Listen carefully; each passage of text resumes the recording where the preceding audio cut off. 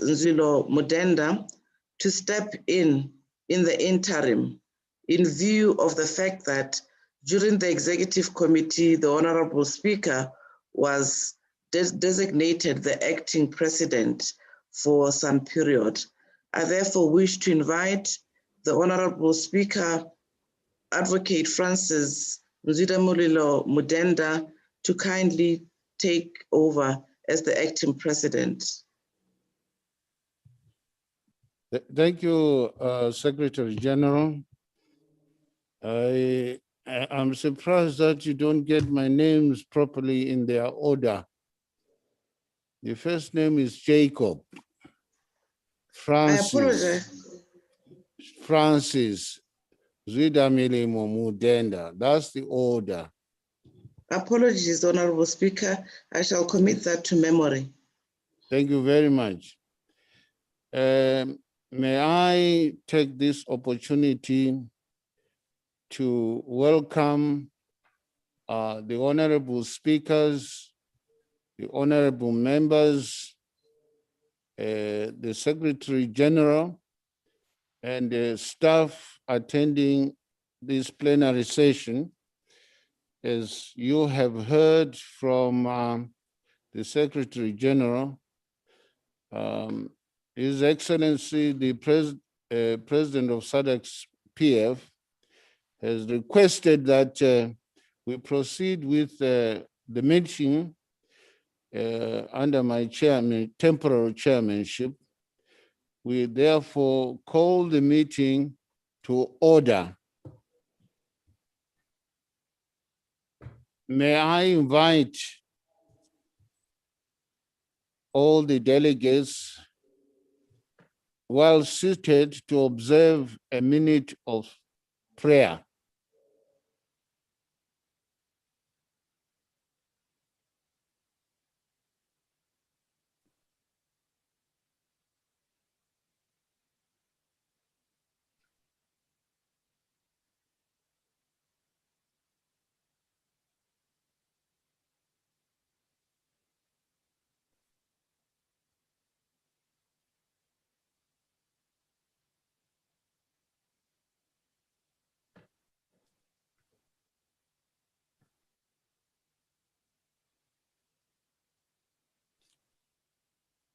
Thank you.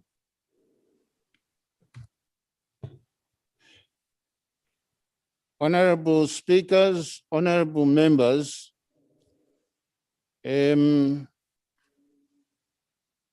shall observe a moment of silence on the passing on of the founding president of Zambia, Dr. Kenneth Kaunda, on the 17th June 2021. If we may all rise and observe a minute's silence.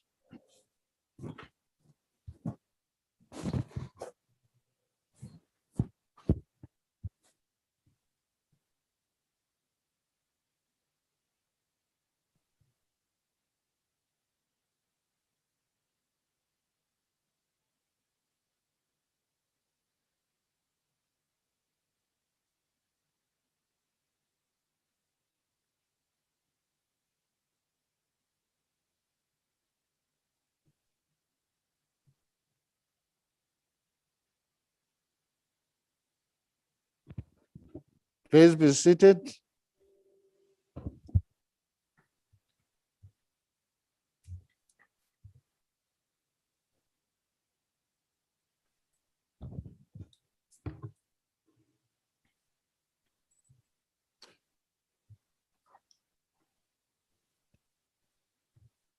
Honorable speakers, honorable members, as you are aware, or may not be aware, we lost a staff member of the Secretariat, Mr. Michel Mweza, on 16 June 2021. Mr. Mweza was a French interpreter and has been with the Secretariat since 2010. He was a citizen of the DRC. The Secretariat has managed to repatriate his body to the Republic of the Congo.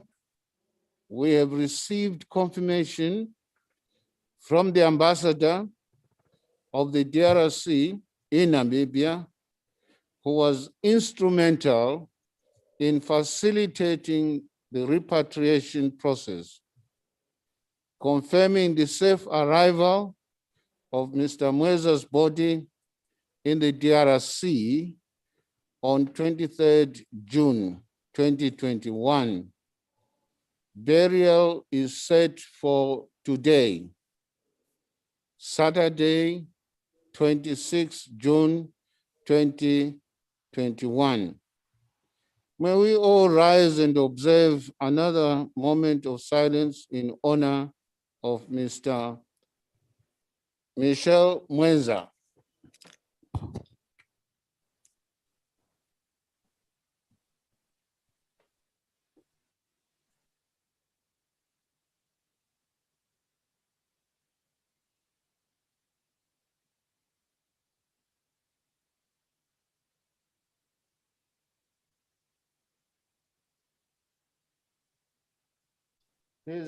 Please be seated.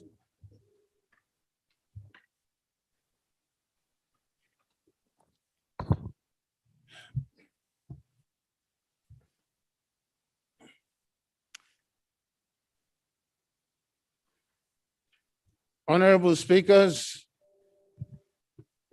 honorable members, distinguished guests, I have the following announcements on using the Zoom platform, the issue of etiquette and documentation. Honorable members, since we are meeting virtually, I wish to announce the following guidelines and etiquette on the use of the Zoom platform during this session. Now, first one, keeping microphones on mute unless given the floor to speak. Members are requested to keep their microphones on mute.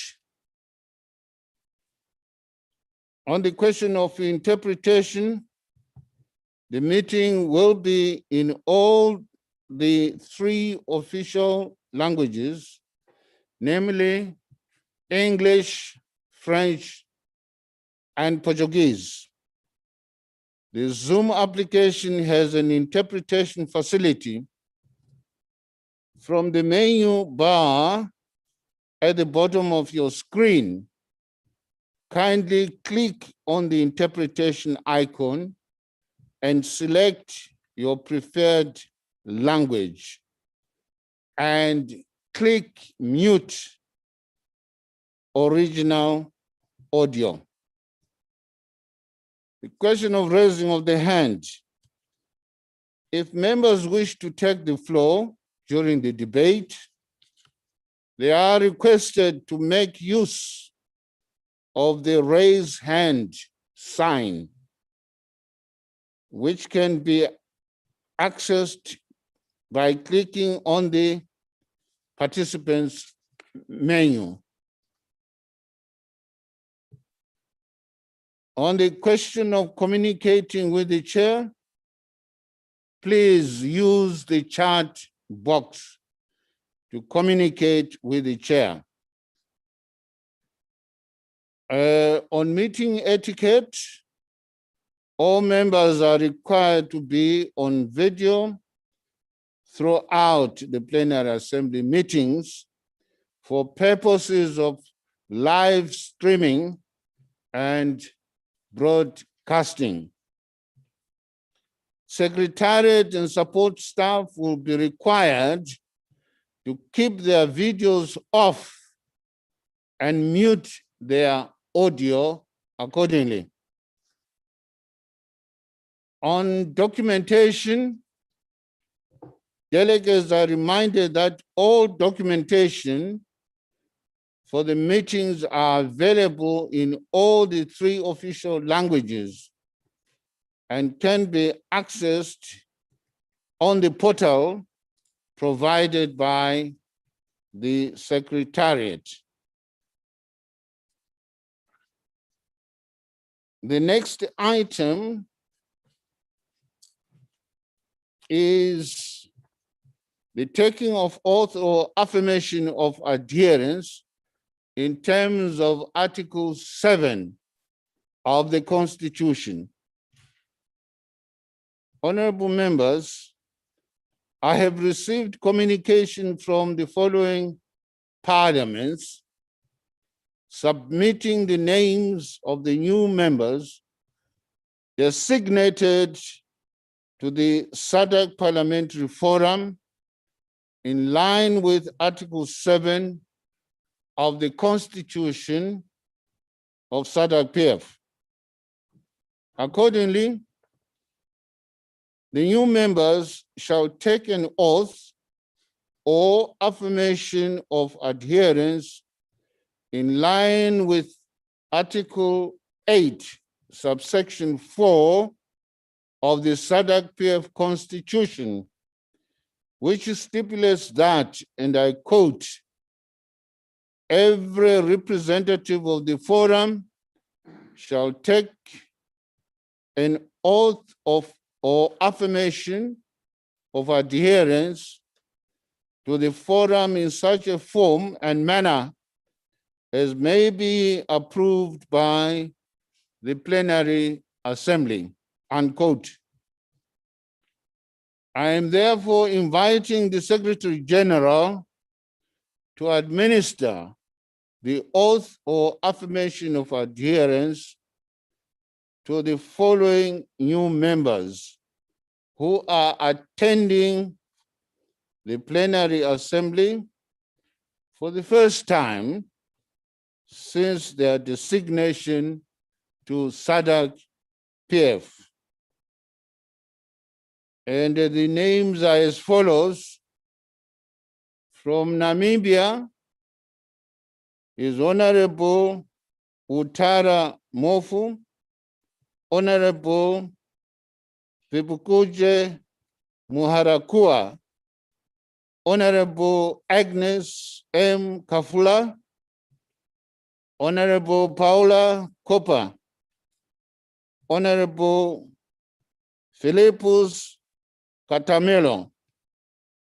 From Seychelles, Honorable Speaker Roger Masiene, Honorable Kelly Sami Nadine, Honorable Rocky Onari. From Zimbabwe, Honorable Paulina Mpariwa. Secretary General, please proceed accordingly. Thank you, Honorable Acting President. The administration of the oath or affirmation of adherence will be done by country in alphabetical order. Accordingly, we will start with members from Namibia, followed by Seychelles and Zimbabwe. Honorable members from Namibia, may you raise your right hand and kindly repeat after me.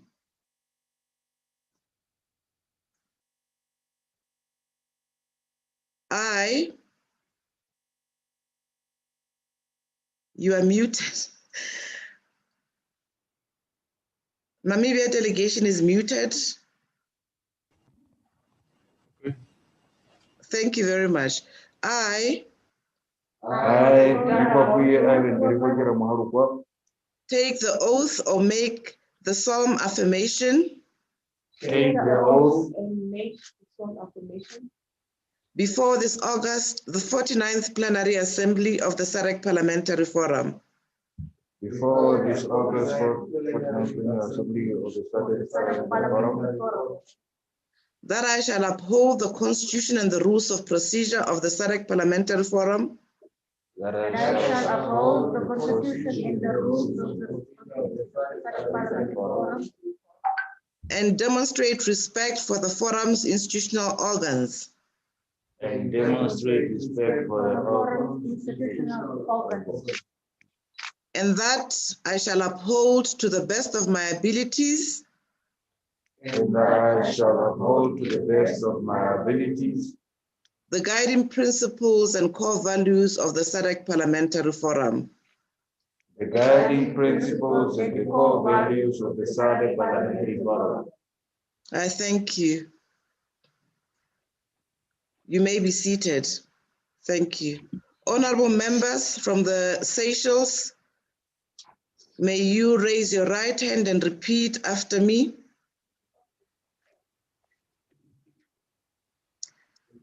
I take oath or make the solemn affirmation Take the oath Take the oath before this 49th August Plenary Assembly of the SADC Parliamentary Forum, before this before this August August plenary assembly of the SADC Parliamentary Forum, that I shall uphold the Constitution and the rules of procedure of the SADC Parliamentary Forum, that I shall uphold the the Constitution Constitution and and the the rules of rules of the procedure SADC of the Parliamentary SADC Forum, Parliamentary Forum, and demonstrate respect for the forum's institutional organs, and and demonstrate respect for the forum's institutional organs, and that I shall uphold to the best of my abilities the guiding principles and core values of the SADC Parliamentary Forum. and that I shall uphold to the best of my abilities the the guiding principles and core values of the SADC Parliamentary Forum. Thank you. You may be seated. Thank you. May I request Honorable Paulina Mpariwa to kindly raise her hand and repeat after me.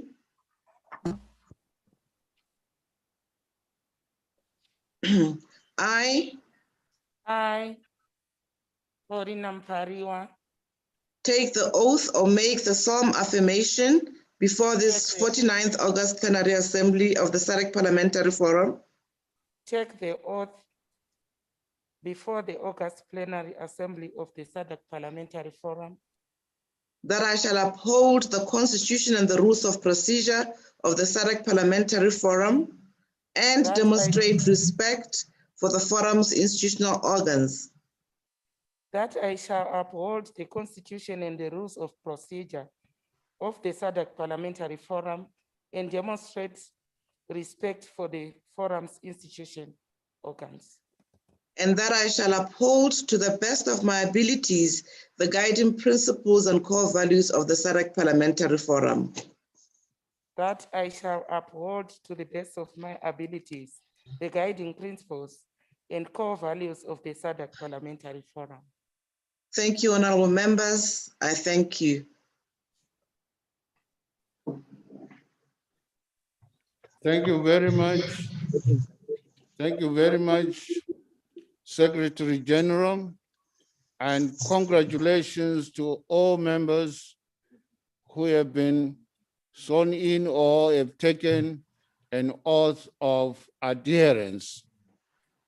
I wish to welcome the following observers who are attending the 49th Plenary Assembly virtual session. From the SADC Secretariat, I welcome Dr. Kutula Spanda, Director, Industrial Development and Trade, SADC Secretariat, representing Dr. Stegomena Lawrence Tax, SADC Executive Secretary. From the AFCTA Secretariat, we welcome Mr. Silva Ojakol, Chief of Staff, representing the Secretary General, Dr. Wamkere Mene. From the Embassy of Sweden, we welcome Eva Beswicki, Counselor, Program Manager, Regional Development Cooperation Program, Trade and Regional Economic Integration, Embassy of Sweden in Zambia. From Plan International, we welcome Ms. Angela Machonesa, Regional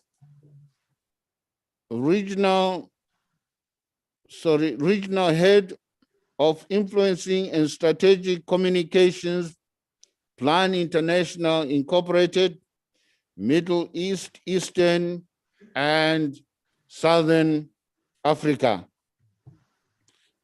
From the Viceroy University, Mr.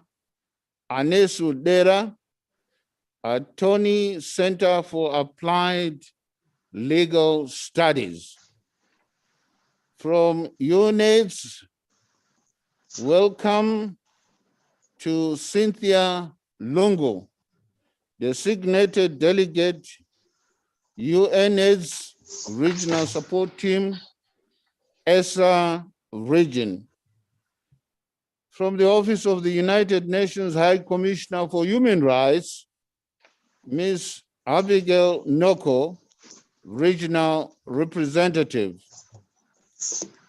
From International IDEA, Professor Adebayo Olukoshi, Director for Africa and West Asia.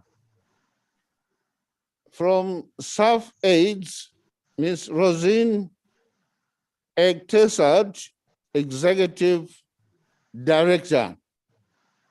From GIZ, Dr.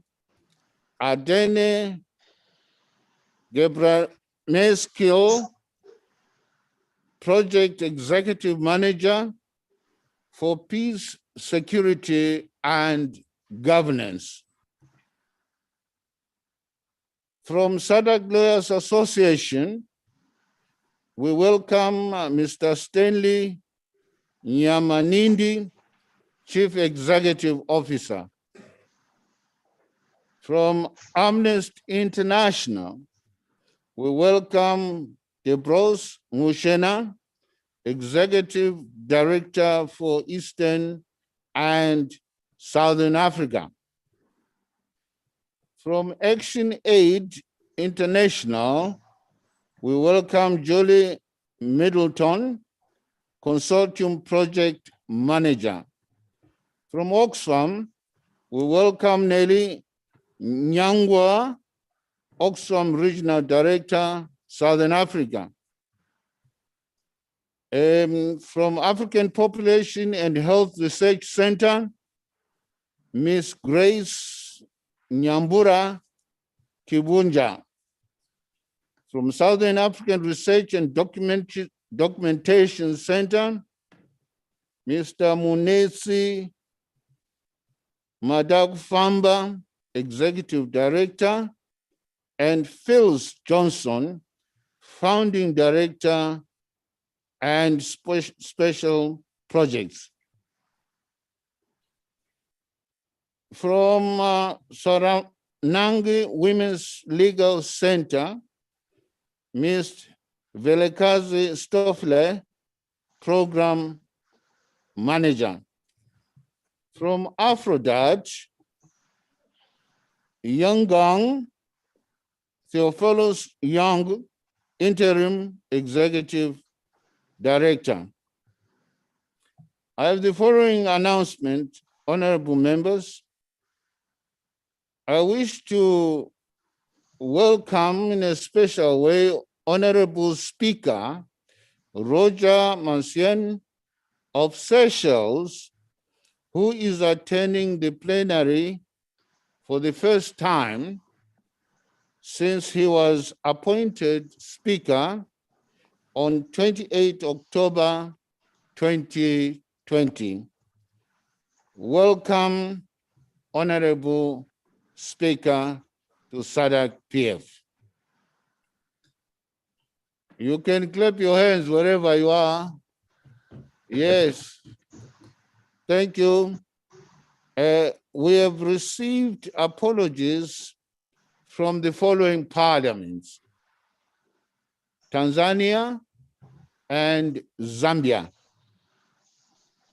Now, in order to optimize on time and allow more members time to debate, the speaking time for members have been varied to 4 minutes in terms of rules of procedure, Article 33, subsection 3. Members are reminded that for purposes of accurate verbatim recording, they should always say out their name and country whenever given the floor to speak. Are there any notices of motions?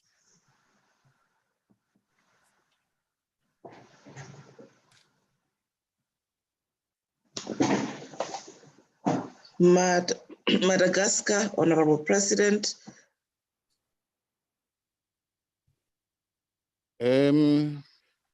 What's the name?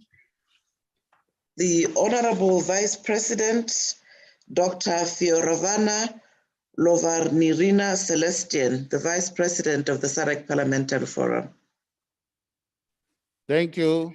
The Honorable Vice President, you are recognized. Where is the motion? Where is the motion? 7.1.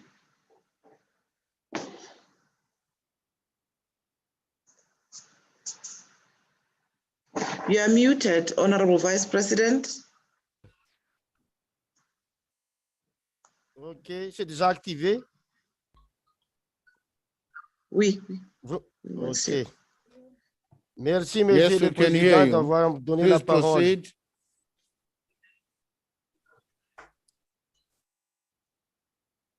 Je notifie qu'en ce jour, le samedi 26 juin 2021, je demande que la 49e Assemblée plénière adopte le rapport du comité exécutif sur les questions politiques et des affaires administratives.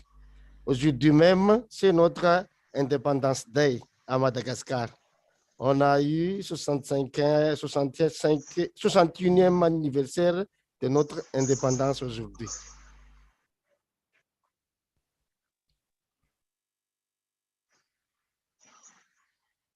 Merci.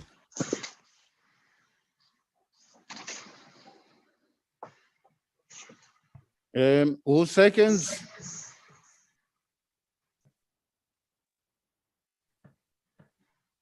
Who seconds?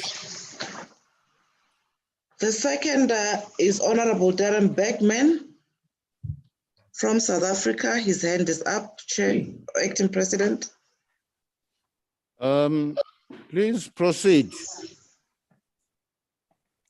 Thank you very much, Honourable Speaker and Chair. I would like to rise to second that motion. Thank you very much.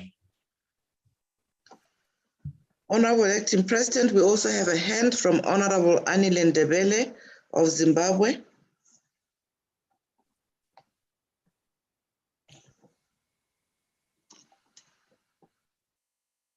Honorable Anile Ndebele. Thank you, Honorable President. I give notice that today, Saturday, the 26th of June, in the year of our Lord 2021, I shall move that the 49th Plenary Assembly do adopt the report on trade, industry, finance, and investment I so submit, Honorable President. Honorable President, we also have a name from the DRC, Honorable Andre Leon Tumba. Honorable member, can you proceed?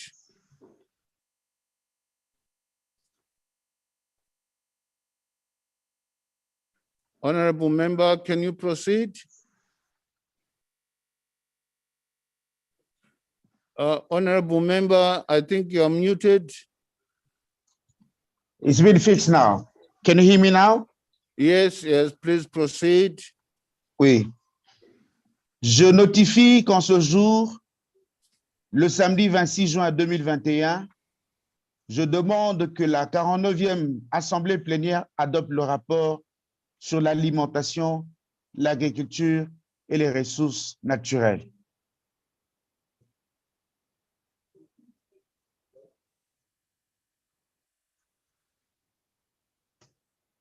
Honorable Acting President, we have a hand from Honorable Rosie Bistoker of the Seychelles. Can the honorable member please proceed?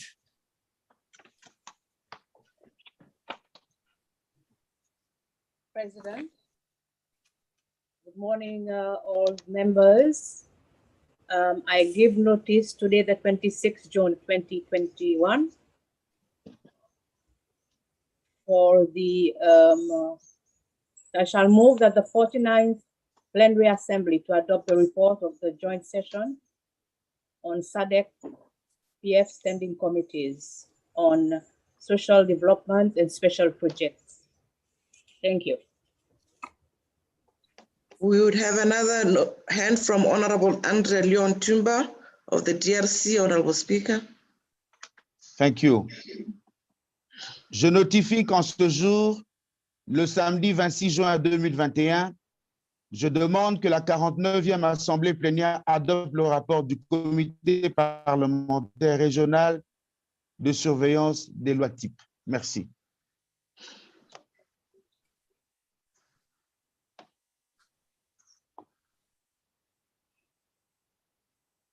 Honorable President, we also have Honorable Jeronima Agostino of Mozambique.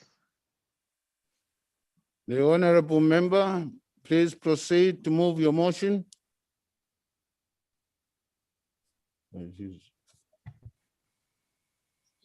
Interino desta sessão. Bom dia a todos. Comunico que no dia 27 de junho de 2021, proporei que seja adotado pela 49ª Assembleia Plenária o relatório da Comissão Permanente para a Democratização, Governação e Direitos Humanos. Muito obrigada. 27 ou 26? 27. Amanhã. Honorable President, we also have Honorable Messi from Lesotho. Honorable Messena, please proceed and move your motion.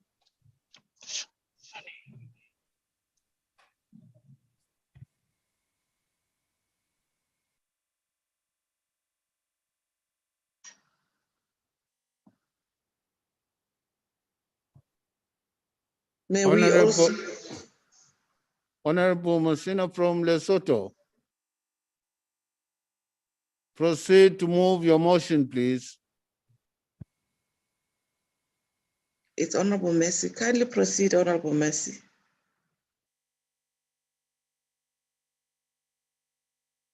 If the honorable member is getting ready, we may proceed to Honorable Rossi Bistoker of Seychelles.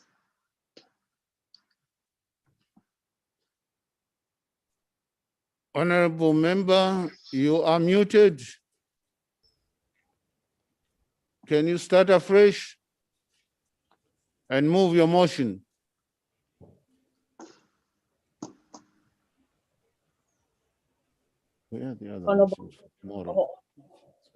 Honorable President, I beg to move that this plenary assembly do adopt the report of the Standing Committee on Human Rights, Social Development and Special Projects to the 49th Assembly virtual session of the SADC Parliamentary Forum. Thank you.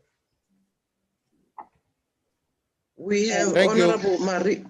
Honorable Anne-Marie Bilambangu of the DRC.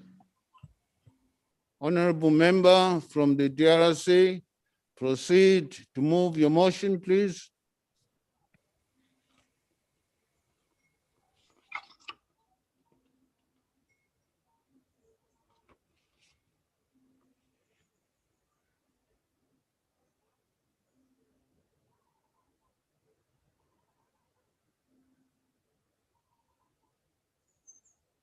Honorable member, please proceed.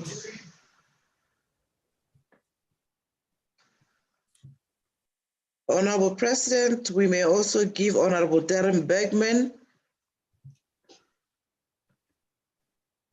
Honorable Bergman, please proceed and move your motion. Thank you very much. I'd like to move my motion to give the report on the Treasurer's report on the Finance Committee, the outcome of the Finance Committee to the Executive Committee. Thank you very much. Secretary General, is that all? That is all. If the honorable members are not yet connected, we shall proceed accordingly. That was Angola. DRC and Lesotho. DRC and Lesotho. Thank you. The Secretary General will read the first order of the day. Notice for the adoption of the report of the Executive Committee on Policy and Administrative Matters. Notice of motion for the adoption of the report of the Executive Committee on Policy and Administrative Matters. Honorable Vice President Celestine.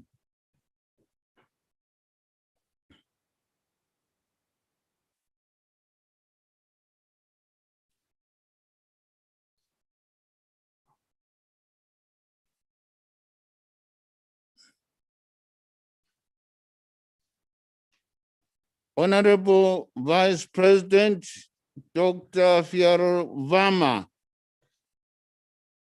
Celestine. Oui, merci, Monsieur le Président, de m'avoir donné la parole. Je propose la motion en mon nom. Any seconder? Any seconder?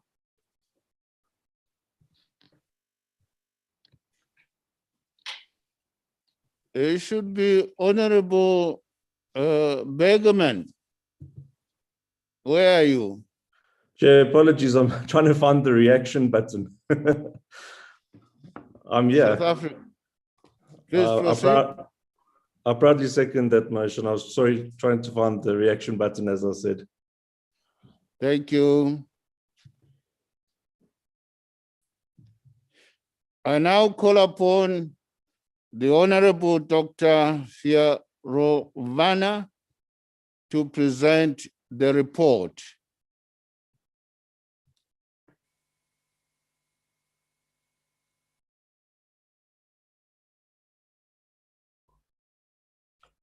Merci, Monsieur le Président, de m'avoir donné la parole.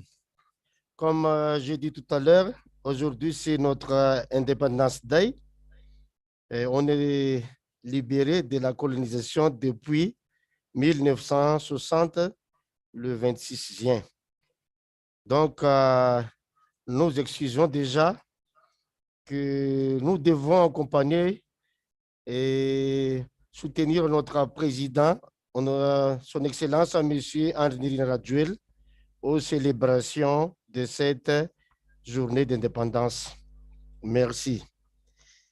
Rapport de la réunion virtuelle du comité exécutif tenue le 4 et 5 juin 2021 à la 49e session de l'Assemblée plénière. Date du 26 juin 2021. Préambule.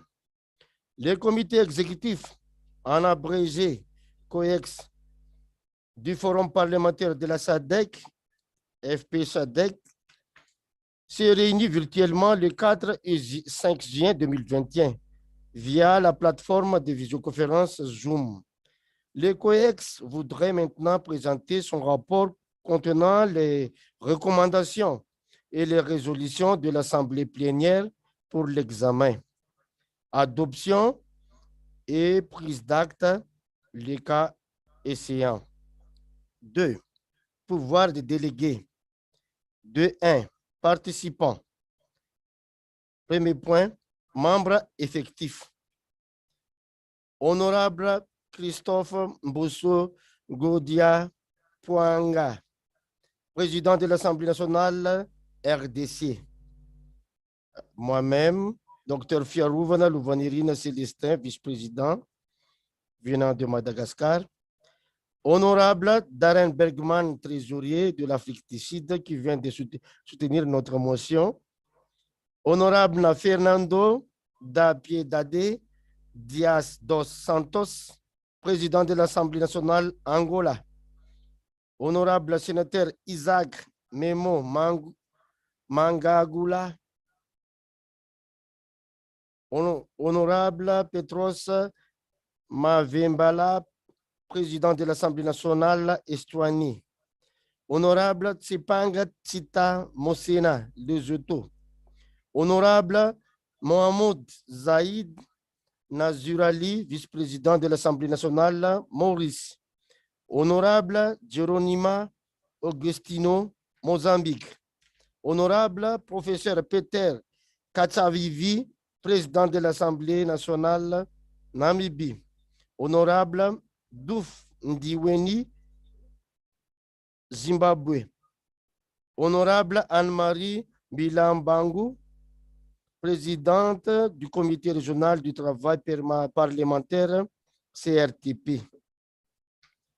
Membre, deuxième point, membre de la mémoire institutionnelle.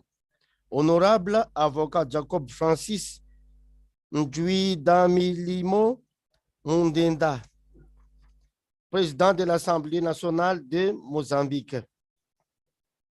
Troisième point, excuse reçue. Honorable Josefina Pitra Diankite, Angola. Honorable Paulson Mazanga, Botswana. Honorable Petros Mavimbela, président de l'Assemblée nationale, Ewastini. Très honorable Catherine Gotani Hara, président de l'Assemblée nationale, Malawi. Honorable Samuel Dalicho Kawale, Malawi.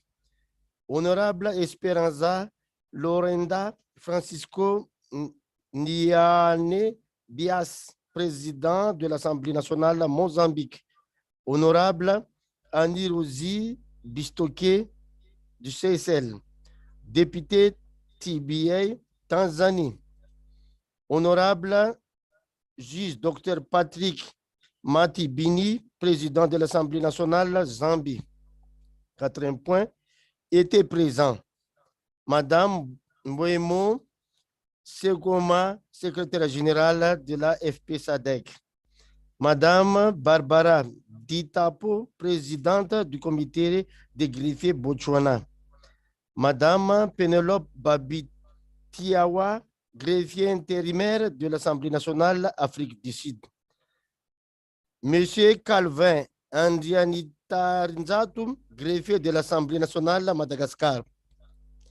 Madame Liva Nourwanta Harnuela Arson, Madagascar. Madame Swatsara Marcela Diadema Benandrasana, Madagascar. Monsieur Jem Nimayo, Mozambique.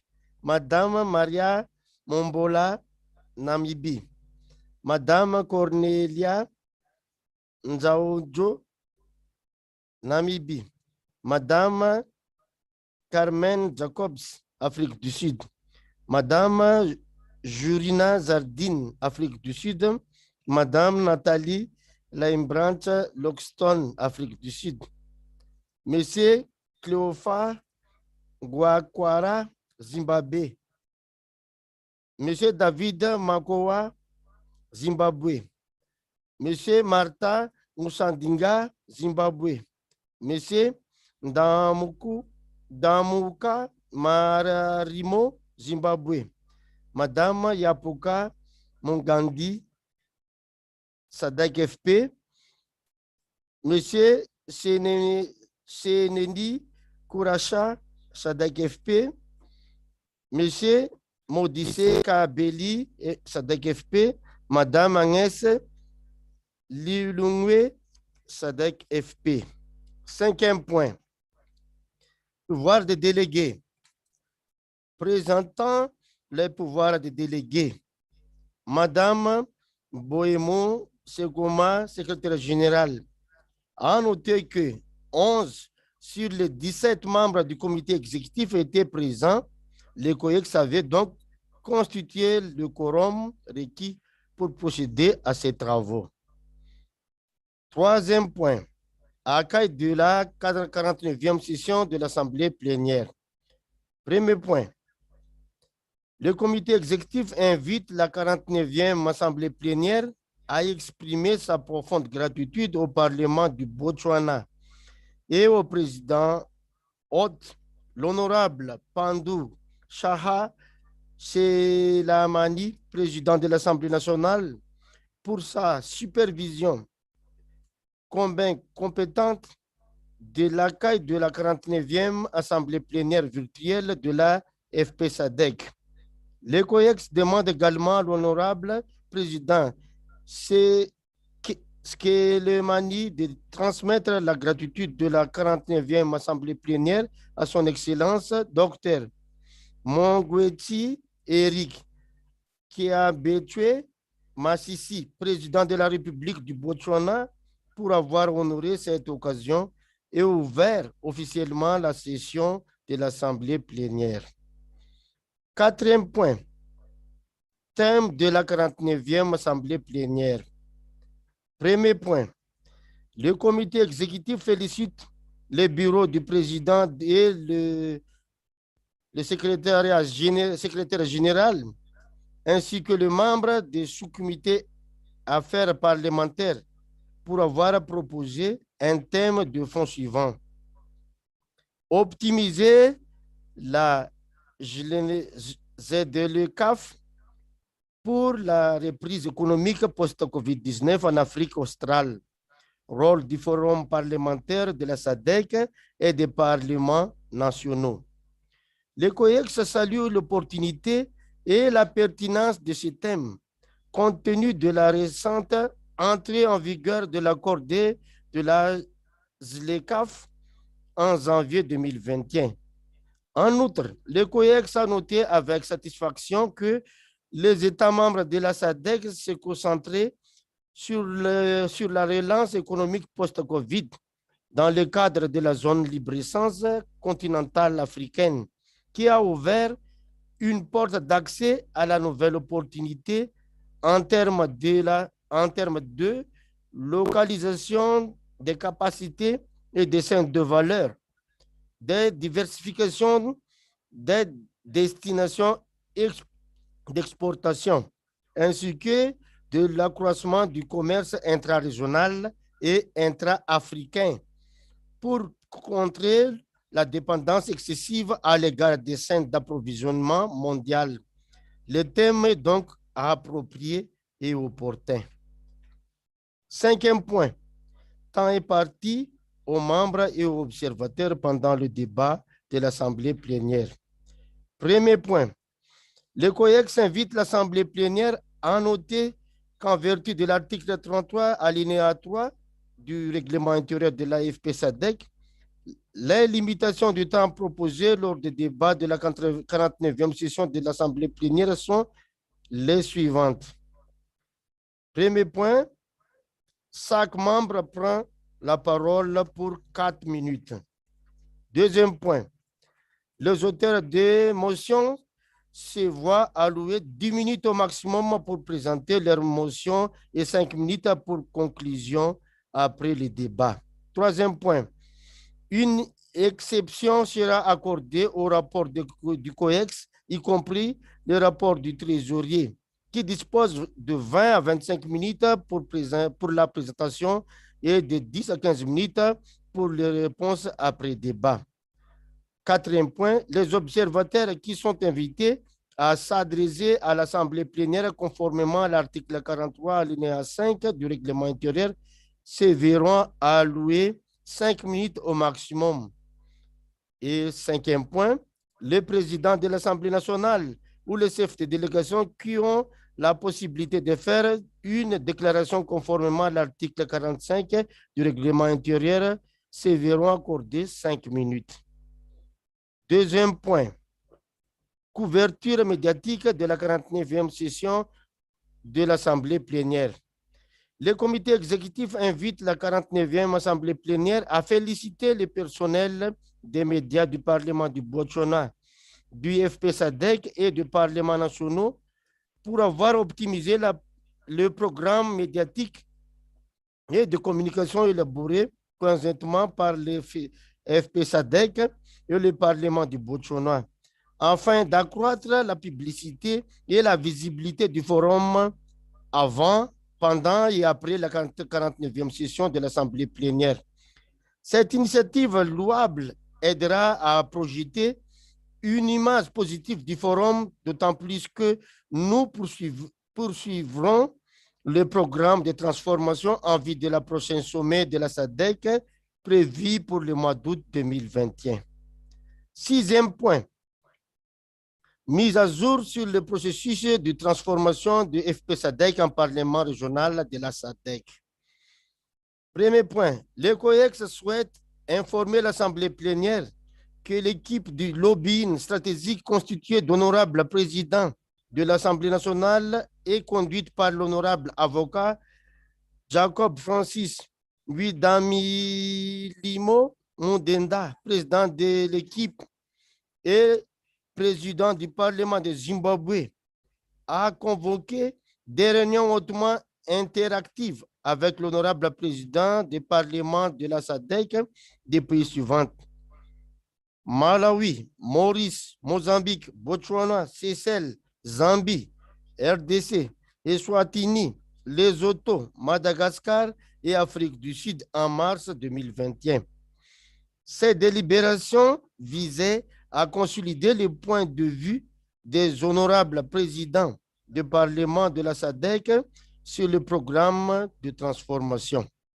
Deuxième point, à la suite de ces réunions stratégiques et grâce à la facilitation de l'honorable Catherine Gotanihara, présidente du Parlement de Malawi, l'équipe de lobbying stratégique des honorables présidents du Parlement a pu également organiser une réunion fructueuse avec son Excellence Dr Lazarus McCarthy Chakwera, président de la République de Malawi, en date du 24 mai 2021. Le COEX a donc le plaisir d'informer l'Assemblée plénière que son Excellence, le président de la République du Malawi, s'est pleinement engagé à appuyer le programme de transformation lors du prochain sommet de la SADC en août 2021. Le COEX invite l'Assemblée plénière à féliciter l'honorable Hara, présidente du Parlement, pour avoir facilité cette rencontre extrêmement réussie avec son Excellence, le président de la Dr Chakwera. Troisième point, en conséquence, les parlements membres qui ne l'ont pas encore fait ont été encouragés à organiser des réunions avec les chefs d'État et le gouvernement, les ministres des Affaires étrangères et leurs secrétaires généraux, ainsi que leurs greffiers du Parlement sous les auspices du président du Parlement, afin de clarifier tous les domaines défis qui pourraient encore exister et de susciter des réponses affirmatives au programme de transformation. Et c'est avant le sommet de la SADC du mois d'août. À cet égard, le secrétariat du FP-SADC a été chargé d'élaborer un calendrier de réunion avec le chef d'État de la région en liaison avec le président du Parlement respectif pour permettre la finalisation du processus de lobbying. Cette question est ainsi présentée à l'Assemblée plénière pour prise de notes. C'est un point. Encouragement pour que l'Union des Comores rejoigne le forum.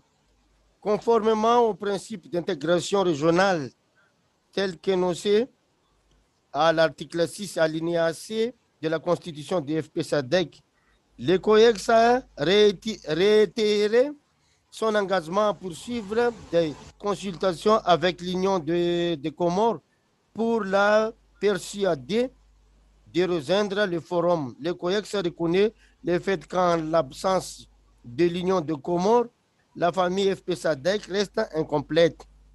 À cette fin, le COEX a décidé de constituer une délégation comprenant l'honorable président du Parlement Rosé, Mancienne Cécile, l'honorable avocat Jacob Francis Guidamilimo Mudenda, président du Parlement Zimbabwe, l'honorable professeur Peter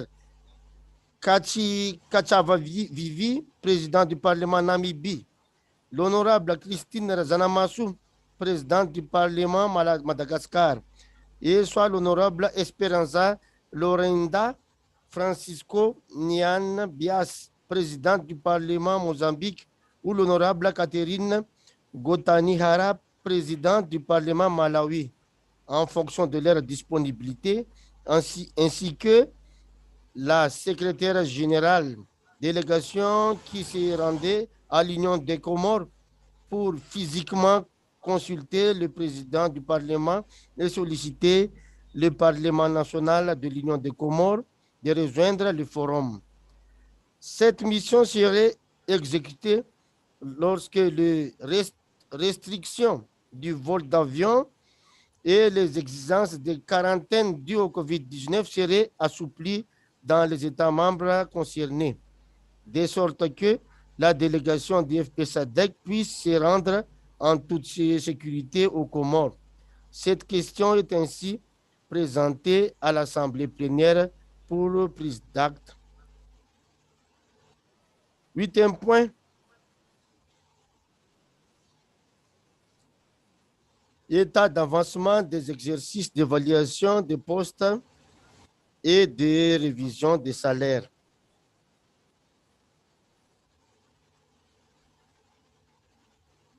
Premier point. Le COEX souhaite informer l'Assemblée plénière que les exercices d'évaluation des postes et de révision des salaires devraient être achevés dans les 3 prochains mois environ. Conscient du lourd fardeau imposé sur les économies nationales de la SADC par la pandémie du COVID-19, le COEX a chargé le comité des greffiers secrétaires généraux d'adapter la structure organisationnelle proposée et l'exercice de révision des salaires dans le budget actuel, sans majoration de contributions annuelles obligatoires. Une fois terminé, le rapport sera soumis à l'Assemblée plénière pour approbation. Cette question est présentée à l'Assemblée plénière pour prise de notes. 9e point. Détachement des spécialistes médiatiques par le Parlement Afrique du Sud. Premier point. Le COEX invite le 49e Assemblée plénière à féliciter le Parlement de l'Afrique du Sud pour avoir gracieusement détaché un spécialiste des médias en la personne de M. Modise Kabeli au forum. Il est prévu que le détachement de M. Kabeli sera utile pour projeter une image positive du forum ainsi que pour accroître sa visibilité, d'autant plus que nous poursuivons les programmes de transformation pour le prochain sommet décisif de la SADC au mois d'août. 10e point.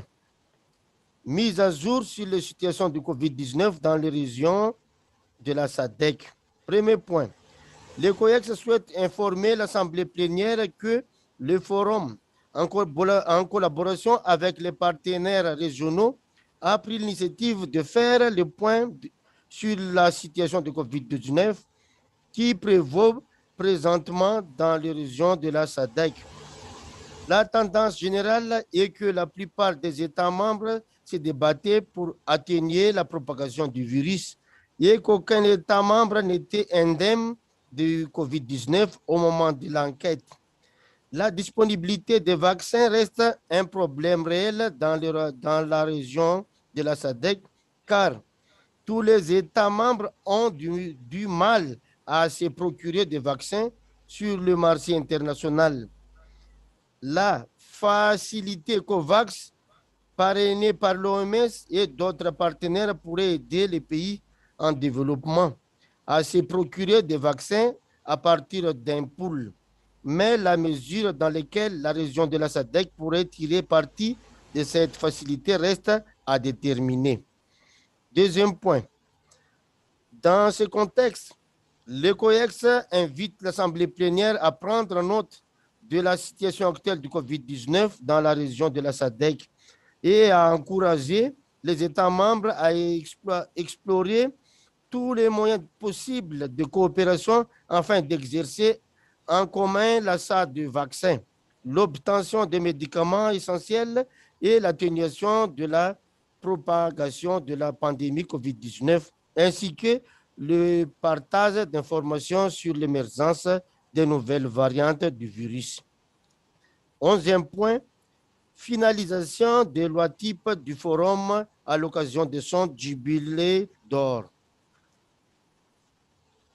Premier point, le COEX souhaite rappeler à l'Assemblée plénière que le forum, en collaboration avec ses partenaires, mène des travaux d'élaboration des lois types de la SADC sur la gestion des finances publiques, CFP, et la loi type de la SADC sur la violence basée sur le genre, VBG. Les deux lois types qui sont au stade de la rédaction sont étroitement liées au plan stratégique du Forum 2019-2023 et ont des liens avec les axes d'intervention du Forum. En outre, les deux lois types seront particulièrement pertinentes pour la région de la SADC au cours de la période de reprise post-COVID-19, où il est probable qu'une mauvaise gestion financière puisse créer des disparités sociales qui affecteraient particulièrement les femmes et les jeunes filles au sein des ménages. Deuxième point, le COEX invite l'Assemblée plénière à prendre note des progrès accomplis dans l'élaboration des lois types et que les deux lois types devraient être prêtes pour l'adoption lors du jubilé d'or du Forum, c'est-à-dire le 50e Assemblée plénière prévue pour plus tard en 2021. 12e point, activité de développement des capacités mises en œuvre par le Forum. Premier point, le COEX a le plaisir d'informer l'Assemblée plénière de l'énorme demande des parlements nationaux et des partenaires pour l'initiative de renforcer des capacités par le truchement du Forum parlementaire de la SADC.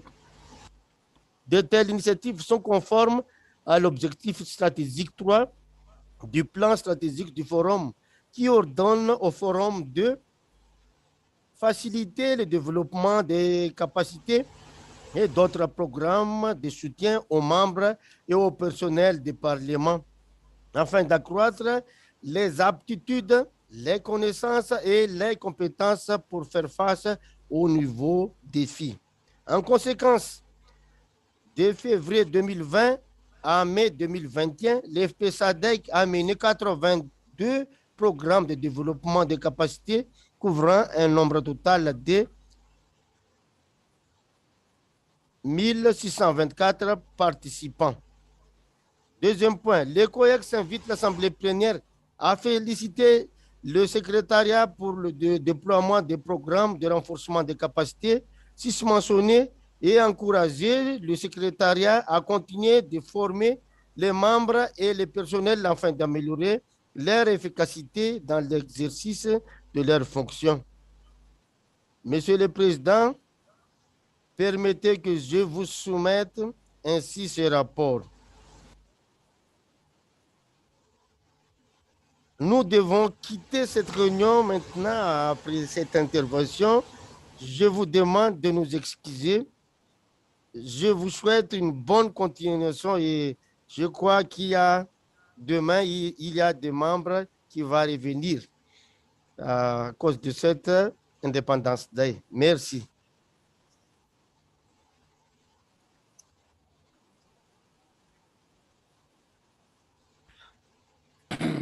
Thank you very much, Dr. Fiarovana, for your excellent exposition of the report. As a point of clarification, are you leaving now before you can hear the seconder of the motion, or you leave after the debate, having heard the seconder of the report? If I may be clear. Après. Nous allons quitter cette réunion après adoption.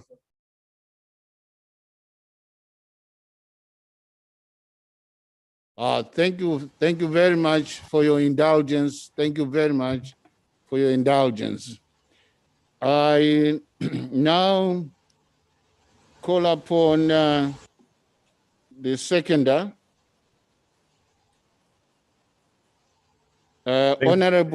Honorable Beckman, to debate seconding the motion. Thank you very much, Chair, and thank you very much to Dr. Fiarovana. He did a very good job in covering us both, I'm sure, and happy Independence Day to Madagascar. The meeting was, as I said, adequately covered. I must just say that as a South African, not to boast or not to, to be humble, but just to say that our efforts in doing a lot of research and taking what the consultants had come up with and doing our own research through the acting secretary, we call her Madam Penelope Chawa. I must just thank her in terms of what she came up with as well, and to say that I think we're on the right path, that we've been doing this for a long time, and I think we're now heading to something that is productive. And as Dr. Fiarovana said, it's something that's by now, I can't see why it wouldn't create buy-in, especially if we want to take SADC to the next level. And when you look at where we're sitting now, where we're looking at the structure, wanting to go into the transition into a regional parliament, a lot of what we're doing, both from the administrative side and the finance side, the structure from a transformation side would require the staffing to be 100%, and we would then require that our regional parliaments would be able to run smoothly, will transition smoothly, having the right complement of staff.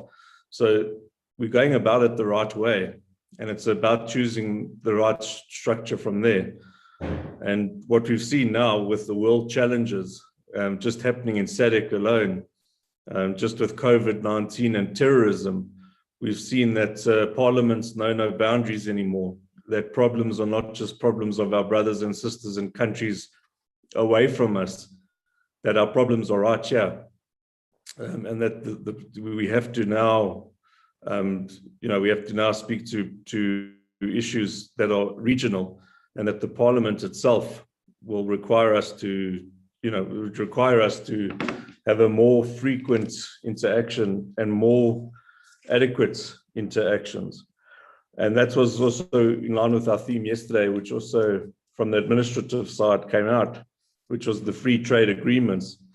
And it was mentioned by the great doctor who said about Madagascar that, that when in breaking the shackles of colonialism, that one must make sure that Africa doesn't repeat the mistakes again, that to be truly free from all colonialism is to make sure that we do not then bring in any more in the future. And that, of course, is then to make sure that we move from not being exploited again, we move from more trade and less aid. And once again, I see that what we've been doing in this meeting was building those foundations for that. The staffing would also see that our capacity to write reports, I think it's sometimes overseen just how burdensome these reports have to be. These are reports that are written to sponsors for asking for sponsorship, the research that has to go into that, the amount of time and effort. And at the moment, what we see, we just see the tip of the iceberg. If you look under the water, you'll see a massive mountain underneath that water. And that you'll see is what the staffing, again, the importance of that. And so when you look at the transformation and you look at the salary structure, to take SADC into the next generation, to make it still appealing to people to want to come work for us, we really do have to look after the people that are also looking after us, as I always say to the Secretary General. So from our side, as I say, I'm a proud seconder of this report. Thank you very much. Thank you very much, Honorable Bergman. I shall now allow debate on the motion. Members who wish to debate shall indicate by clicking the raise hand function on the Zoom platform. Honorable members, you are reminded that for purposes of accurate verbatim recording, you should always say out your name and country whenever given the floor to speak. And members are allowed a maximum of 4 minutes. Any member who would like to take the floor, show by hand on the screen, please.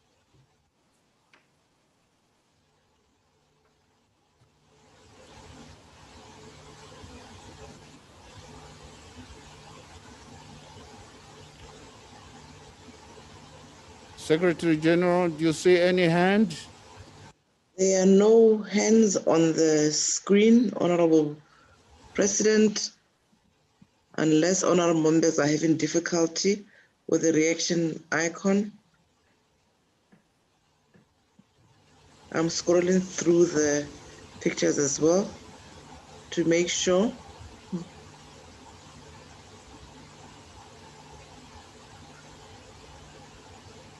None so far, Honorable President.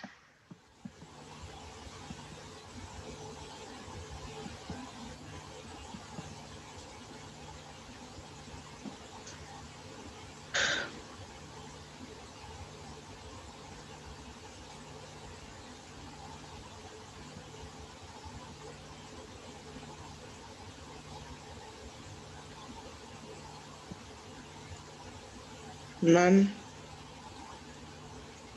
Any hand? None? There are no hands. I think that's a good sign that the report has been well received. I now call upon the mover to wind up the debate and move for the adoption of the motion. Honorable Dr. Fiorovana.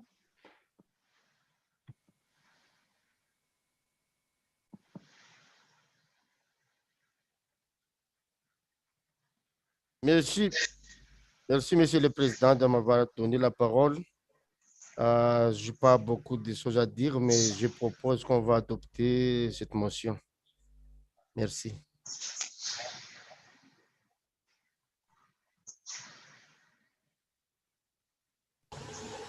Thank you very much. I put the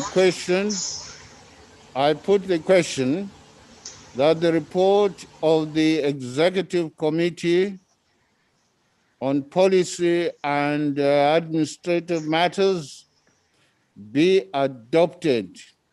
Are there any objections? Any objections? I think there are none. The report of the Executive on Policy and Administrative Matters is duly adopted. And before the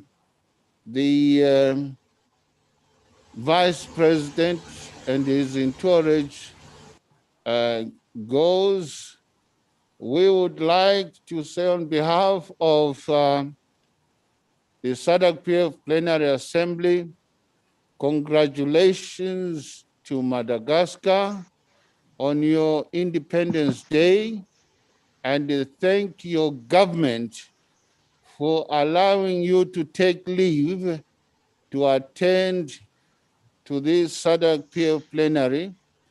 This is a demonstration that your government and indeed your parliament takes pride in contributing towards the smooth functioning of our SADC-PF Plenary Assembly, the 49th Plenary Assembly. We thank your parliament for that and the government of Madagascar. Honorable members, join me in putting our hands together to say Happy Independence Day to Madagascar. Thank you very much, Honorable Vice President. As you had requested, you are now free to leave. Hopefully, we should be joining us tomorrow, or some of your delegations. Happy Independence Day once more. Thank you.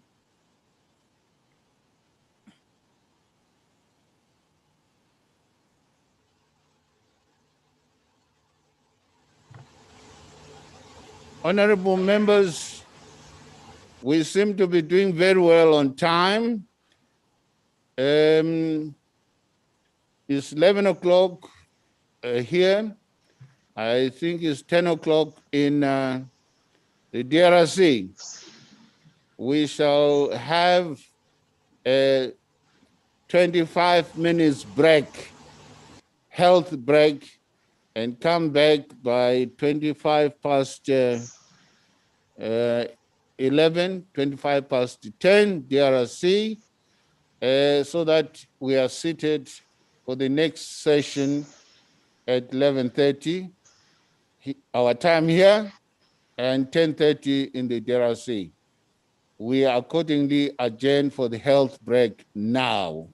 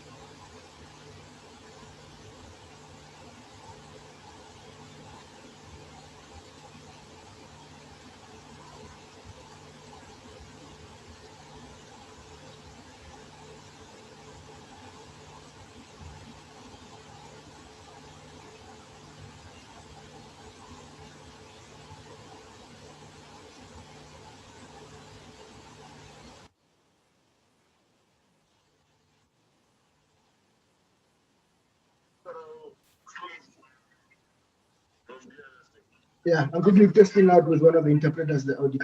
I will get back to you, sir. Ronald? You sound, Miss Baker, you sound very well. It sounds good. Miss Baker, can you hear me? Yeah, you sound good, man. Yeah, the sound is good. Yes. Please don't change devices. Yeah, I'm saying stick to this one. Don't change again.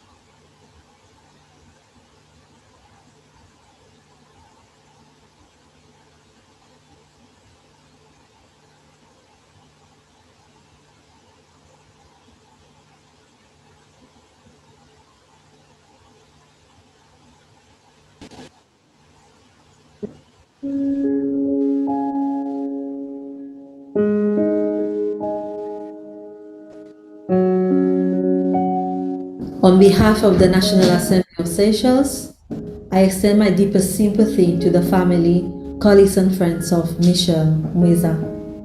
No one can be prepared for a loss, no matter the age of the person. It comes like a swift wind. As the psalmist in the Bible puts it, man is like a breath. His days are like passing shadow. Michel's passing away reminds us that we are simply visitors on this planet, and we have to make every moment count. Indeed, Michel made every moment count. Everyone who encounters Michel for the first time have noticed that he was full of life and very professional in his work. I personally met Michel as a staff of SADC-PF when Seychelles hosted the 41st Plenary Assembly in 2017. I know he will be dearly missed by his family, especially his colleagues and friends at SADC-PF and across the SADC region. Seychelles is with you during this difficult time.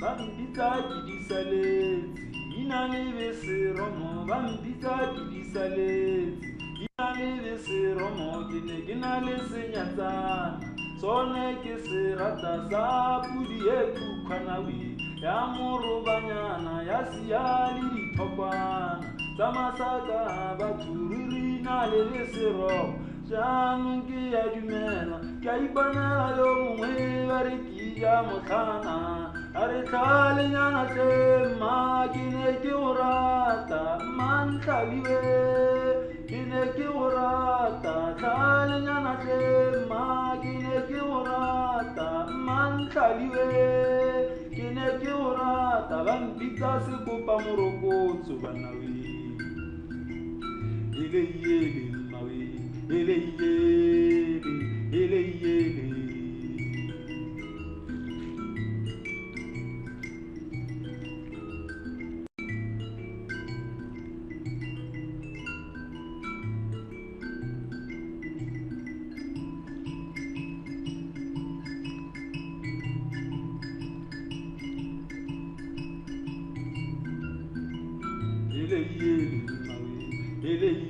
re ba mpitsa ke disaletse mawe ina le beseromo ke ne ke na le senyetsana sone ke serata sa pudi e khukhwanawe ya morobanyana ya sia le diphokwana tsa masaka batho ruri na le beseromo jaanong ke ya dumela ke a iponela yo mongwe ba re ke ja motlhana a re tlhalenyana tlema mantlhaliwe tlhalenyana tlema mantlhaliwe a re tlhalenyana tlema mantlhaliwe yele yele yele yele mawe yele yele yele yele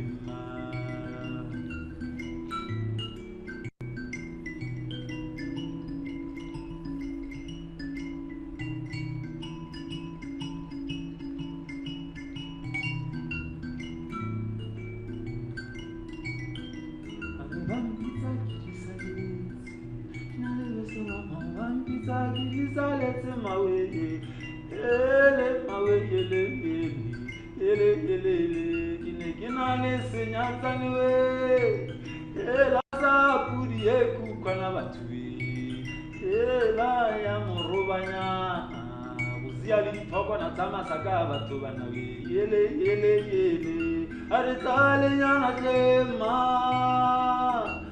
mantlhaliwe bana ba jama ba wa dijesi buela mola pema a re tlalenyana tlema mantlhaliwe ba mpitsa sekopa morokotso ke a bua ka bona yo mongwe ba re ke ja motlhana ele yele mawe ele yele ele yele ke a re buela gae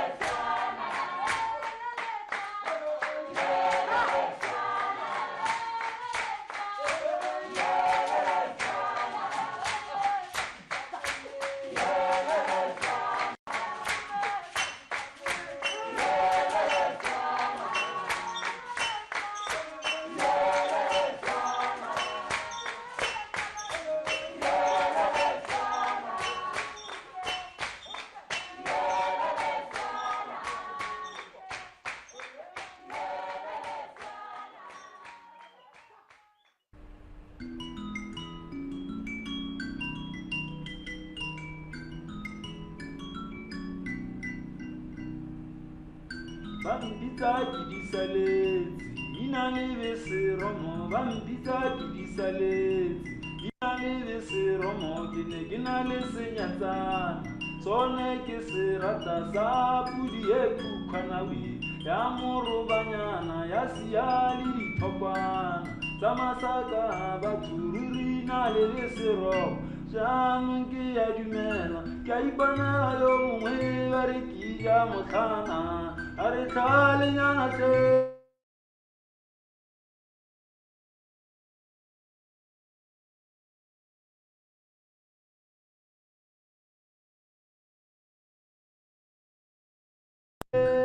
Ke ne ke o rata ba mpitsa sekopa morokotso banawe. Ele yele mmawe, ele yele, ele yele.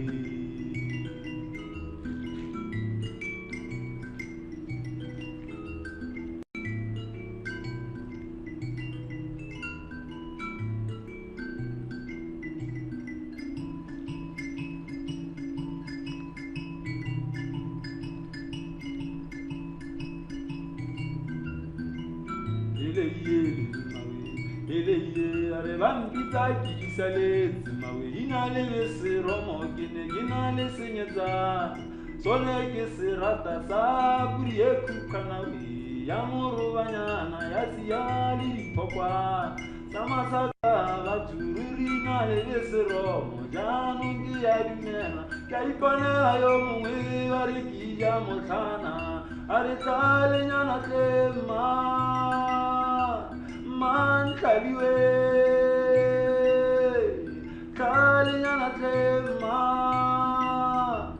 Mantlaliwe, a re tlhalenyana tle Mantlaliwe, yele yele, yele yele mawe, yele yele, yele yele ma.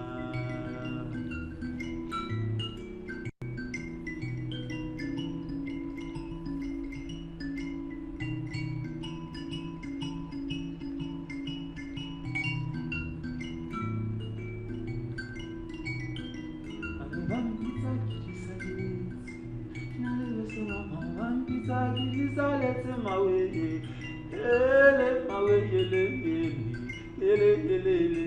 Kine kinale senyatsaniwe, ela sa pudi ekukana batui, ela ya morobanyana. Buzia le ditokwana tsa masaka batho banawe, yele yele yele. A re tlhalenyana tle Mantlaliwe, bana ba ja mabogo a dijesi, boela mo lapeng a re tlhalenyana tle Mantlaliwe, ba mpitsa sekopa morokotso. Ke a bua ka bona yo mongwe ba re ke ja motlhana, ele yele mmawe, ele yele, ele yele, ke a re boela gae.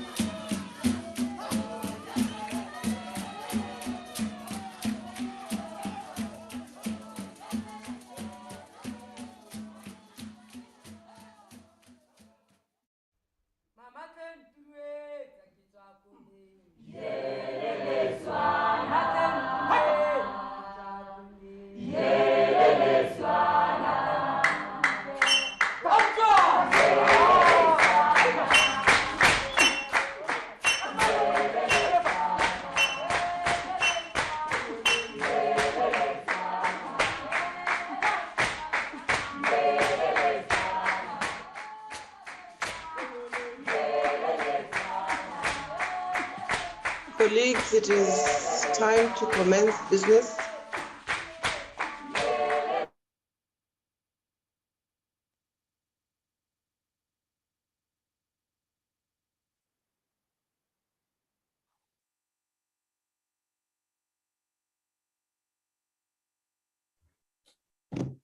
What is the SGs?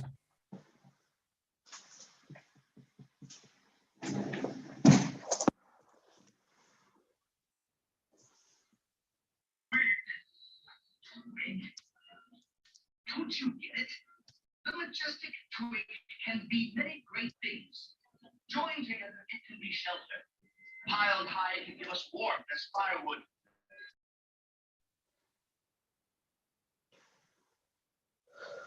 SJ, can we start?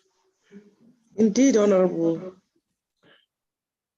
The SG shall read the second order of the day. Motion on the adoption of the report of the Executive Committee on Financial Matters. Thank you. Notice of motion for the adoption of the report of the Committee on Financial Matters, Treasurer's Report. The Honorable Darren Bergman, the Treasurer, please proceed to move your motion. Thank you very much, Chair. I hereby move that the 49th Plenary Assembly adopt the report of the Executive Committee on the Financial Matters. Seconder. I second the motion, Honorable President. You are mute. We can't hear you.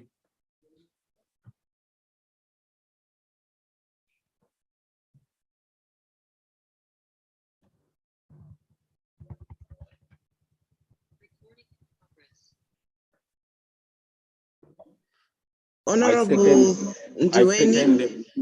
I second the motion, Honorable President. Thank you very much. I now call upon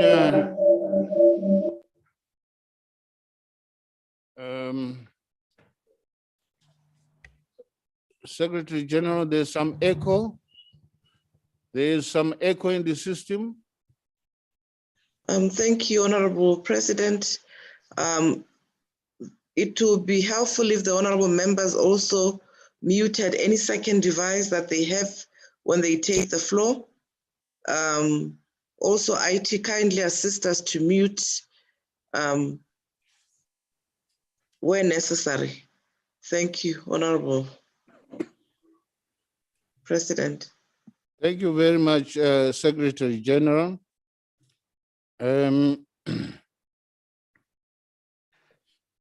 I now call upon the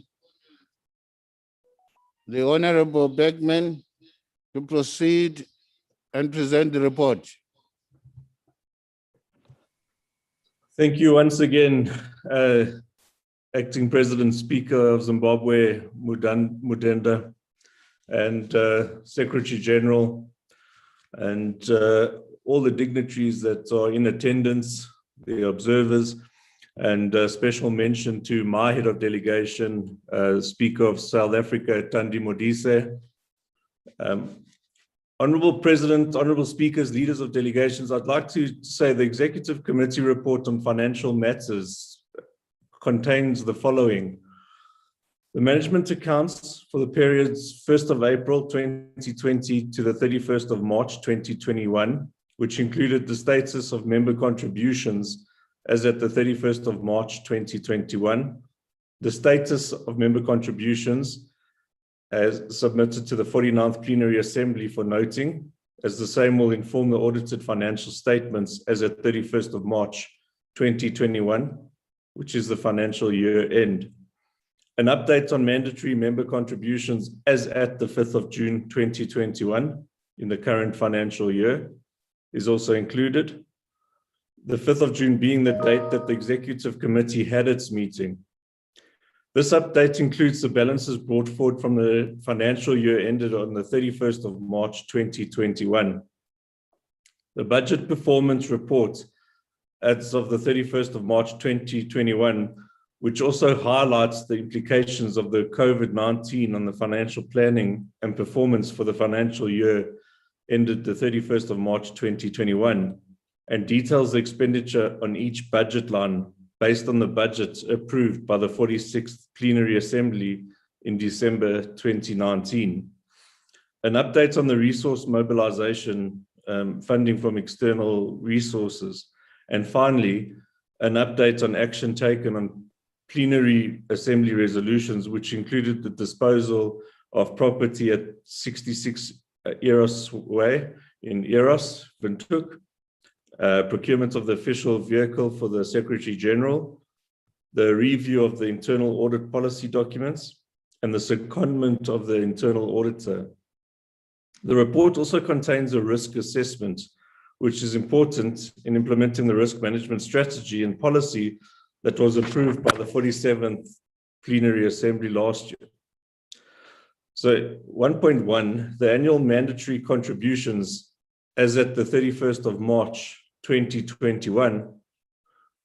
Regarding this, the annual mandatory member contributions of the 31st March 2021, the Plenary Assembly is reminded that the annual mandatory contributions from member parliaments following a 5% increase approved by the 46th Plenary Assembly in December 2019 and effective the 1st of April 2020 stand at $1,101,500 million per annum per parliament. The contributions of Seychelles, however, is $127,050 Namibian dollars per annum due to the size of its population, as resolved when Seychelles initially became a member of the SADC Parliamentary Forum. As indicated in the report, the total revenue from mandatory contributions for the financial year 1st of April 2020 to the 31st of March 2021 is therefore $21,148 Namibian dollars. Now, this includes Madagascar, which became a member of the SADC Parliamentary Forum in December 2019. The status of contributions as at the 31st of March 2021 is contained in the schedule shared in the reports. However, allow me to highlight the following. The following countries have not made any payments towards the contributions as at the 31st of March 2021. Angola, the DRC, and Tanzania. On the other hand, the following countries had made advance payments for the financial year beginning on the 1st of April 2021, in addition to settling the balances for the financial year ended 31st of March 2021. Malawi, who made a part payment of $748,500 Namibian dollars, and Mozambique and South Africa, who paid the full amount of $1,501,500 Namibian dollars each. Now, arrears in mandatory contributions beyond 12 months, Tanzania was owing 1.4 million Namibian dollars for the previous financial year, ending the 31st of March 2020, bringing the total balance outstanding as the 31st of March 2021 to $2.9 million. Now, let me emphasize that the above was the position as at the 31st of March 2021, and that this information is important for noting as it will be contained in the audited financial statement for this year. On the other hand, the status of the annual contribution as at the 5th of June, when the Executive Committee met, is also given in the report, and that the status has not changed as of today. Regarding the position of the DRC and Tanzania, the Executive Committee considered the provisions of Article 9.1 of the SADC PF Constitution, which provides for the suspension of a member parliament that has arrears of more than 12 months, and resolved to allow the precedence that has been set in the past, where notwithstanding the provisions of Article 9.1, the matter of non-settlement of arrears has been settled through diplomatic means rather than suspension of a member. In arriving at this decision, the ExCo also considered the current economic situation prevailing in the defaulting countries and in the region as a whole, and also noted that the current global economic environment has been adversely affected by the COVID-19 pandemic. So the recommendations for the consideration of the Plenary Assembly was: number one, the Plenary Assembly is requested to consider and take note of the status of the annual mandatory contributions as at the 31st of March 2021, and the updates as at the 5th of June 2021, in respect of the current financial year beginning the 1st of April 2021, that the Plenary Assembly is advised that Tanzania and DRC have been urged to settle their outstanding balances for the previous financial years as a matter of urgency in order to ensure a healthy cash flow and therefore the going concerns of the institution. And that number three, the Plenary Assembly is requested to commend member parliaments which have not defaulted for their diligent dedication to the SADC Parliamentary Forum, as evidenced by their payments of the annual mandatory contributions and other support rendered to the forum. 1.3, the budget performance reports as of the 31st of March 2021. Honorable President, honorable members, the implications of COVID-19 on financial performances are detailed in the reports that were circulated. Now, while the report situation is disheartening, the measures put in place as a result of the pandemic have resulted in reduced expenditure due to travel restrictions. Also, all the statutory meetings of the SADC PF have been held virtually through Zoom. To demonstrate the reduction in expenditure incurred in respect of the 47th and 48th plenary assemblies, which took place in October and November 2020 respectively, amounted to only 17% of the budget amounts of 3.2 million Namibian dollars. The budget variance reports, as at the 31st of March 2021, is provided in detail in a schedule with supporting explanations in the circulated report. 1.3.2.1, the context. The budget variance report does not include the donor-funded budgets, but focuses on mandatory member contributions and other contained in the SADC Parliamentary Forum main budget that was approved by the 46th Plenary Assembly in December 2019. Also included in that administrative fees earned from the CEDA funding and applied to various consultancies as approved by the Executive Committee. The total revenue for the financial year amounted to 21.58 million Namibian dollars and was made up of the following: the mandatory member contributions, which was 21.148 million and $50 million, an income from administrative fees of $407,236, and interest of 25,000 Namibian dollars, which brought up to us to a total of 21,580,286 Namibian dollars. The total budgeted expenditure amounted to 20 million Namibian dollars. So the total budgeted expenditure from member contributions for the financial year was 19.6 million. Additionally, during the financial year, the additional amount of 407,236 Namibian dollars received from the CEDA for administrative expenses was allocated for consultancies relating to the organizational development policies and procedures, thereby increasing budgeted expenditure to the 20.07 million Namibian dollars. So the total actual expenditure amounted to 14.88 million Namibian dollars, which represents 74% of their total budgeted expenditure for the year, and resulted in an overall favorable variance of 5.19 million, which is 26% of the budgeted expenditure. So the Plenary Assembly is advised that the amount of 101,500 from Madagascar did not form part of the budget for 2020-2021 financial year, and was therefore not taken into account when budgeting for this expenditure. The unfavorable variances, the following budget lines have considerable unfavorable variances as at the 31st of March 2021, worth noting. The communication expenses of 33%. Now, expenditure on this budget line is unfavorable due to the unavoidable increase in computer license fees, monthly internet, telephone, and courier costs, resulting from increased use of internet and virtual facilities resulting from the COVID-19 restrictions. The audit costs, there's an unfavorable variance of 114%, which was realized due to additional work performed on the SRHR audit in order to align to the external audit terms of reference approved by the funding partner, CEDA.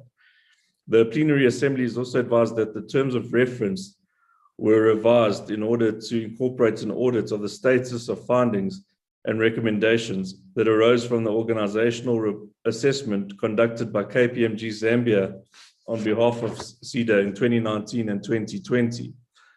The implementation of the recommendations was a condition of further cooperation and funding from CEDA, and it was obligatory on SADC-PF to ensure an independent assessment of the same. Capital expenditure, an unfavorable variance of 111% was caused mainly by the necessary procurement of furniture and household equipment for the official residence pursuant to provision 6.2.9 4 of the Administrative Rules and Regulations. Expenditure of the official residence is provided in detail in the attached Appendix 1. We also made significant savings. The plenary assemblies advised that significant savings were realized as follows. The plenary assembly budget, 83%, because of the 47th and 48th plenary assemblies both took place virtually due to the restrictions brought about by COVID. While 3.2 million was budgeted, the total expenditure incurred for both was only 533,233 Namibian dollars, resulting in a favorable variance of 2.6 million, which is 83%. Our travel, subsistence, and transport savings was 107%.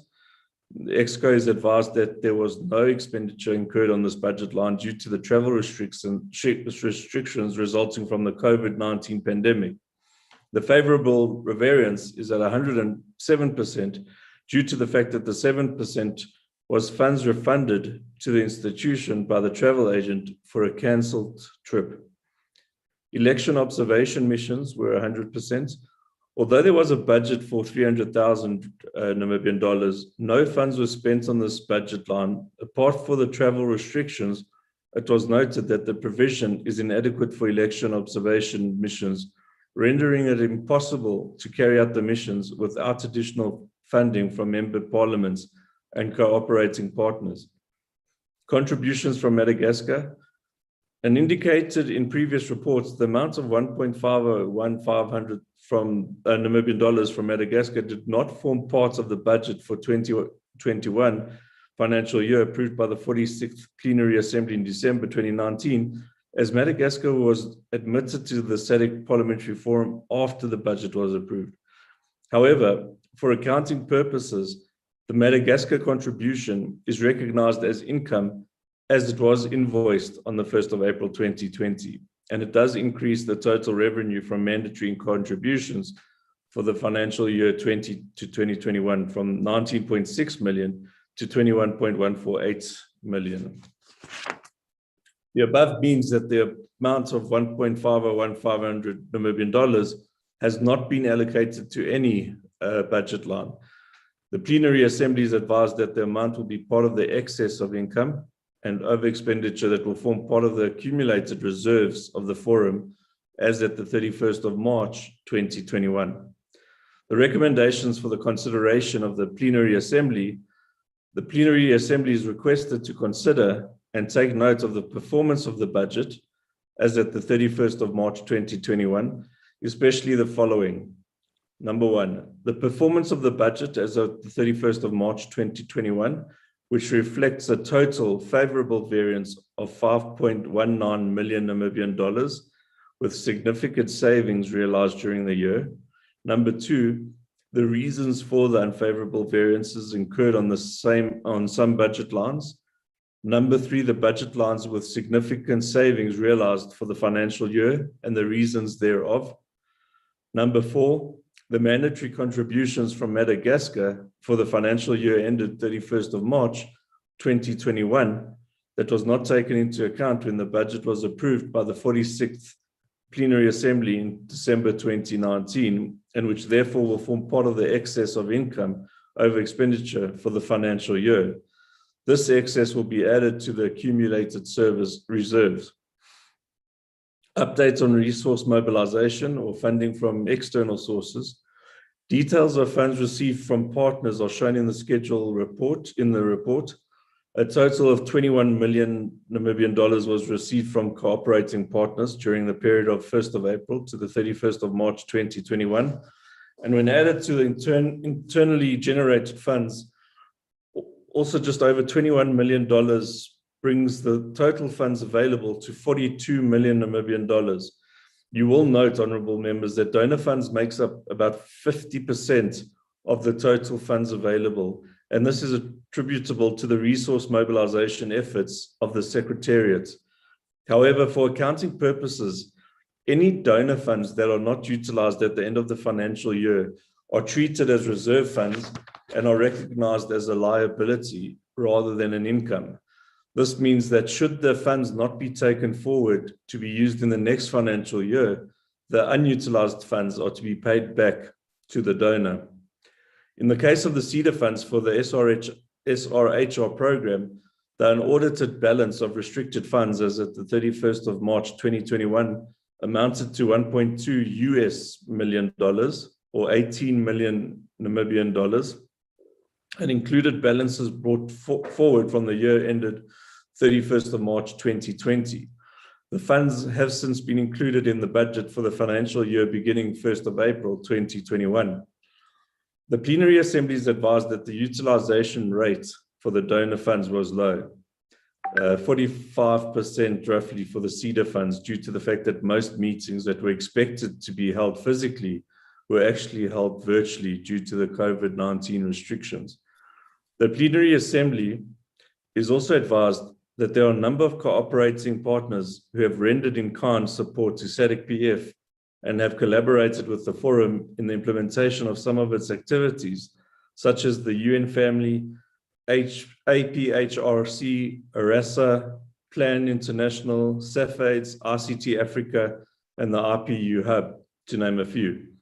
Partners have provided resource persons for thematic meetings of standing committees and other organs, and have contributed towards interpretation and translation costs. Many have made direct payments to service providers, making it difficult to estimate the contributions in money terms. So the recommendations for the consideration of the Plenary Assembly: number 1, the Plenary Assembly is requested to take note of the contributions from the cooperating partners and donor community and the significant percentage to the total revenue of the SADC Parliamentary Forum. Number 2, the Plenary Assembly is also requested to appreciate the reason for the low utilization rate. The Plenary Assembly is also advised that the funds from donors or other cooperating partners are meant for specific program or expenditure and cannot be applied to activities that are not part of this agreement signed with the donor. In this regard, any donor funds not utilized at the end of the financial year are treated as restricted funds for accounting purposes and recognized as a liability rather than an income. This means that, excuse me, that should the funds not be taken forward to be used in the next financial year, the unutilized funds are to be paid back to the donor. An update on action taken on the Plenary Assembly resolutions, starting with the property at 66 Eros Way, Eros, Windhoek, Namibia. The Plenary Assembly is advised that pursuant to the re-advertisement of the invitation for bids, an offer was received on the 17th of May 2021 in the amount of 2.8 million Namibian dollars from an individual. In this regard, the EXCO unanimously resolved to accept the offer of $2.8 million, notwithstanding the fact that it falls short of the reserve price by 50,000 Namibian dollars. The process of securing the sale is ongoing, and an update will be given at the 49th Plenary Assembly session. The recommendations for the consideration of the Plenary Assembly. The Plenary Assembly is invited to take note of the above development. The procurement of official vehicle for the Secretary General.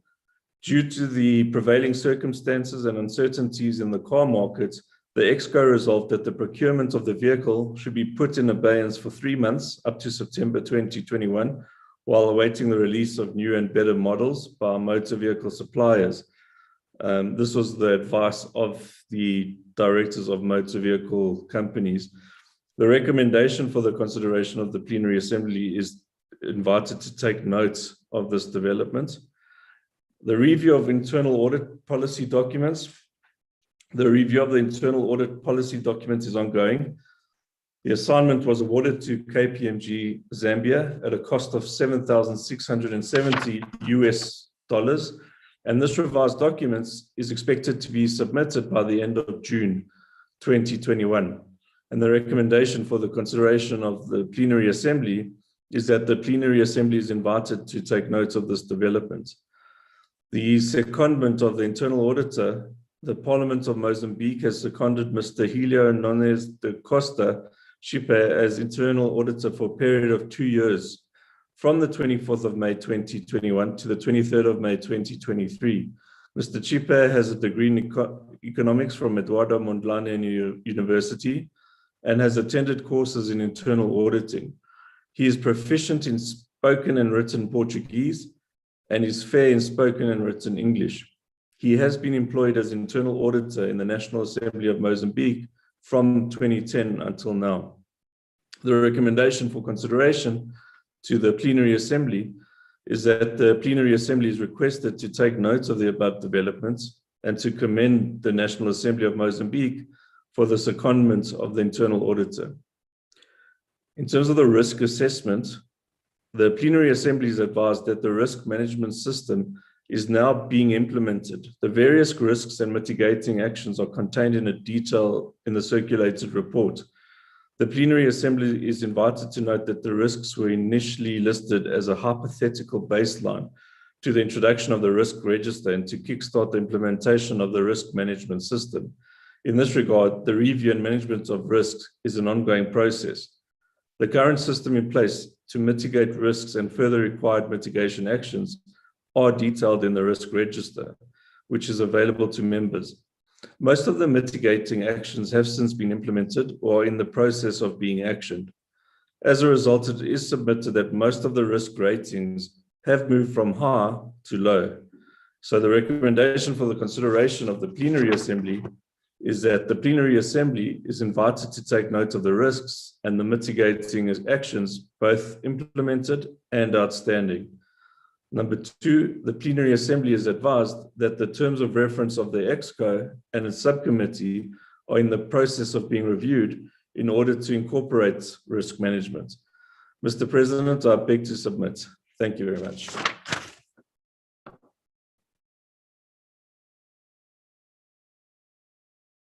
Thank you very much, Honorable Beckman, for your detailed, well-summarized financial report. If you may allow, honorable members, I shall now call upon the seconder, the Honorable Ndiweni, to debate seconding the motion. Thank you very much, Mr. President.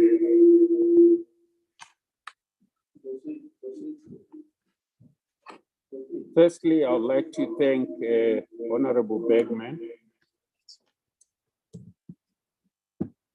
for presenting the report.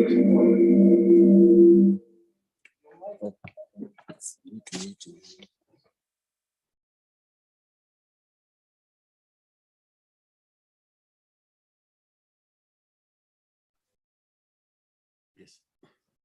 Yes, you can. Mr. President, I rise to second the motion of the Executive Committee, also known on financial matters, also known as the Treasurer's Report. Mr. President, let me start by stating the fact that it is not a secret that due to the current COVID-19 pandemic, there's been indeed a shift in priorities for all our member countries. It is therefore encouraging that most member parliaments have been able to ensure that the annual mandatory contributions to the forum for the financial year ended 31st March 2021 have been paid. In addition, some parliaments have since settled their contribution for this financial year as well. This is testimony of the commitment of our membership to the SADC Parliamentary Forum, and therefore to the promotion of regional integration. While the restrictions on travel and physical gatherings brought about by the pandemic have resulted in budgetary savings so far, the prices of goods and services continue to rise. In this regard, Mr. President, it is important that the membership must reflect and consider whether or not the forum can continue to operate with the current level of budgetary contribution once the situation gets back to normal. I foresee, Mr. President, also a situation where it may become more difficult to source funds from donors and cooperating partners in the coming years due to the fact that resources will have been applied to more pressing priorities to mitigate the effects of COVID-19 pandemic. As we are all aware, in order for the forum to continue its operation efficiently and effectively, we have considered various cost management measures, but even these cannot be sustained in the long term. A time will come, Mr. President, when we must consider other more sustainable options. Mr. President, the Executive Committee, through the Finance Subcommittee, is in the process of further strengthening its oversight on the financial performance of the forum. In this regard, the Executive Committee has commissioned the development of internal audit policy documents, which will be finalized before the end of July 2021. The implementation of the same will include revision of the terms of reference of the Finance Subcommittee to incorporate functions of an audit committee. Allow me, Mr. President, also to appreciate the secondment of an internal auditor by the Parliament of Mozambique. Thank you, Mozambique.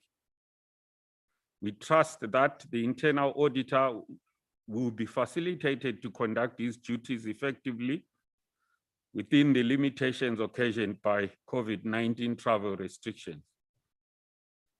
Mr. President, allow me to take this opportunity to assure this august House that the Secretariat, guided by the Executive Committee, continue to embrace good governance principles of accountability and transparency, and have exhibited discipline in management of financial affairs. As indicated in the Treasurer's report, the forum has managed to implement its activity within the approved budgetary provision.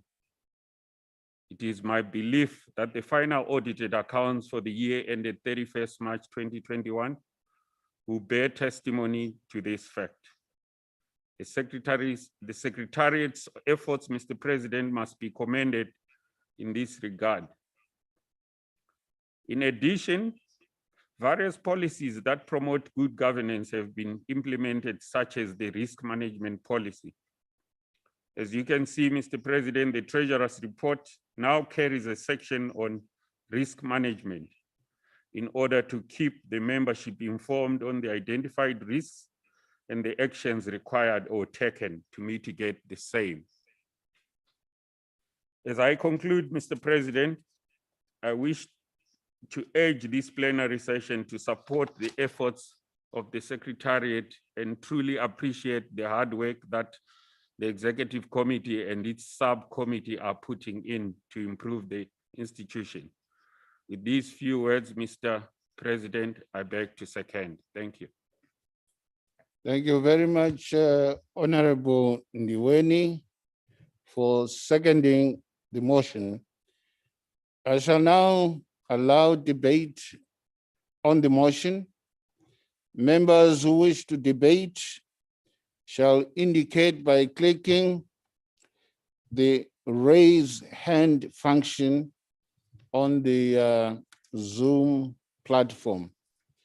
Honorable members, you are reminded that for purposes of accurate verbatim recording, you should always say out your name and country wherever given the floor to speak. Members who want to debate are allowed a maximum of 4 minutes. I now open the debate to the floor. Honorable President, we have a raised hand from Eswatini, Honorable Senator Isaac Memo Magagula. I shall await for at least 1 or 2 more hands. We have another hand, Honorable President, from Mozambique. From Mozambique, we have another hand from Botswana. We have another hand from the Honorable President, DRC. Those are the 4 names the 4 hands that we have raised currently. We may wish to proceed on our President. We have another name from Honorable Goodluck Kwaramba from Zimbabwe. I repeat, Honorable Senator Isaac Memo Magagula from Mozambique, Honorable Speaker Esperanza, but I believe it's from the delegation. Botswana, the host, Botswana delegation has also raised their hand. The Honorable President Christoph Mboso has raised his hand, and we also have Zimbabwe Honorable Goodluck Kwaramba.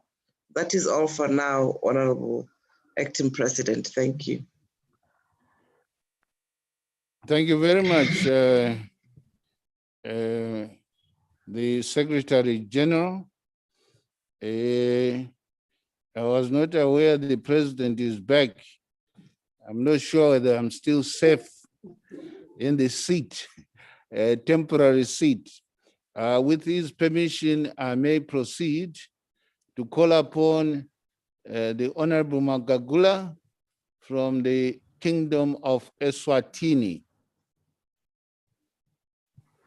Thank you very much, Acting President. I thank the opportunity to make an intervention to be part of the ventilation process following the very articulate and comprehensive report presented. We really appreciate.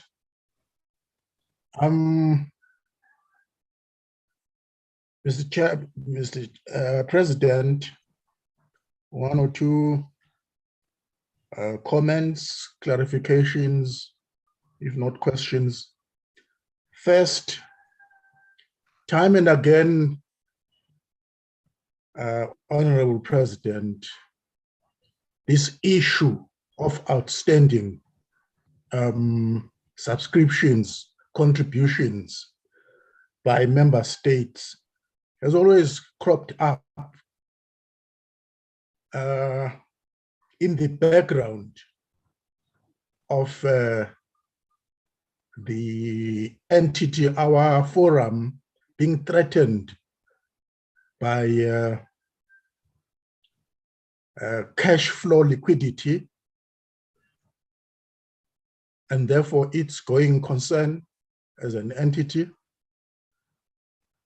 The last we discussed this matter in ESCO, we recommended, as the President would remember, that this matter be taken diplomatically with the countries concerned, in particular our member state of Tanzania, where apart from the Secretariat writing or talking to his counterpart there, maybe the clerk of parliament, we implored the president of the forum to do his bit to talking to the country's authorities. It would be appreciated, Chairperson, how that process has gone, because it seems up to now nothing positive has come to the fore. Then the second point, Chairperson, for your consideration is the sale of the SG's house, albeit that it was sold at a price lower than reserve price. We agreed in ESCO meeting that it could be sold at the lower price because that was the only offer that we had. In the report, it is stated that during this plenary, we would be given an update.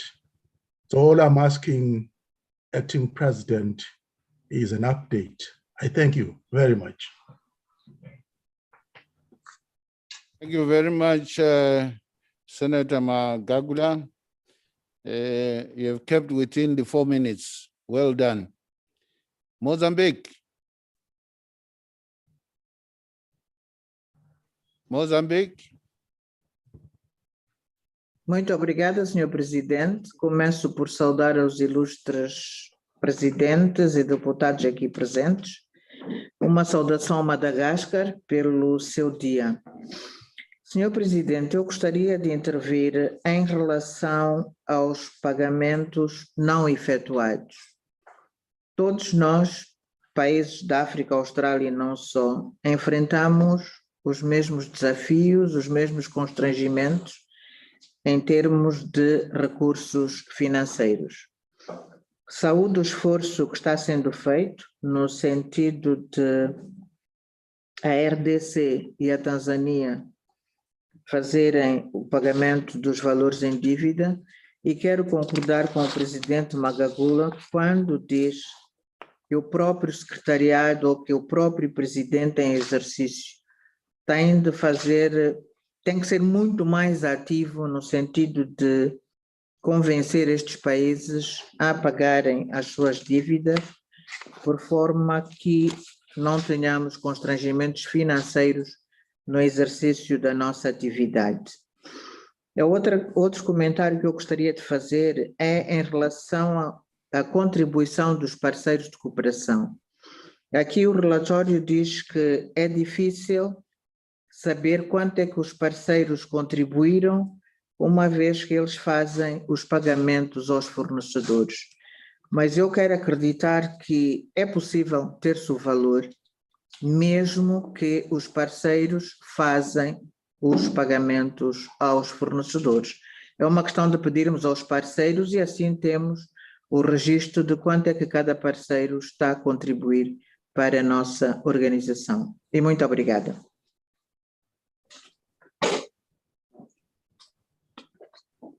Thank you very much, Honorable Speaker Byers, my sister. Again, kept within the time.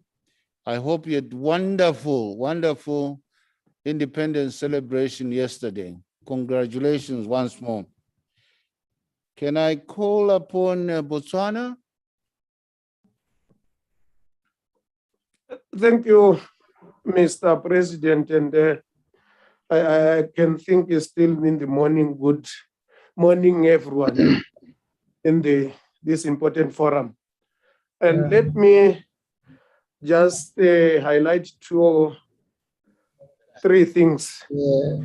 Firstly, I would like to thank the presenter for a good presentation for what you have done so far. Then again, I thank Executive Committee and the subcommittee to have done these accounts to the end. But Mr. President, my only concern here, like we did say in the past forum, we wanted to make this a contribution maybe to the countries which can manage.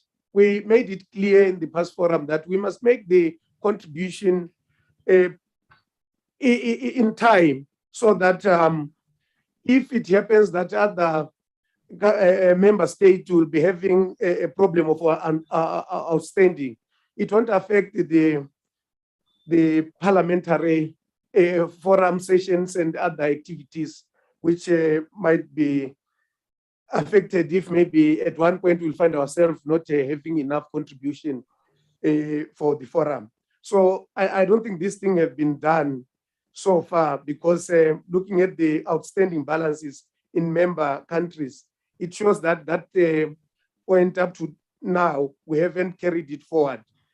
And we have made it clear that in the past forum that the subscriptions to the member states, one country may contribute, meaning to say that on timely basis, not taking the whole amount at a time. And we mustn't wait for the time to elapse without making the contribution. So that thing must be, we must revisit it and try to urge our member countries to take this seriously, because we can't, most of the time, depends on donors and other NGOs maybe in our activities of the forum. Member state must make it a point that we are ahead of the appointment. The last issue, Mr. President, I know post-COVID, I know now there's a big problem of this COVID pandemic issue. But post-COVID, we must make sure that at least we have a model way. We make how we will be doing this payment, so that other countries which found it difficult or have problems in their state for the contribution, they can have a leeway of approaching the SADC Secretariat to make sure that they make this thing in time and without making it that there will be, the Secretariat will be in most time aging them when time have gone. And this thing, I will urge our member state to make sure that it's a point that we start making our payment in time, because at one point we'll find ourselves in a big problem without the organization executing its mandate accordingly. Thank you, Mr. President. Before you switch off, you didn't indicate your name for purposes of recording. Your name. I think I did, Mr. President. I said I'm Paulson Majaha from Botswana. Honorable?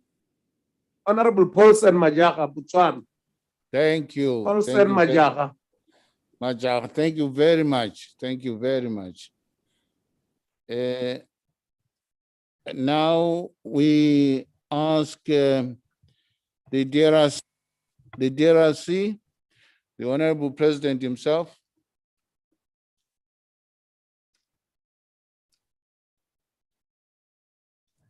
The DRC. Honorable Président, chers collègues, honorables parlementaires, distingués invités à ce forum. encore une fois, je suis ravi de me retrouver parmi vous. Je tiens aussi à remercier le président Mudenda pour avoir accompli brillamment et avoir fait le relais à mon absence. Merci, merci mon frère, merci mes sœurs et mes frères.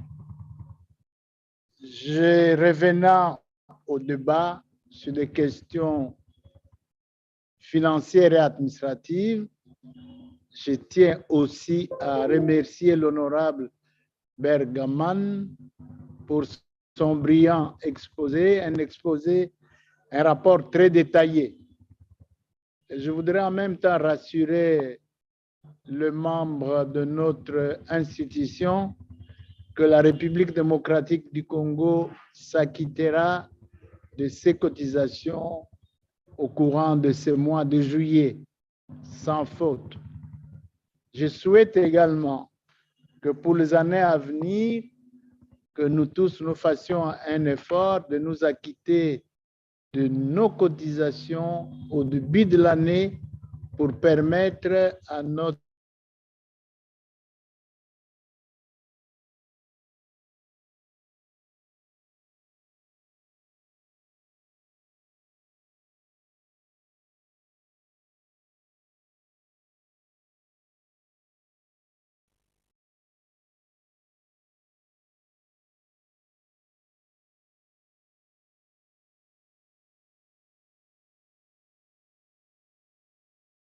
It's a connection issue, Honorable Acting President. I believe they will get back on. It's a bandwidth issue. We may wait a bit or proceed with the Honorable Goodluck Koramba, and when they get back, we may proceed.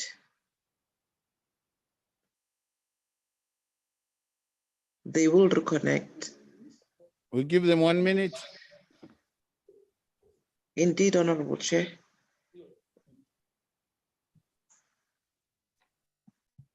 Put it nearer you.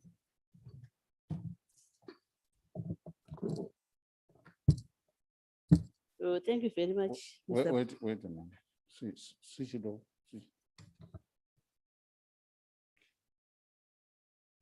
Any luck, Secretary General? No luck yet, Honorable Speaker. ICIT.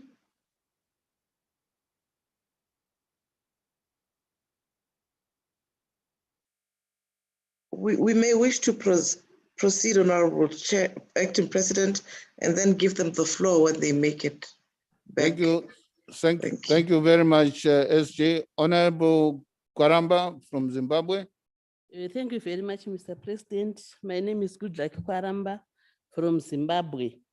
My first question has been adequately addressed by Eswatini, but my second question arises from the fact that you mentioned that 50% of our revenue comes from donor funds. And you went on to say that if these funds are not utilized, they are returned to the donor. Was there a situation where SADC has failed to utilize these funds, considering the financial constraints that we have? Thank you. Thank you. Thank you very much, Honorable Kwaramba.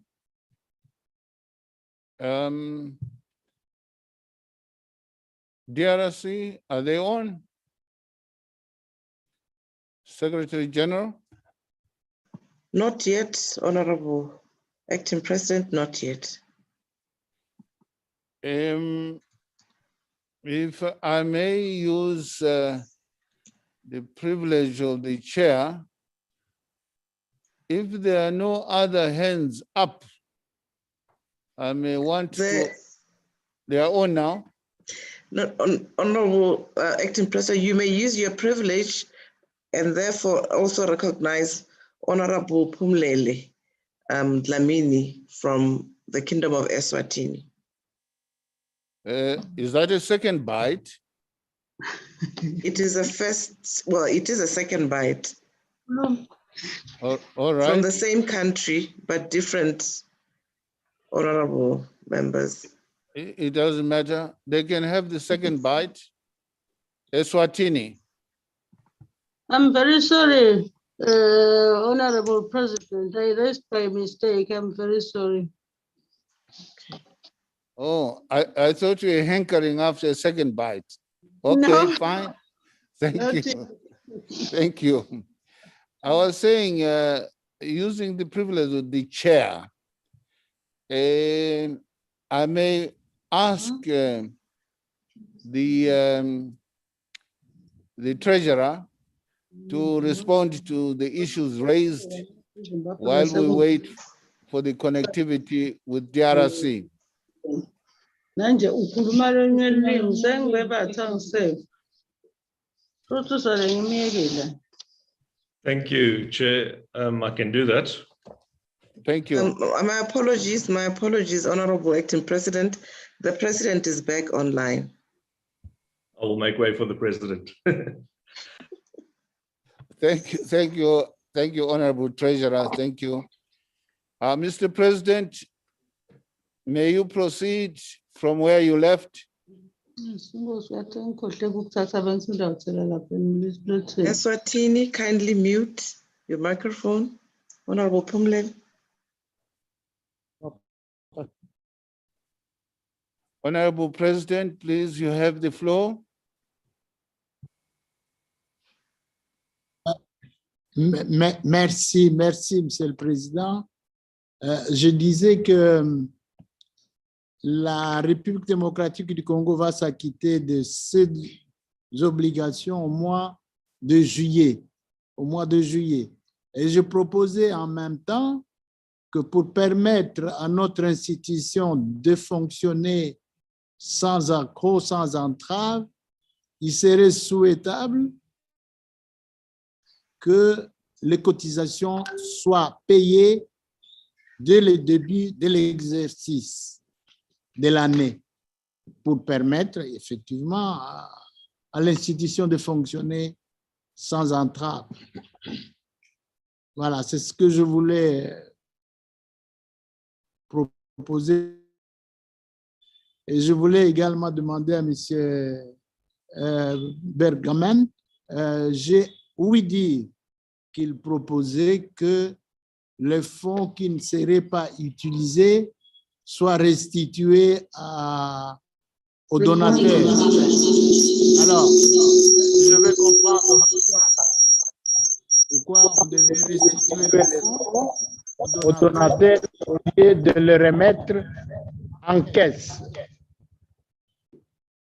pour que ça soit réutilisé pour d'autres activités ou d'autres besoins de l'institution.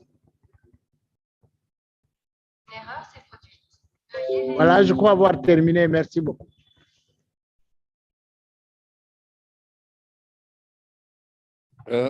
Thank you very much, Mr. President. I hope in the Treasurer's response, the question will be responded to on the question of engagement with Tanzania diplomatically. Honorable Treasurer. Chair, once again, thank you very much. And it's always great to get a compliment from a president and more specifically, President Mboso for the second time. Thank you very much. I appreciate that. I'd like to start off with you in terms of protocol and say that I appreciate that your contribution, and you did make that clear in the EXCO meeting that that's exactly what would happen, is that you will pay by the end of July. And you know, this report was from that. In terms of our funding from the donors, and this will cover quite a few of the questions that were raised. First of all, the donors give us funding on the premise that we will use it for specific projects. And as I have made it clear that there's a lot of effort that goes into writing the proposal, and the proposal is quite a comprehensive document and says that this is what we'll be using the money for. And so by the end of it, this is what the donor gives us the money for. And if we don't use that money, that's pretty much, we can always try and go back and say, we would like to use it for X, Y, and Z, or here's another feasible project. In the past, I'm proud to say that SADC has always used their money, 100% donor funding. This time around, it's because of COVID that there's been a low utilization of project funding. So SADC's never really been in this position before. But thanks to the department and the secretariat, they've managed to this time negotiate that the amounts will be forwarded to the next financial period this time around. So it's upon us to make sure that, that we will use the funding this time. But I'm sure there's more than one way to skin a cat in terms of using that fund within the right way. To go back to Eswatini, to Honorable Makagula, the non-payments, and this will also again cover a few concerns, both in Mozambique and Botswana. I'm the treasurer, so I'm not the judge, I'm not the jury, and I'm not the diplomat, or I'm not the important person. So I can't go up to the president or the speaker. I can only report what the black and white figures are. I can only say that this is what is happening, and then it's up to the EXCO to say what they should be doing. I bring up the figures not to embarrass anyone, and I bring up the figures not to shine a spotlight on any country. But yes, it is concerning that, you don't want any country to fall way behind, because then to catch it up is going to be horribly, hard on the budgets, especially if there's all of a sudden a COVID this time, and there might be terrorism the next time, let's say, and all of a sudden your budgets need to be spent on defense or on health. And now you've also got to worry about paying fees that that are creeping up on you. So it would be upon us to try and find ways to accommodate countries that are falling behind. But what we also need to do, and we also have to be aware of, is that if you create a culture of not collecting monies and not collecting payments, you're sending out a message to countries that, those that fall behind, other countries might then decide, because there's countries that can ill afford it if you look at their budgets, that are still paying as much as they can. And, that's why we're very thankful to all the payments we can get. And the country that even shows a part payment is showing commitment. And I think if you look at what the countries, if we can look at a part payment or you can make a contribution, what you don't want is next year 3 or 4 countries dropping out and saying, well, we're not paying this year because so-and-so didn't pay, because then you're going to create a diplomatic nightmare within SADC. And I think we can ill afford that. So it is very good, the concerns raised. I'm sure the EXCO have taken that into account, but that's way above my pay grade. I'm sure Honorable Mudenda's taken that one into his pay grade, and he'll be dealing with that, no doubt. In terms of the property, what happened was we received the offer. We wrote back to thank the purchaser. We did try and request that it would be easier for them to, if they could give us that 50,000 Rand more, it would be easier to keep that, it would be easier for the paperwork. They came back and said that they couldn't, because what they're waiting on is their own bond to go. They're waiting on their own sale, and then they're waiting on a bond to be registered in their name. They even requested that they rent the house from us. But there's a concern that our house is not in a state to be rented out in. For many reasons, it's actually not livable at this point legally, from a municipality point of view. The second concern is, we believe that once we start renting this out and there's no bond or there's no agreement in place yet, it gives the purchaser an opportunity to actually renege on the deal. So it was seen that at this stage, it's rather that we get the deal in writing first, signed, and then we can make decisions as to whether we rent or not rent, or, bring to the exco all the other, the nitty-gritty. So as it stands now, we are waiting on the purchaser to get a bond approved, and then we can come back and report more to the plenary. I think that covers most of the concerns and questions raised.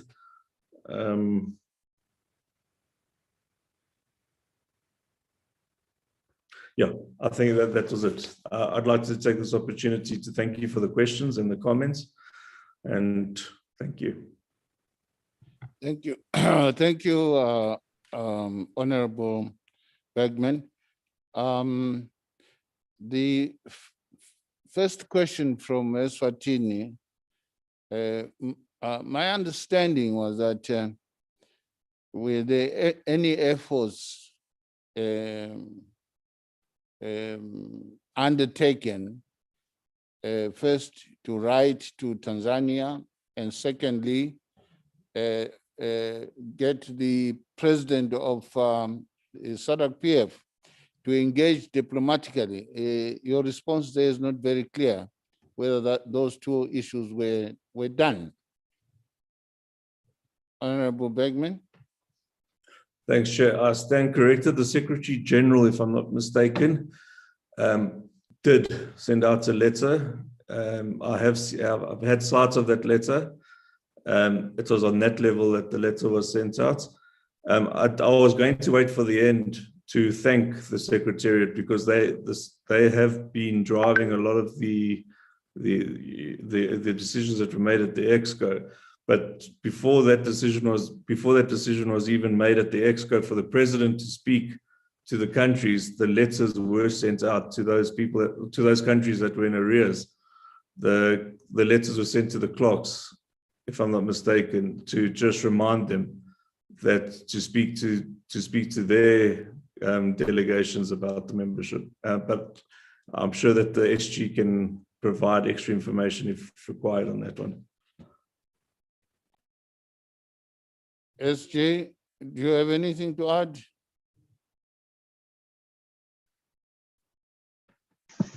Thank you, Honorable Acting President. Indeed, the Treasurer has basically exhausted all steps that have been taken.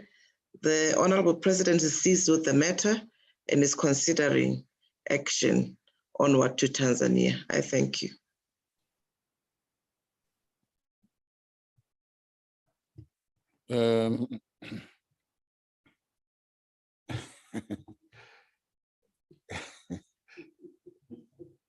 I understand your diplomatic response, but let's leave that perhaps for the next meeting of ESCO.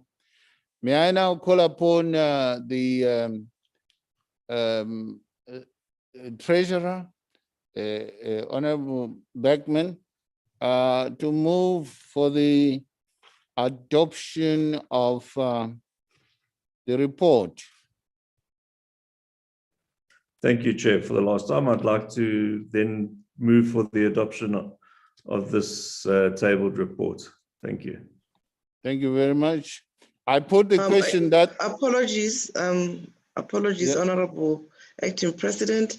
The hand of Mozambique shot up immediately concluded your instruction to the Honorable Treasurer.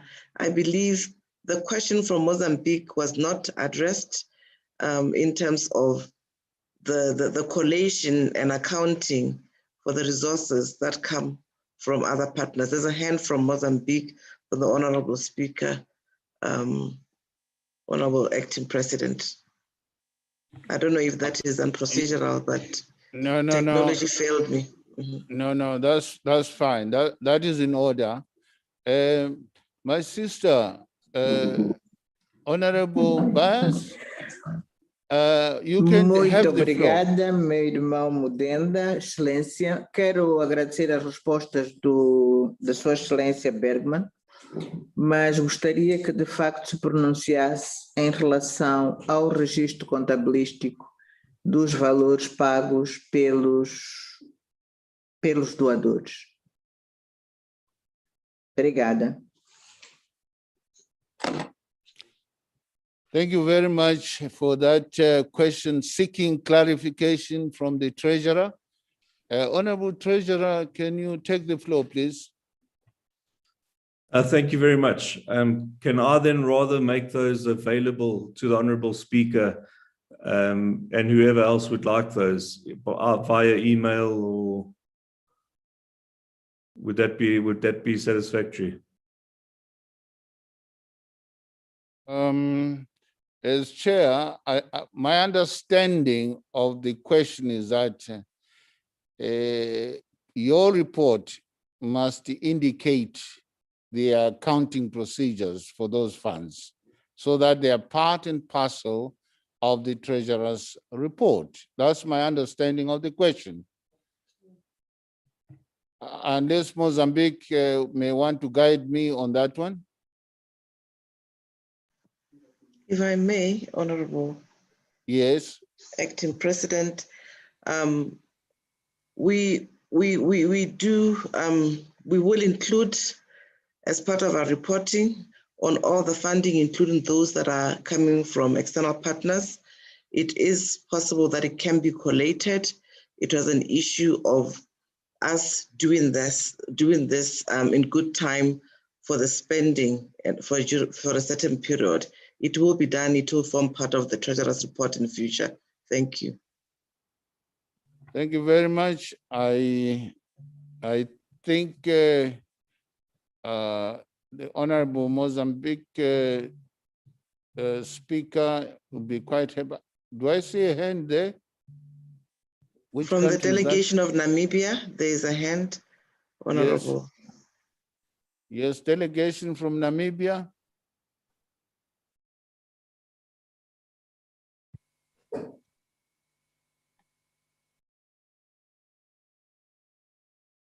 From Namibia.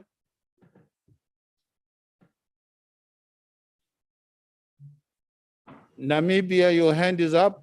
Yes, thank you very much, Mr. Acting President. My name is Vipakuye Muharukwa.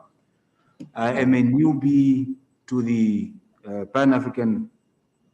the SADC PF. Hence, my question is perhaps one that should emanate from a newcomer.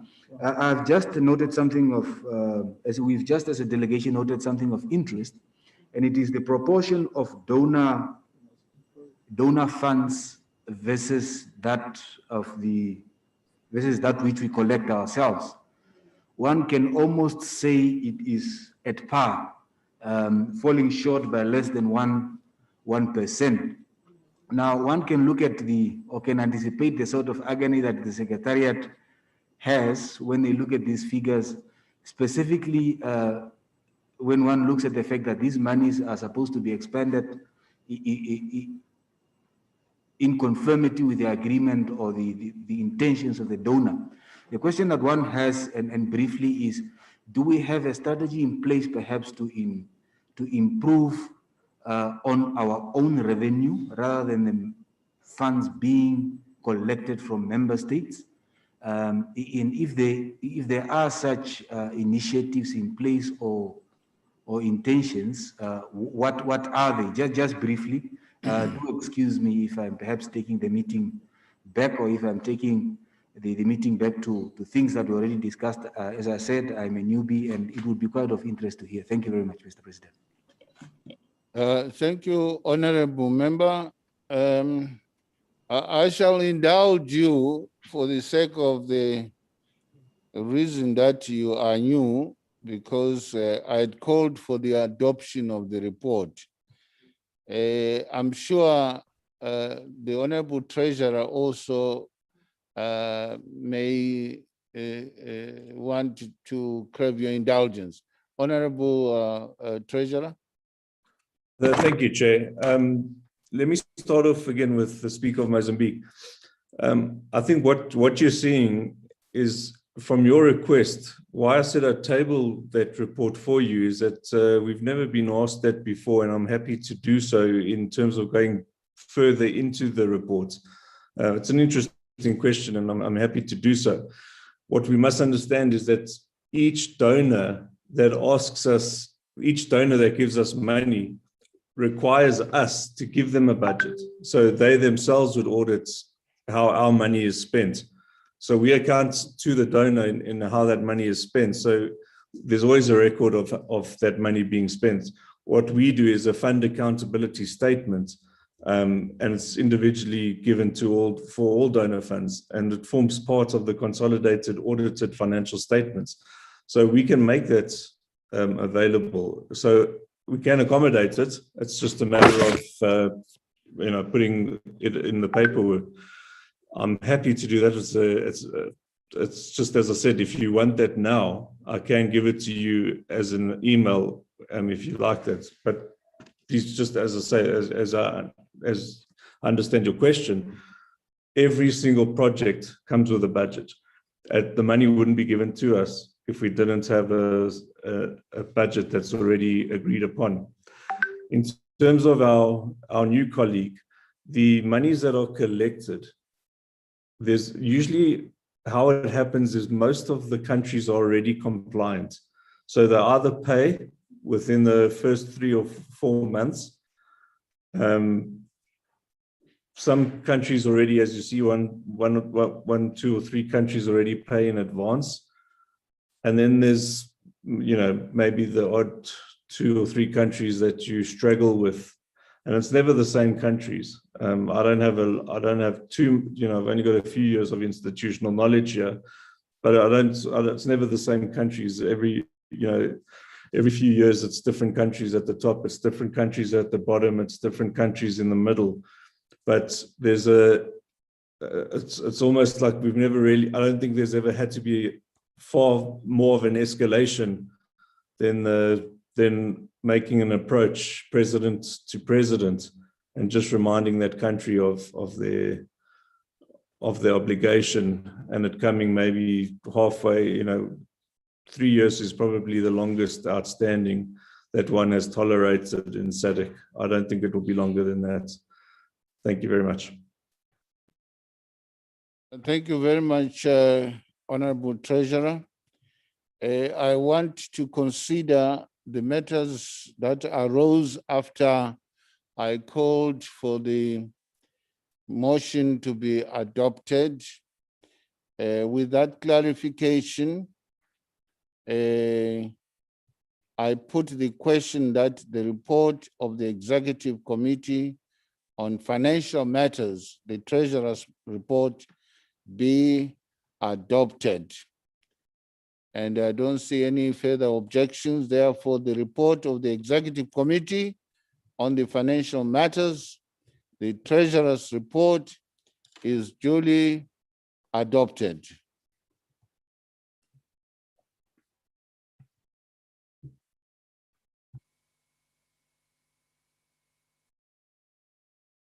Honorable members, we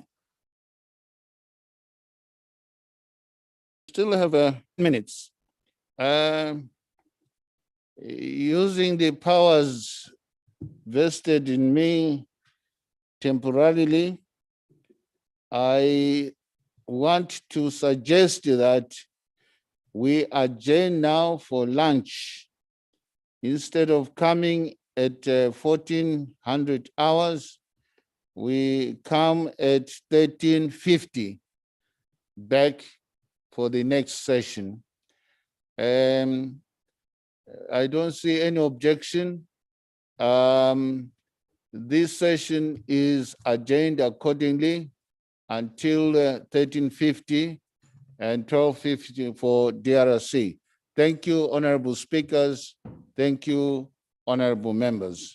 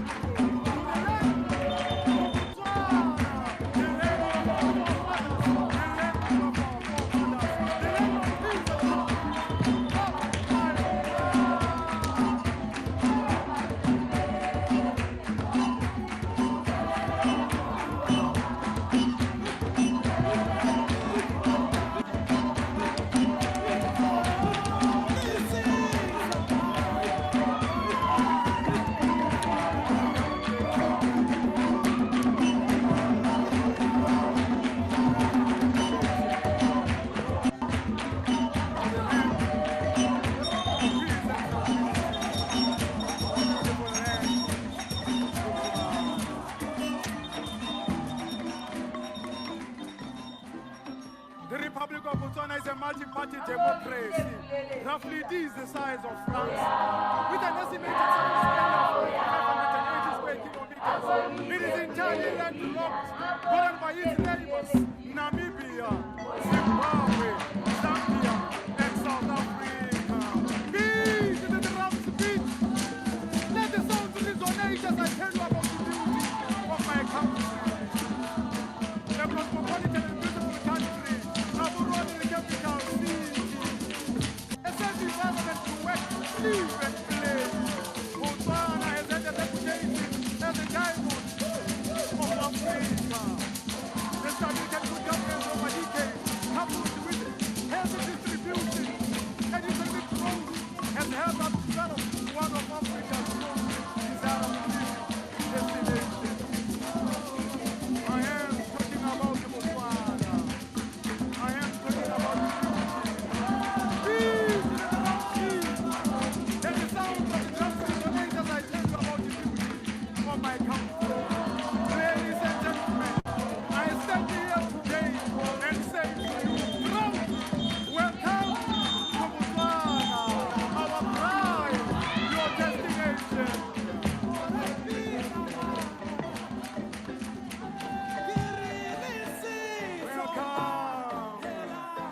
Welcome, ladies and gentlemen.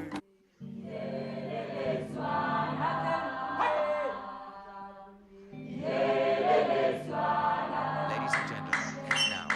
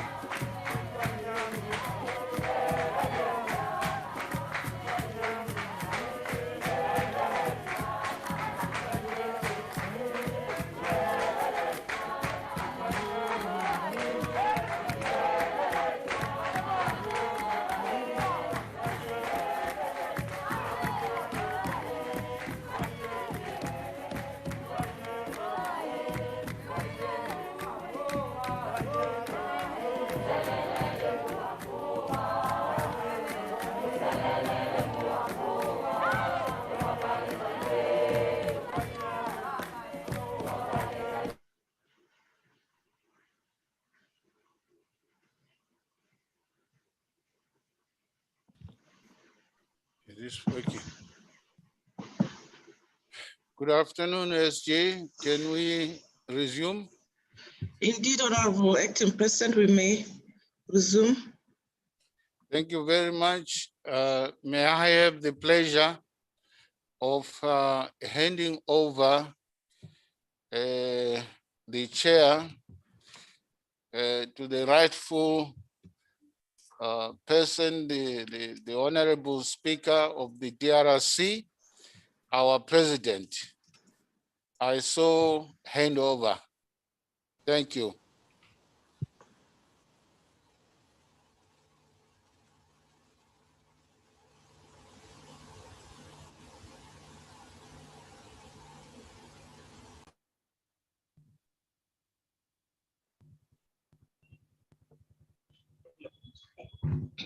Merci, merci de la parole.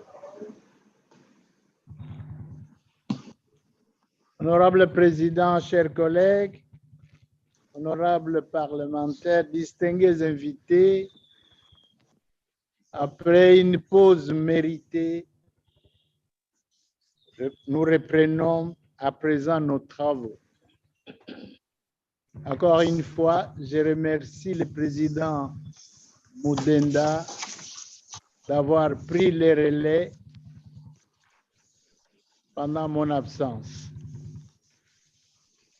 Merci. À présent, nous sommes troisième ordre. J'ai pris la secrétaire générale de lire le troisième ordre du jour. Madame la secrétaire générale, vous avez la parole.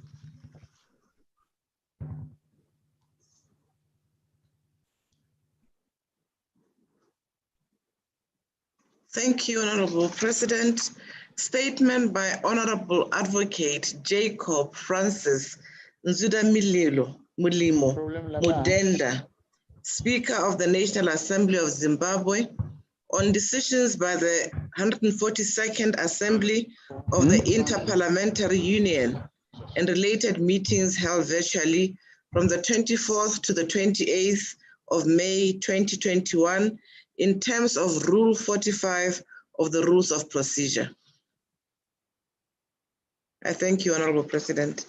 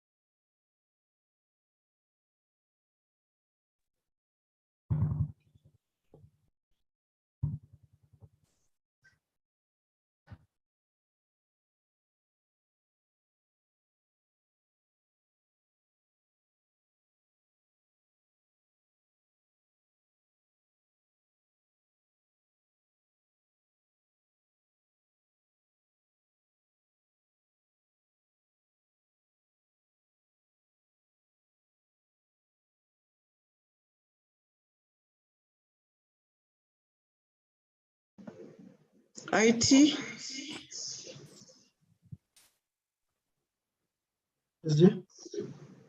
Do we have a technical hitch? It's okay now. Okay.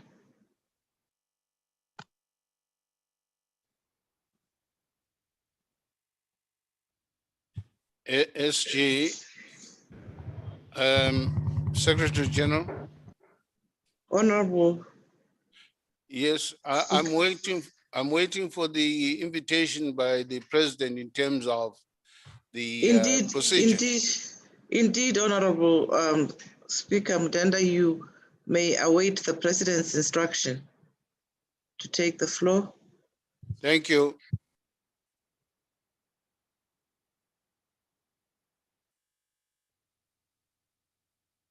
We are trying to establish if we have a technical.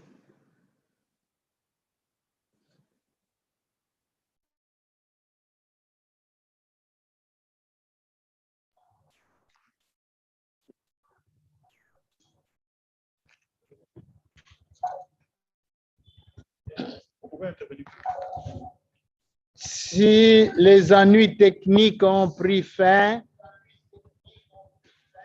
honorables membres de l'Assemblée plénière, j'invite le chef de la délégation du Parlement zimbabwe, l'honorable Jacob Francis Nzuda Mulimo Mudenda, à faire une déclaration sur les décisions de la 142e Assemblée de l'Union interparlementaire et des réunions connexes qui se sont tenues virtuellement du 24 au 28 mai 2021, conformément à l'article 45 du règlement intérieur.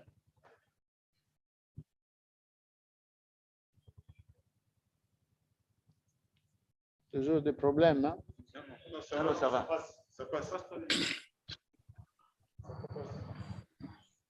Yes, we can. Honorable President, I now proceed with my statement. The 142nd IPU Assembly was held virtually under the overall theme, Overcoming the Pandemic Today and Building a Better Tomorrow, the role of parliaments from 24th to the 28th May 2021. The Assembly was preceded by meetings of standing committees, the Forum of Women's Parliamentarians, the Forum of Young Parliamentarians, and other subsidiary bodies of the Governing Council. Here are the summary of decisions of the Governing Council. Number one, elections. The following members were elected to the Committee on Human Rights of Parliamentarians. Mr. S. Ogolati of Belgium, Mr. S. Spengeman of Canada, Mr. B. Mbuku Laka of the Democratic Republic of the Congo, Ms. L. Cotapelli of Italy, and Ms. C. Esian Pereira of Uruguay. Our congratulations, therefore, go to Mr. P. B. Buku Laka of the Democratic Republic of the Congo for having been elected from SADC countries. Number two, the following members were elected into the Committee on the Middle East Question. Mr. M.E. Al-Sis Al-Buinani of Bahrain, Mr. G. Migliori of Italy, and Mr. M.O. Amheri of the United Arab Emirates. The Governing Council endorsed the nominations received from geopolitical groups for vacancies in the IPU bodies. Southern Africa submitted the candidatures of Honorable E. Mulembwe of Mozambique for the Bureau of the Standing Committee on Peace and International Security, and Honorable N. Bujela of Eswatini for the Bureau of the Forum of Women's Parliamentarians. Honorable Bujela's candidature was endorsed, while that of Honorable Mulembwe was rejected on the basis of the principle of rotation. Subsequently, the vacancy was filled by Mr. A. Kachi from Algeria, representing the northern region. Our congratulations, therefore, to Honorable Bujela of Eswatini from our SADC region.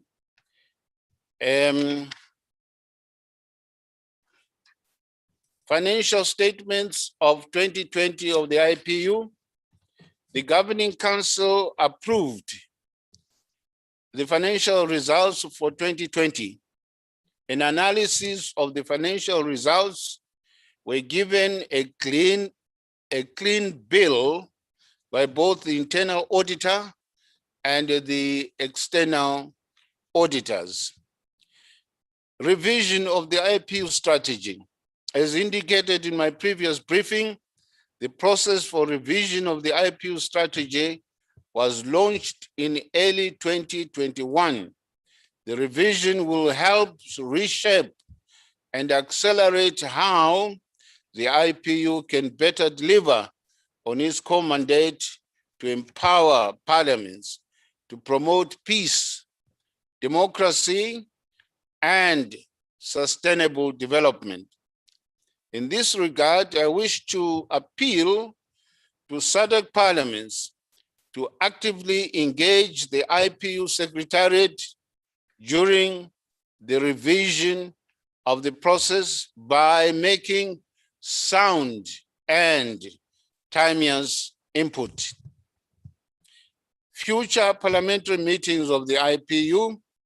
The Governing Council endorsed the schedule of the IPU future parliamentary meetings. For now, all meetings will be virtual. The hybrid format will be explored to allow for maximum participation by member parliaments. SADC countries are encouraged to actively participate in the scheduled meetings. The 5th World Conference of Speakers of Parliament. The in-person 5th World Conference of Speakers is scheduled from the 7th to the 8th September 2021 in Vienna, Austria. The conference will be preceded by the Women's Speakers Summit on 6 September 2021. Invitation letters were sent to all member parliaments. Please register your attendance now as directed by the IPU Secretariat. Next item was achieving universal membership. The IPU now has 179 member parliaments, up from 155 member parliaments in 2010. Achieving universal membership remains on the agenda of the IPU. Accordingly, diplomatic maneuvers to engage the non-members continue under the stewardship of the IPU president. Member parliaments are also encouraged to raise the issue of IPU membership with sisterly non-member parliaments. Now, the status of member parliaments as far as areas are concerned, the Governing Council Executive Committee is encouraging all member countries in areas to own up. The SADC PF parliaments are therefore reminded to be up to date in their assessed contributions. Now, there's a creation of an IPU Crema Pass Prize. This is an award. The Governing Council endorsed the creation of the Crema Pass Prize, which will be awarded annually to a parliamentarian or a group of parliamentarians who make, and I quote, an outstanding contribution to the defense and promotion of the IPU's objectives, as well as those who contribute to a more united, fair, secure, and sustainable and equitable world, unquote. Once operational, all member parliaments would submit nominations of eligible parliamentarians.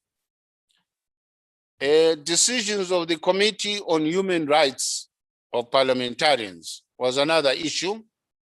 The Governing Council endorsed the decisions of the Committee on the Human Rights of Parliamentarians on parliamentarians from Egypt, Libya, Myanmar, Philippines, Turkey, Yemen, and Zimbabwe. The case from Zimbabwe involves Honorable Joanna Mamombe. I wish to apprise the plenary that the Parliament of Zimbabwe has consistently provided the Committee on the Human Rights of Parliamentarians factual updates on the affected MPs, such as Honorable Mamombe's circumstances.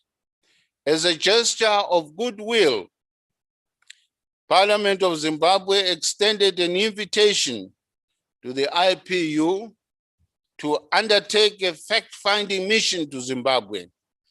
It now behoves the committee to propose convenient dates for that mission to happen. Resolutions adopted at the 142nd Assembly of the IPU.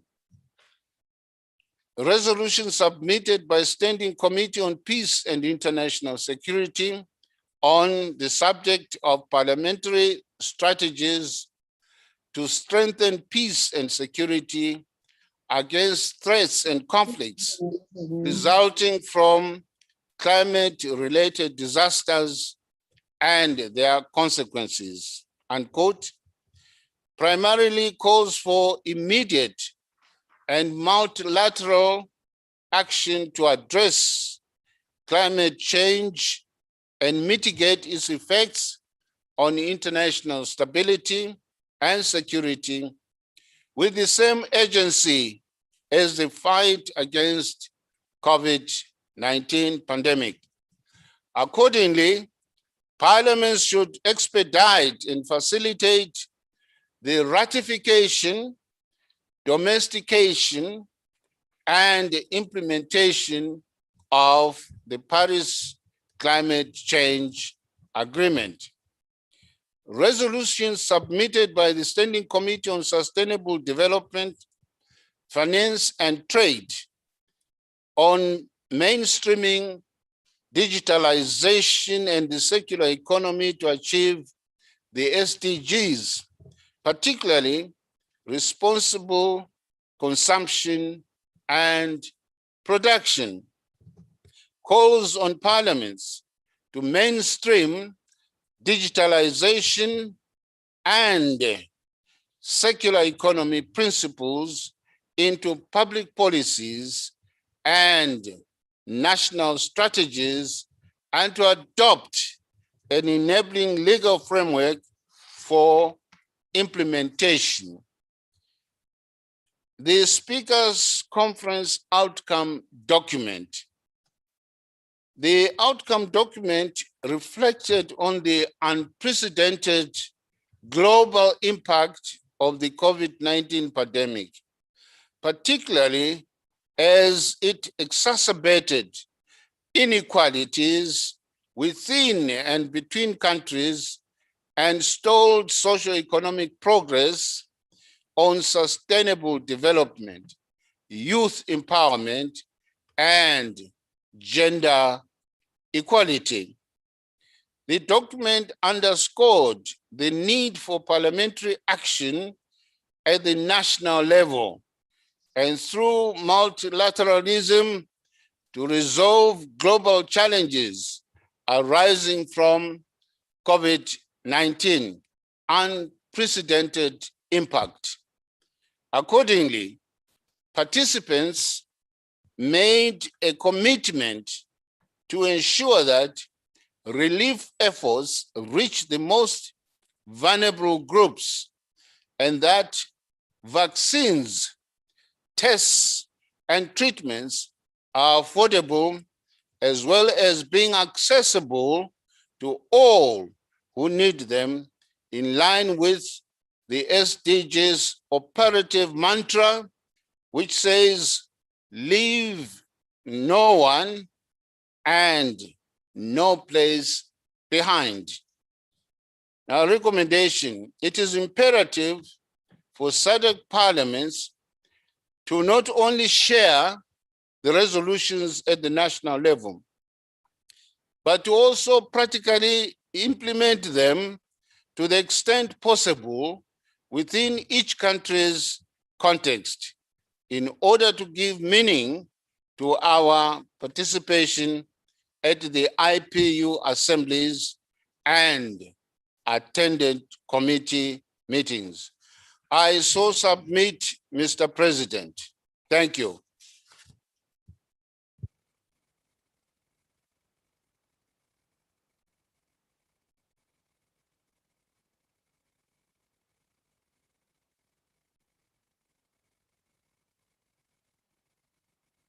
Que cette déclaration n'appelle pas de débat, je crois.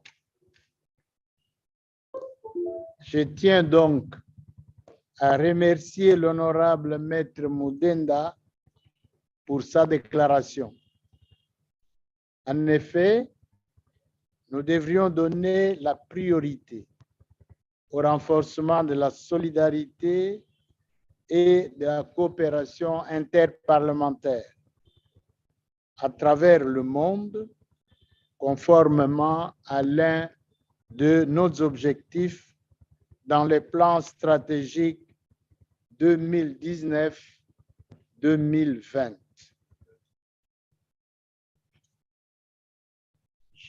Maintenant, à présent, je demande à Madame la secrétaire générale de nous lire le 4e ordre du jour.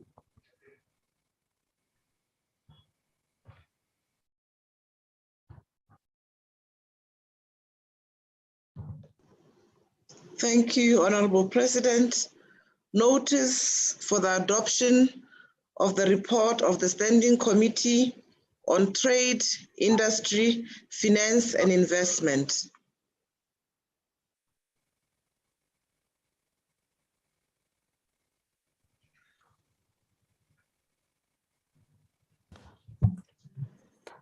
Avis de motion pour l'adoption du rapport du comité permanent commerce l'industrie. Y a-t-il une motion? Honorable Ndembele. Ndebele. Honorable Ndebele.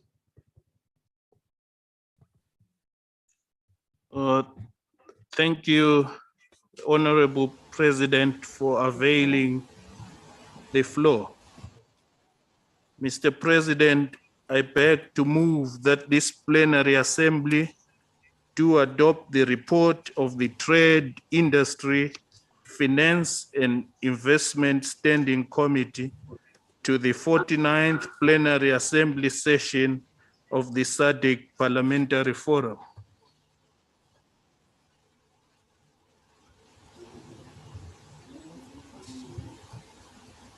I move the motion in my name.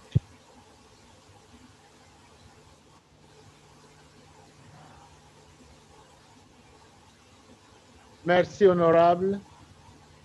Y a-t-il un autre collègue qui soutient la motion, qui appuie la motion?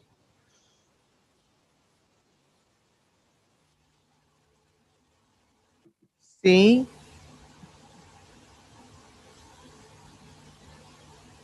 Sim, eu apoio, sou Ruth Mendes, do Parlamento de Angola, e vou apoiar a moção que será apresentada pelo senhor deputado Ndembele.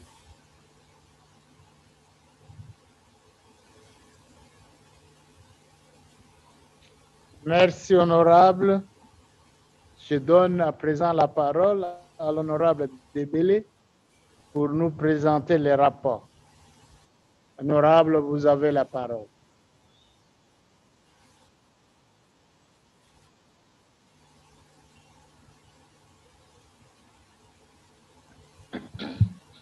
Thank you for availing the floor, Mr. President.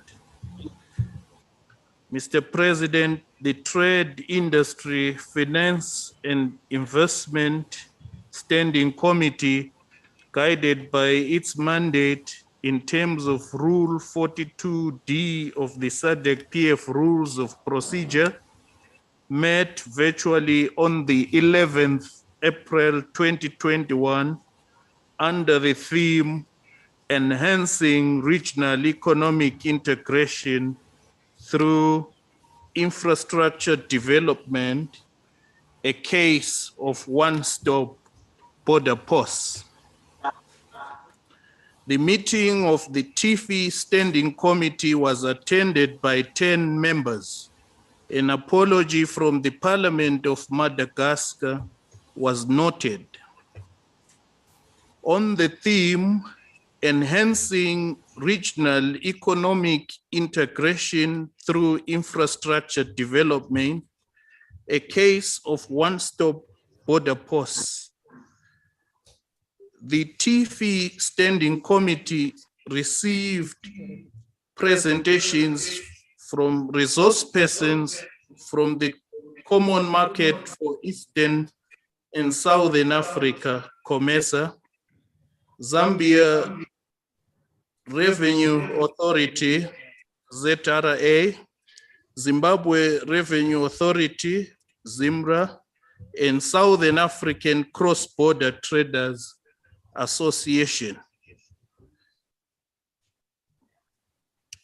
TIFI received and considered an expert presentation from COMESA on one-stop border posts.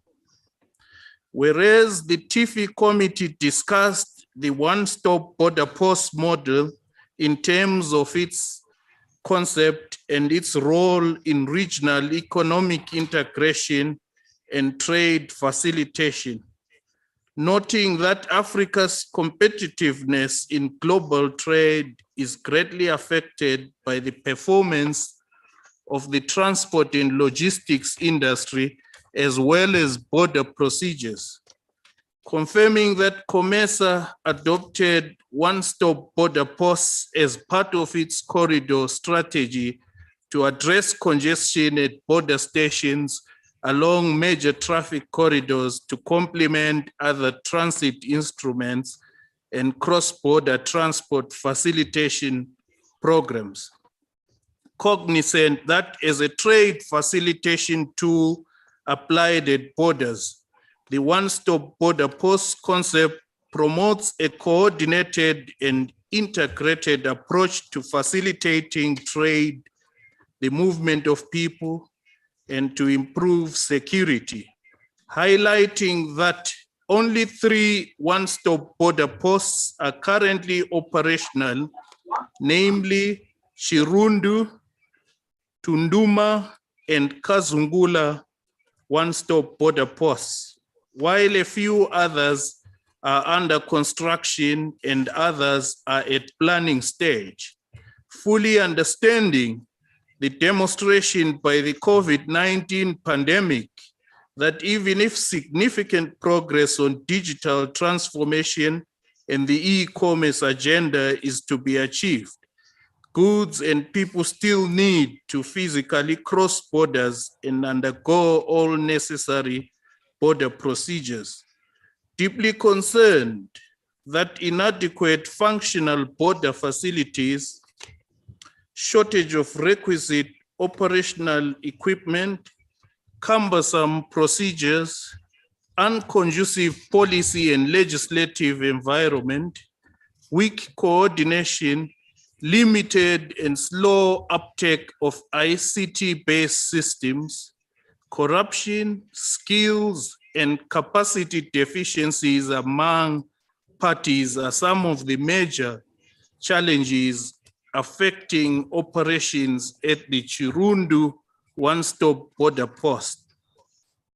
Stressing the role of national parliaments in advocating for the establishment of one-stop border posts to facilitate regional trade through passing relevant pieces of national legislation, adequate budget allocation for trade infrastructure, and particularly one-stop border posts, supporting the resolution of the 37th meeting of the COMESA Council of Ministers held in 2017, urging member states and the COMESA Secretariat to improve border management processes through one-stop border posts and e-logistics integrated border management.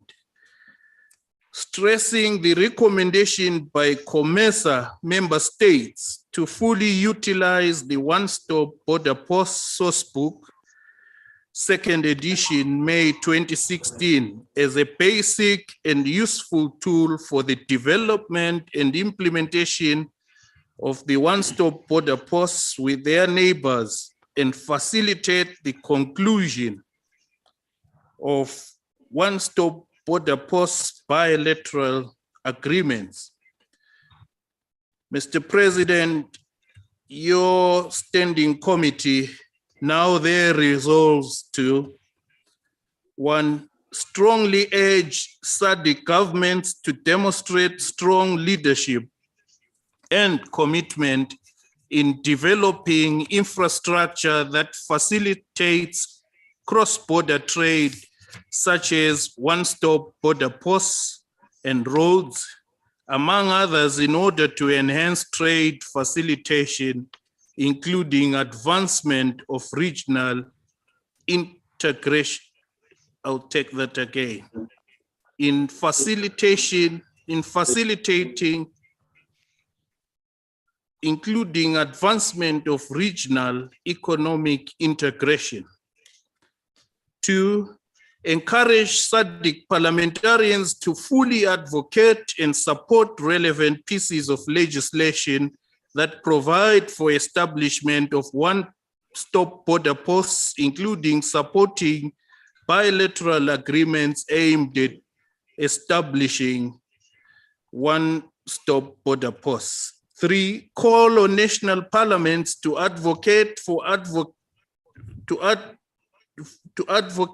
adequate budget allocations for establishment of one-stop border posts and other relevant and related infrastructure aimed at improving border management processes. 4, appeal to SADC parliamentarians to robustly exercise their legislative mandate in providing oversight on resources allocated towards the development of one-stop border posts and ensure that value for money is achieved. 5, reiterate the resolution of the 37th meeting of the COMESA Council of Ministers held in 2017, urging SADC governments to improve border management processes through one-stop border posts and e-logistics integrated border management. 6, encourage SADC countries to fully utilize the one-stop border post sourcebook, second edition, May 2016, as a basic and useful tool for the development and implementation of the one-stop border posts with neighboring countries and facilitate the conclusion of one-stop border post bilateral agreements as recommended by COMESA. Mr. President, your standing committee on TIFI also received and considered and expect a report from the Zambia Revenue Authority, ZRA. The presentation highlighted matters as outlined below. 1, understanding that Chirundu one-stop border post was the first fully functional one-stop border post in Africa. Secondly, noting that one of the major achievements in implementing the Chirundu one-stop border post is the streamlining of the repetitive clearance procedures into a single stop for both trade and travel.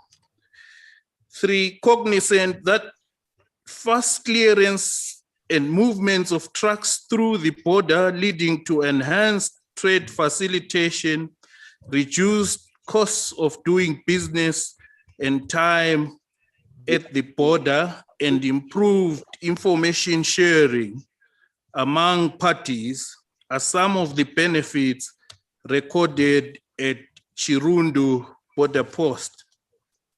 Concerned about the existing challenges at Chirundu one-stop border post affecting the flow of trade and individuals, such as misaligned and inadequate hard infrastructure, lack of ICT equipment by many border agencies, inadequate passenger sheds or inspection bays on the Zambia side, lack of interface of ZIMRA, ZRA, ASCUDA world systems, inadequate signage within the border, and low use of pre-arrival processing of goods.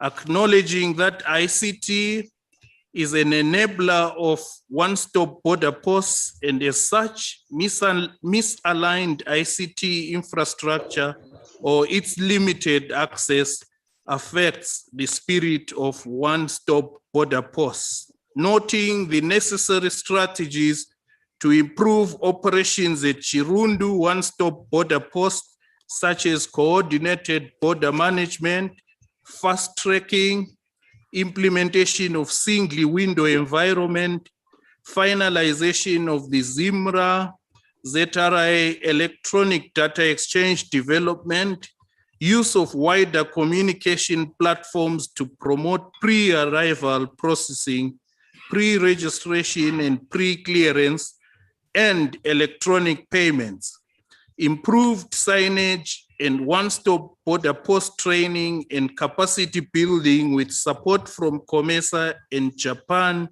International Cooperation Agency. Mr. President, your committee now therefore resolves: 1, direct SADC governments to ensure that matters of ICT are adequately managed by concerned parties at any given one-stop border post before commencement of operations to avoid disruptions in trade facilitation processes. 2, strongly recommend SADC governments to, as much as possible, ensure that border officials from the countries involved in a particular one-stop border post are subjected to common training and other capacity building programs in order to provide uniform and professional services to traders and travelers at one-stop border posts. 3, call on SADC member countries to ensure that all required appropriate physical infrastructure, such as inspection bays, passenger sheds, and adequate signage, among others, are prioritized and operational before commencement of operations so as to actualize the intended benefits of the one-stop border post. Mr. President, you will agree that your committee has been very busy at work. I will attempt to present a truncated version of the whole report, if it pleases you, sir. The Standing Committee on TIFI also received and considered an expert presentation from the Zimbabwe Revenue Authority. A summary of the presentation was outlined as below.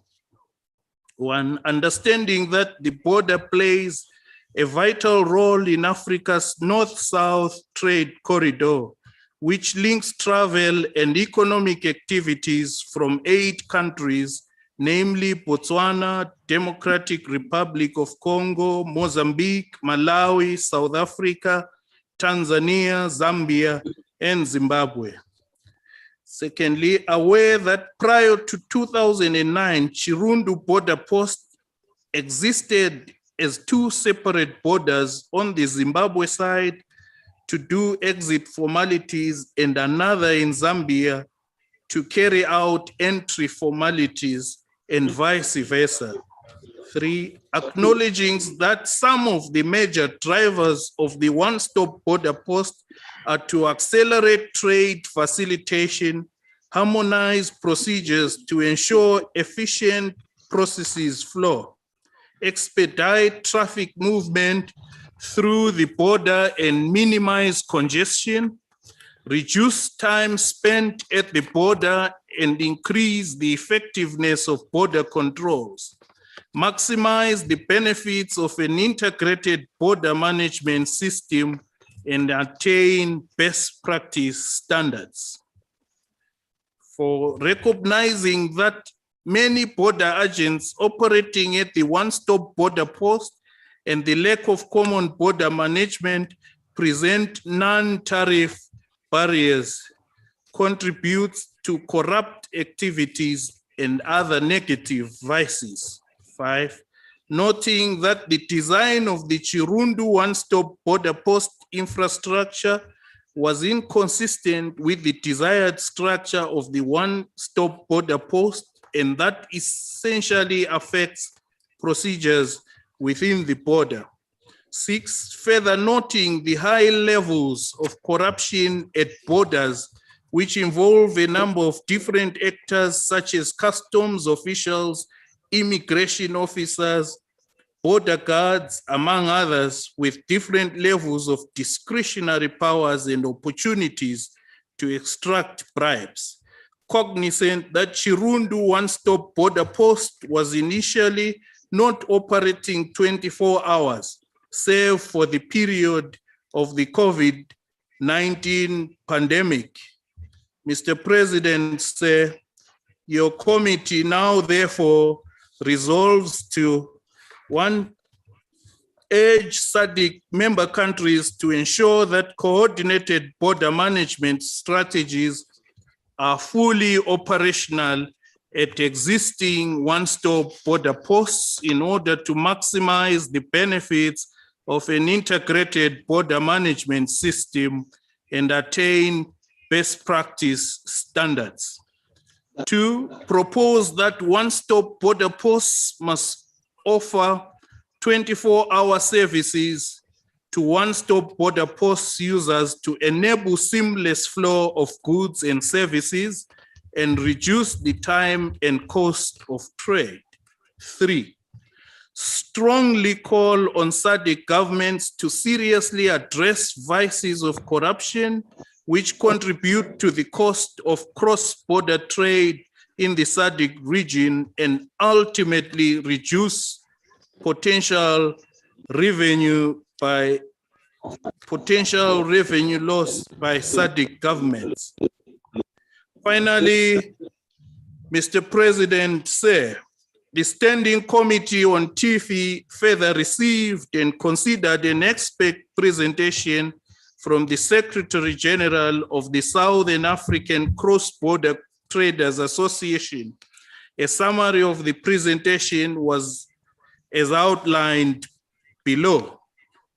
Whereas the TIFI committee discussed the concept of one-stop border posts with a focus on informal border trade, to noting that informal cross-border trade is an economic activity that engages a high percentage of women in the region. Deeply concerned that women in the SADC, COMESA, and EAC regions are at the forefront of cross-border trade, both as a source of income and employment, yet their experiences are not being adequately documented to advocate for improved trade conditions. Further concerned that while women play a key role in cross-border trade activities and poverty reduction at household level and in the region at large, they sadly face key challenges such as gender discrimination, corruption, and inconsistent border procedures. Understanding that among women constitutes a significant proportion of regional cross-border commerce in many African countries, with between 30 to 40% of total intra-SADC trade attributed to ICBT, while the average estimated value of ICBT from this region is 17.6 billion annually. highlighting that among the initiatives to reduce border crossing time was the development of one-stop border posts and the simplified trade regimes through the establishment of trade information desks at selected border areas, stressing that the import duty rates outlined in Zimbabwe's tariff handbook were quite different from Zambia's and were a source of confusion to cross-border traders. Finally, some penalties and fines and other punishable offenses that were considered as serious offenses in Zambia were not considered as serious offenses in Zimbabwe. Mr. President, your committee now therefore resolves to, one, reiterate that SADC governments must seriously address vices of corruption which contribute to the cost of cross-border trade in the SADC region and reduced revenue collection by SADC governments.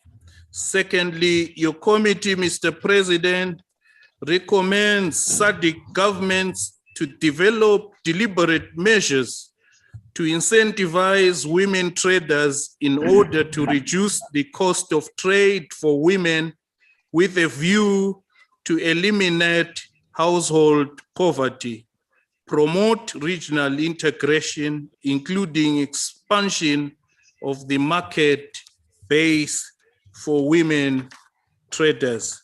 I beg to move, Mr. President.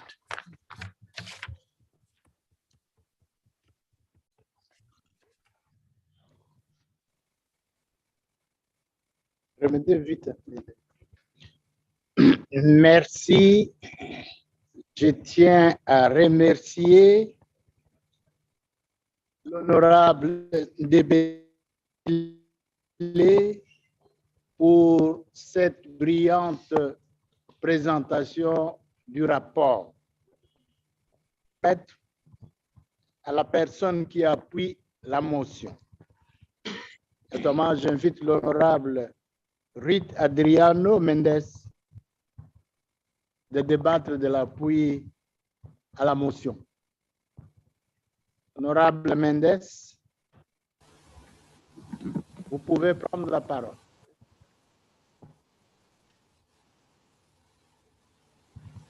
Muito obrigada, Sr. Presidente. Uma nota inicial só para retificar o meu nome. Eu chamo-me Ruth Mendes e não Luís Mendes. Sr. Presidente do Fórum Parlamentar da SADC, Srs. Presidentes dos Estados membros aqui presentes, Senhora Secretária-Geral do Fórum Parlamentar da SADC, minhas senhoras e meus senhores. Pedi a palavra para manifestar o meu apoio ao projeto de resolução apresentado pelo senhor deputado Anele Dembele, presidente da Comissão do Comércio, Indústria, Finanças e Investimentos. Senhor Presidente, apraz-me propor-me como apoiante ao projeto de resolução e desde já enfatizar a necessidade de vermos os nossos países com desenvolvimento de infraestruturas de apoio ao comércio, sobretudo aquelas relacionadas com o estabelecimento de postos fronteiriços anexado do balcão único na região da SADC, quiçá em África, como consequência do Acordo da Zona Franca Continental Africana, acordo esse que tem por objetivo, entre outros, intensificar o comércio intra-africano como resultado da criação do mercado integrado para bens e serviços e a promoção do movimento interfronteiriço de pessoas e bens, Inequivocamente, os acordos comerciais demonstram que os postos fronteiriços do balcão único são fundamentais para a promoção da integração econômica regional e da agenda de facilitação comercial. À luz das considerações que atrás apresentamos, desejo, assim, juntar-me ao proponente para exortar os senhores deputados da SADC a desempenharem de forma mais vigorosa a sua função legislativa na facilitação e aprovação de diplomas relevantes para a aceleração de todo o processo de implementação de postos fronteiriços com balcão único, tendo em conta os benefícios inerentes ao modelo. Senhor Presidente, podemos certamente dar nota do facto de que as tecnologias de informação e comunicação serão as facilitadoras para a existência da atividade dos postos fronteiriços com balcão único. Outro sim, a pandemia da Covid-2019 tem também servido para demonstrar claramente a relevância da transformação digital e do comércio eletrônico na facilitação das trocas comerciais durante a pandemia, mas também futuramente. Por conseguinte, a evidente falta de equipamentos de tecnologias de informação, a falta de alinhamento de quadros formados em tecnologias de informação, ou o seu acesso limitado nas várias fronteiras do continente, acabam por limitar, de alguma forma, a facilitação comercial que devia ser verificada com a implementação de postos fronteiriços de balcão único.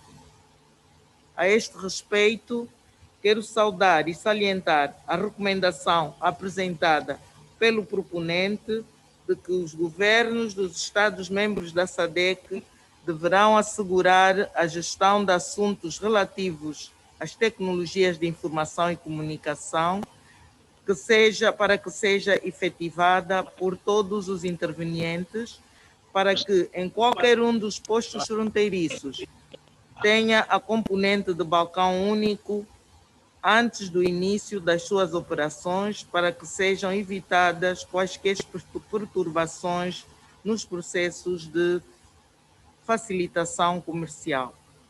Senhor Presidente, tenho assim apoiado o projeto de resolução que foi apresentado pelo senhor deputado Anel Ndembele. Muito obrigada.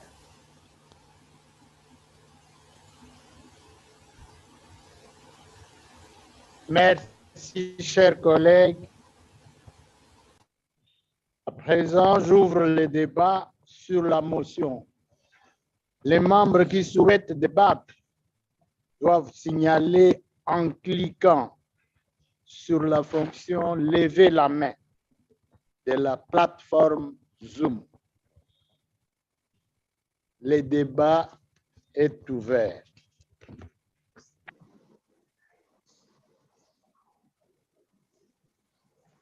Je voudrais vous rappeler, honorables membres, que pour des raisons de précision de l'enregistrement du procès verbal, vous devez toujours communiquer votre nom, votre pays lorsque vous voulez prendre la parole. Je vous remercie. Pardon? Honorable. Thank you, Honorable President. We have Honorable Pariwa. We also have, yes. And then we have Honorable Mohadi from Zimbabwe, who have raised their hands. I do not see any other hands at the moment. Those are the only two names that have indicated.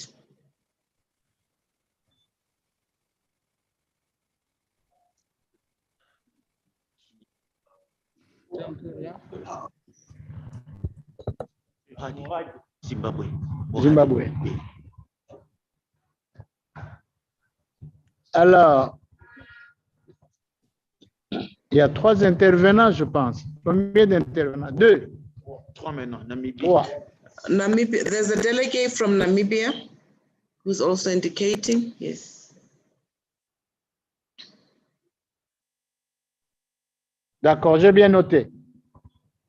Merci beaucoup. OK. Honorable Mpariwa. Vous avez la parole. Thank you, Honorable President. I'm Paulina Mpariwa, Member of Parliament from Zimbabwe. As I take my maiden speech in the 49th plenary session of the SADC Parliamentary Forum, let me begin by thanking the presenter of the motion by the Chief Committee of SADC, Honorable Ntebele, and his seconder. Honorable President, women constitute the bulk of the people that actually move around the globe, especially at the borders in terms of economic activities. Therefore, Honorable President, my input is that there is need for an enabling environment for women to actually perform this economic activity. At the borders, Honorable President, you'd find that most of the time there's sexual harassment of women at the borders. So through peace processes, which will provide then the enabling environment, you'd find that women need to be protected. The vulnerable groups like people with disabilities, women and children for cross-border trade activities. And I would actually implore that as SADC, we move along the track that I'm highlighting as quickly as possible, because women are economic creators. I thank you.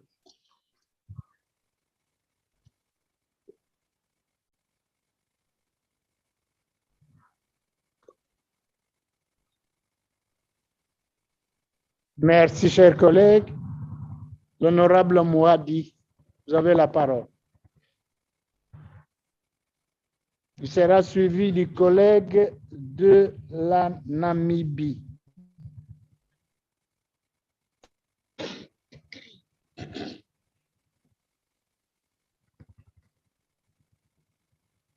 Honorable President, I'm advised that Honorable Mohadi has reconsidered. We may now proceed to the Namibia delegation.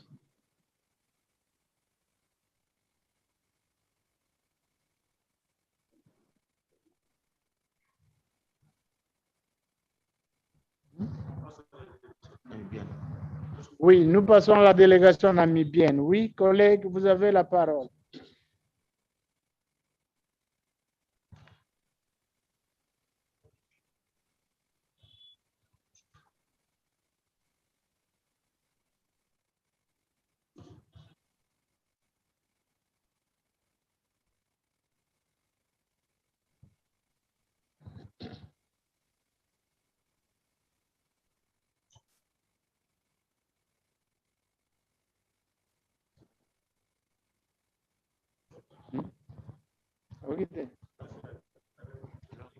Hein? C'est à leur niveau. Vous pouvez poser la question à la secrétaire générale.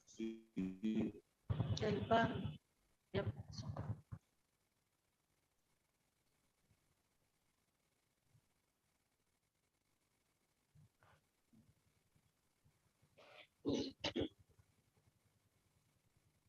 There's no sound.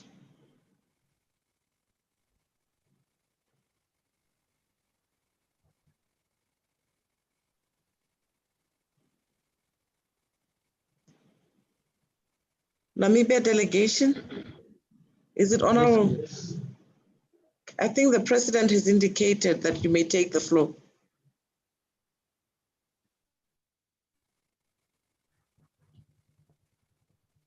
You are muted you are muted. on our end, you are muted. I'm not sure. I see your microphone is on. IT, kindly assist. There's a technical issue in the parliament. Oh, it's a technical issue at the parliament. Are they aware? Un problème technique. La prise de la technologie. Beaucoup de problèmes.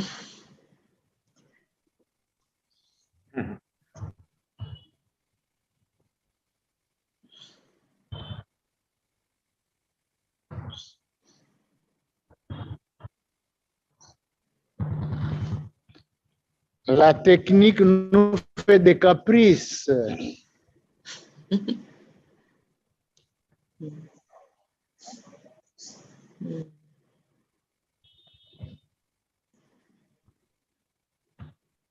It's refusing. Honorable Mohal. The honorable member is delivering his his address, but we are unable to pick up the sound from this end.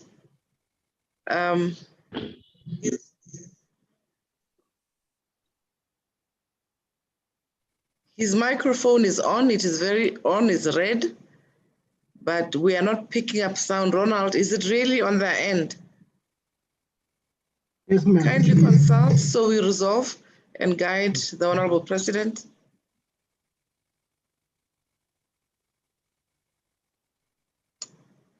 Is there anybody we can call? I'm calling. Kindly indulge us, Honorable President, for 1 minute as we try to resolve this technological hitch.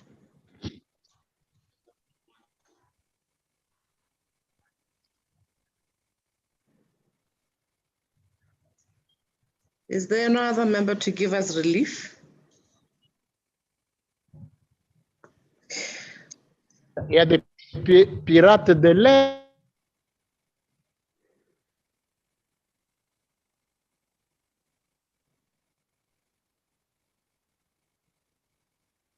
qui bloquent la voie en Namibie. Il y a des... Namibia is indicating that the system is intact.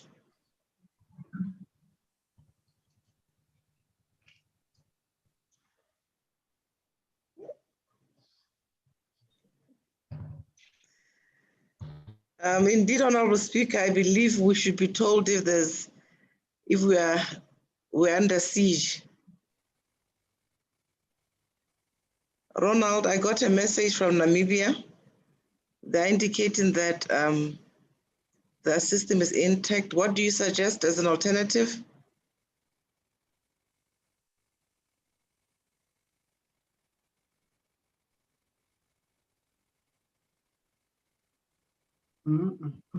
Still no sound. Still no sound. I'm speaking to the technical guy on the phone.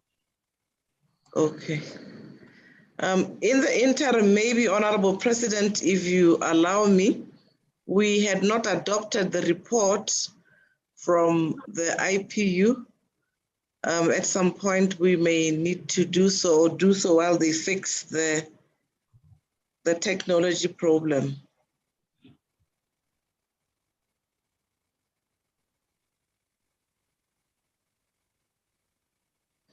D'accord, oui, d'accord. Nous pouvons adopter ces rapports. D'accord. Alors, nous adoptons ces rapports. Y a-t-il d'objection à ces rapports qui nous a été présentés?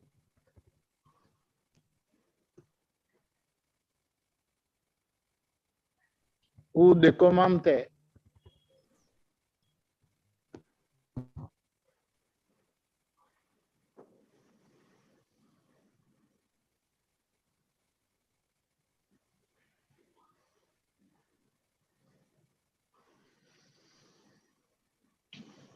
Qui prend la parole pour qu'on adopte les rapports?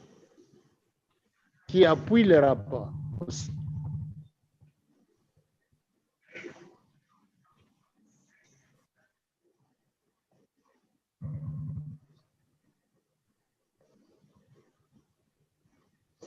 Madame la secrétaire générale, il n'y a pas de réaction de ce côté-là.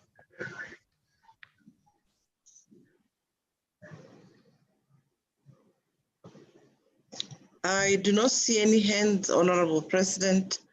I believe silence means consent, or we may kindly request honorable members to indicate adoption. Exact.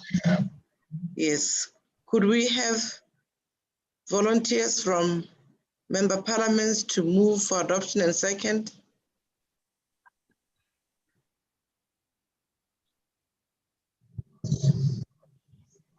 There's a hand from Honorable Speaker, Mozambique. Senhor Presidente.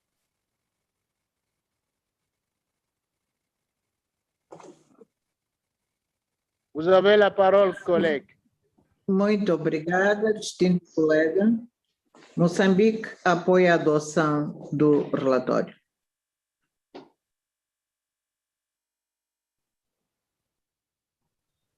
Merci. Qui appuie encore l'adoption du rapport? Oui, la RDC, il y a une main We à la have South RDC. Africa. Oui, allez-y. South Africa. Oh, okay. Ah.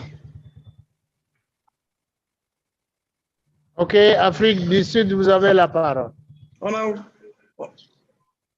Honorable Speaker. South Africa seconds the motion to adopt the report by Mozambique.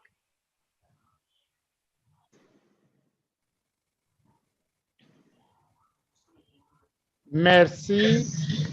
Après les deux motions qui soutiennent l'adoption du rapport, l'Assemblée plénière déclare recevoir et adopter dûment le rapport. Je vous remercie.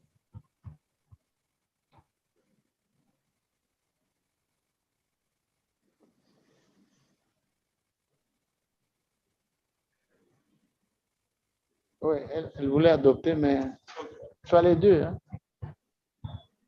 Allez, honorable Anna-Marie.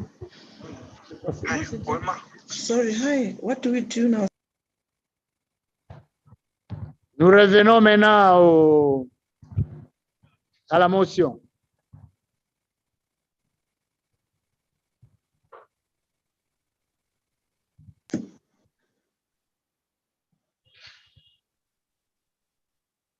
C'est le collègue de la Namibie qui avait la parole. Ronald, could you kindly give us a final?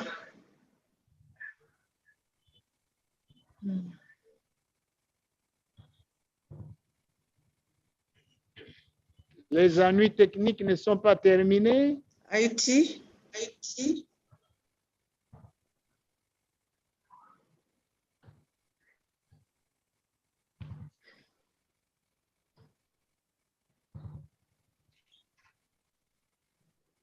There's no sound, no sound. Still the same. It's not sabotage, isn't it? No, it's So it's a natural glitch. Honorable President,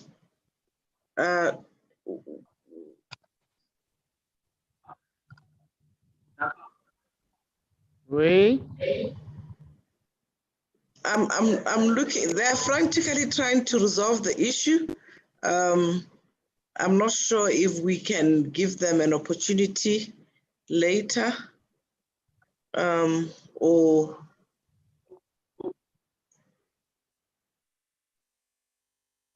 I do not see any other hands. That is my dilemma. Yeah, it appears that was the last intervention for this report, and we are failing to get sound.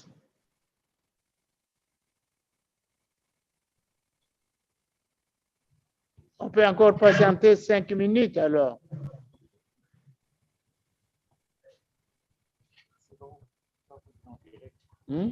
Celui-là ne se rend pas compte, Namibie, il ne se rend pas compte qu'il est en territoire entre le... Merci, honorable. Merci beaucoup, honorable.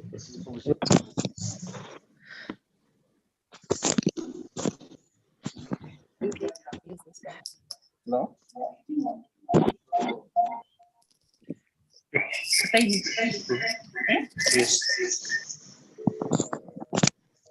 Are they coming through?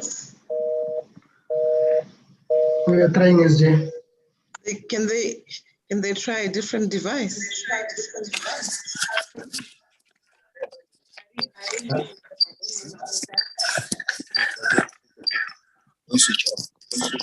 Okay. This doesn't have on. Telephone.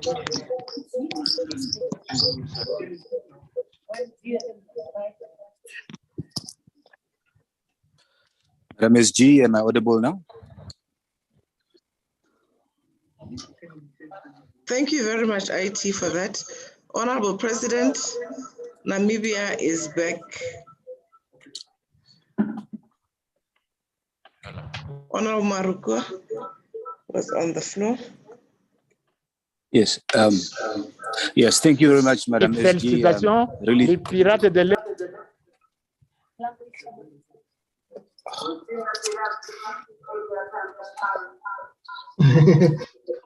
Apologies. Can you kindly switch on the other device volume? Because we are receiving feedback. Just do that again. Sure.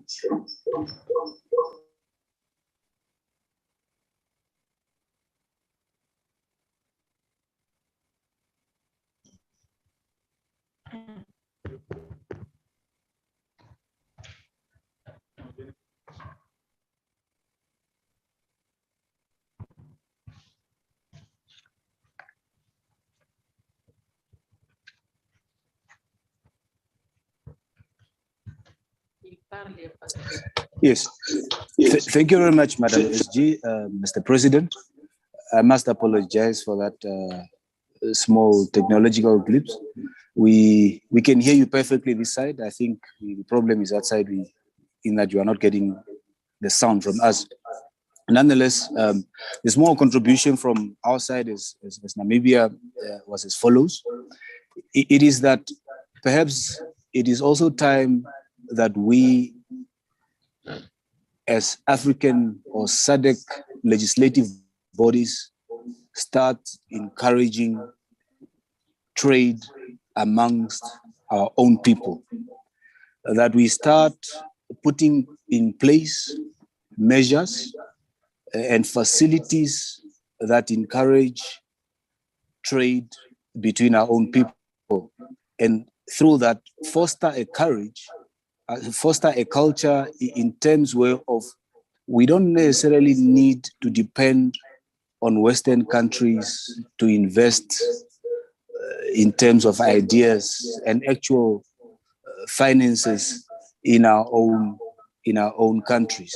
One perfect example of how we can do this is through creating these fully fledged development routes. It is pretty easy to create this interdependence amongst our own nations along development routes. If, for one example, is the development route that exists between Namibia, Zambia, and the DRC. We have not, especially as these three nations, optimized this route in terms of mapping the resources that we have along the route, the capacity of the people that we have along the route, and therefore our people are not really encouraged.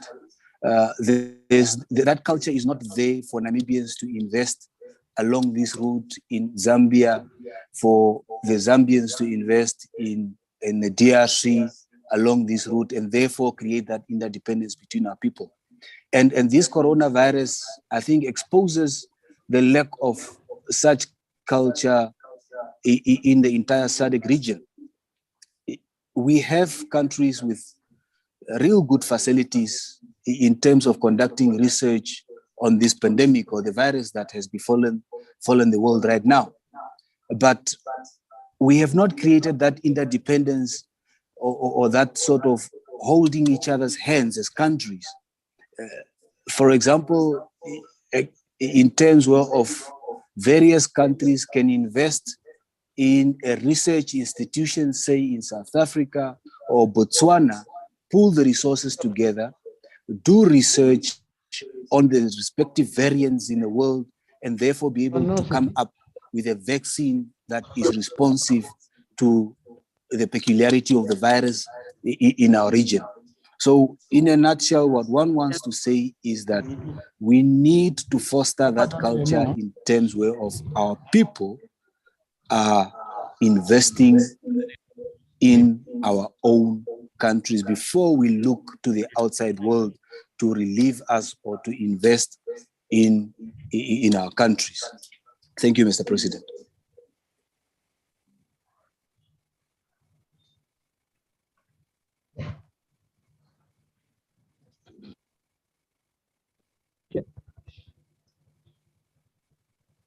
There are no other names, Honorable President.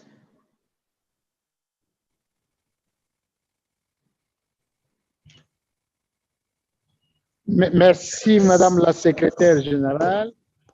Personnellement, je félicite les collègues et je les soutiens pour la proposition de construire une route qui relierait les différents pays qui viennent de présenter. C'est une route capitale, indispensable. C'est pour traduire en fait en acte l'idée de l'unité et du commerce entre les États.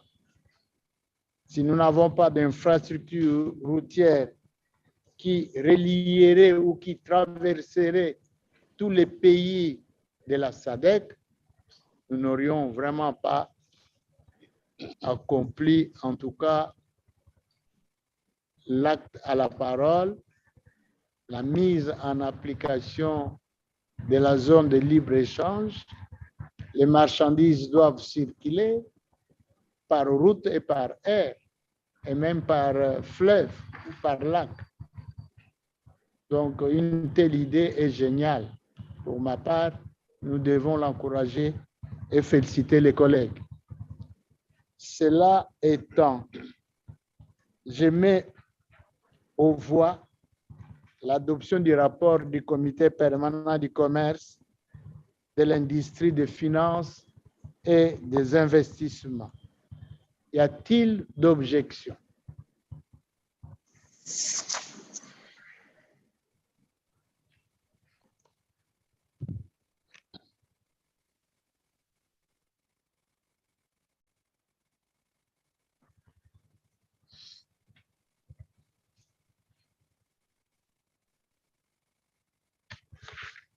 Y a-t-il d'objections, chers collègues,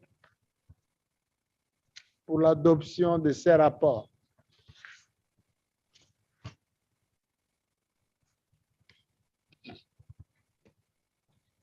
Madame la secrétaire générale, avez-vous constaté d'objections là-bas? Il y a des mains levées que je ne vois pas.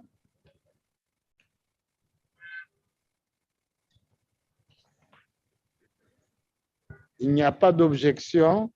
There are no objections, Honorable President. Donc, il n'y a pas d'objection. Le rapport est dûment adopté par l'Assemblée plénière. However, Honorable President, Honorable Ndebele's hand is up to respond, I guess, to the contributions. Certainly, Madam Secretary General. Ah oui. It's not an objection. Thank you. Okay. Thank you, Mr. President. I wish to thank honorable members individually and severally for their key interventions, which our committee will adopt and take on board. Mr. President, let me quickly indicate that I agree unreservedly with sentiments from my honorable sister Mupariwa, that our governments in the SADC region need to double up efforts to guarantee that women who constitute the bulk of cross-border traders are protected from sexual harassment. Mr. President, sexual harassment is a vice that must be fought tooth and nail. Our report is fully aware that women are on record as falling prey to unscrupulous transporters, irresponsible citizens of the SADC region, and sadly, at times, demands for transactional sex have been linked to security agents who are supposed to protect the women in the first place.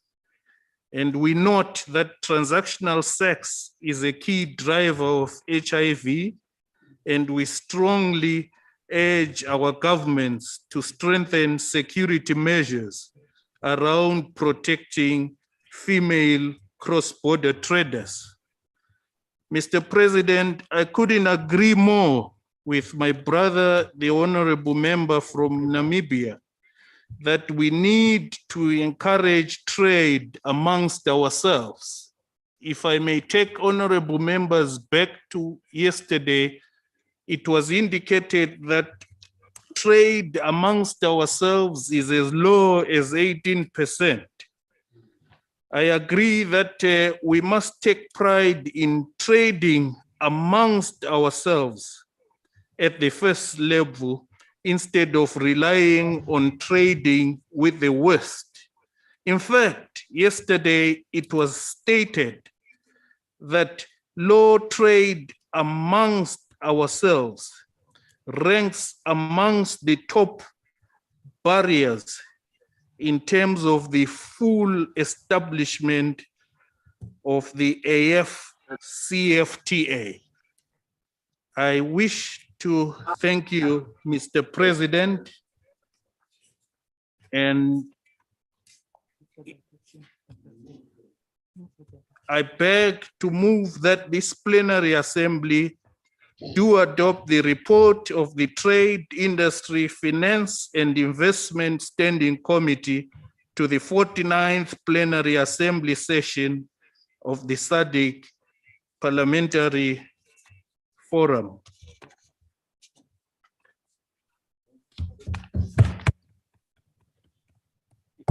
Merci, chers collègues.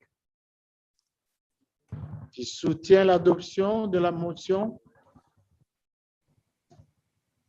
ou l'adoption du rapport?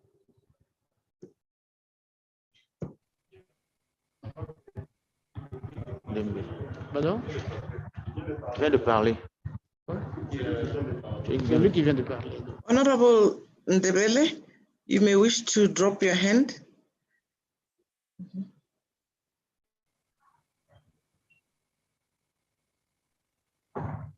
Honorable President, the seconding was already done.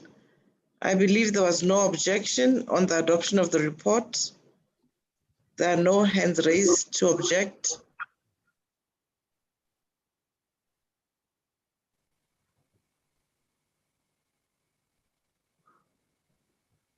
Merci, collègues. Encore une fois, les rapports du comité permanent du commerce, de l'industrie, des finances et des investissements est dûment adopté par l'Assemblée plénière. Je vous remercie.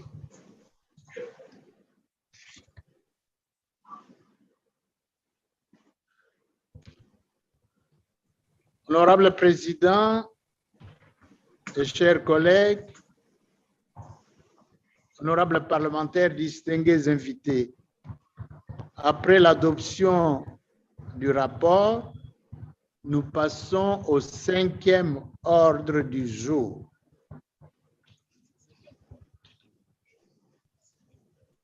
Au 5e point de notre ordre du jour. J'invite la secrétaire générale à nous lire le 5e point de l'ordre du jour.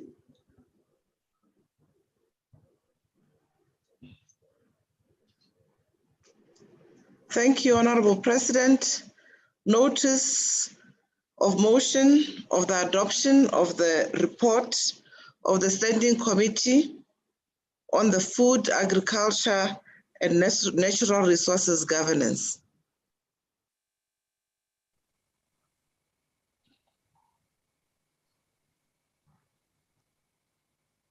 Merci, Madame la Secrétaire générale.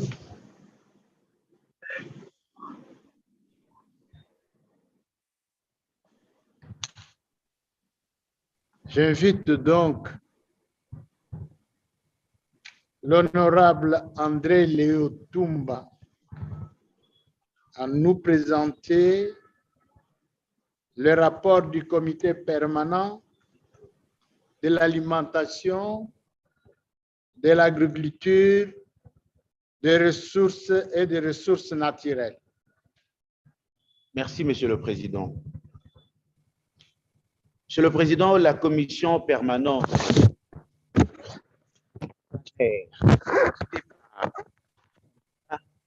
en vertu de la règle 42C du règlement intérieur du Forum parlementaire SADC s'est réunie virtuellement le lundi 12 avril 2021. Pouvoir et membres de la commission présents, 11 des 15 représentants des parlements membres du Forum parlementaire SADC sont présents comme suit.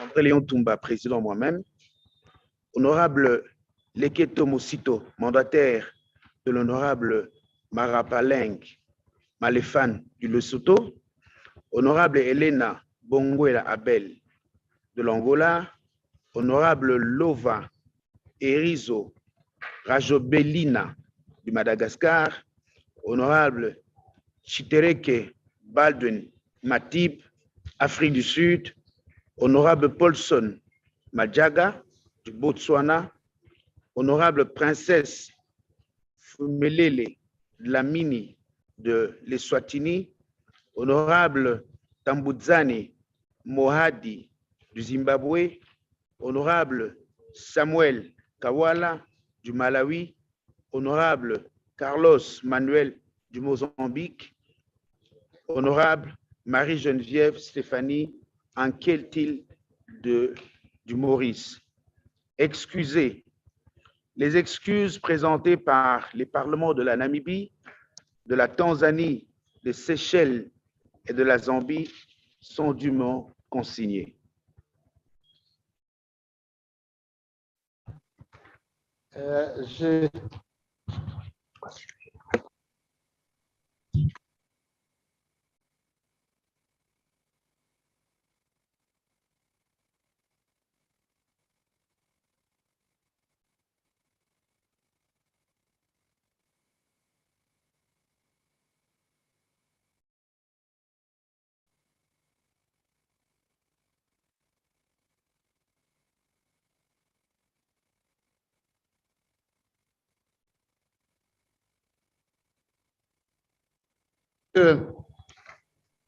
J'ai demandé à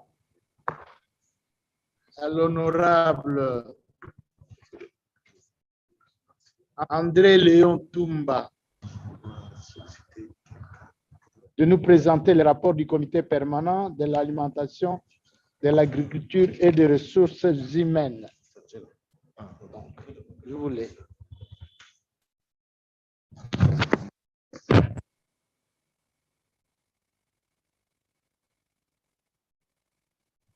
Je propose la motion en mon nom. D'accord. Le président dit. C'est moi qui dis. Date de notification de l'avis, 26 juin 2021. There is no sound, no sound. The seconder.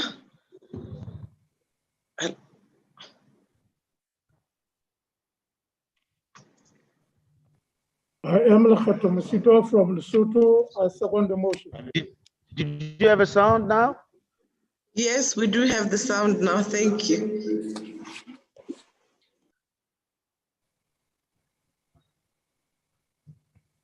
Honorable Toon. Can I go ahead? There's no sound still. We can't hear you.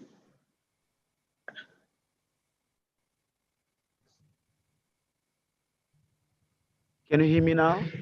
Oh, yes, yes, we can hear you now. Thank you.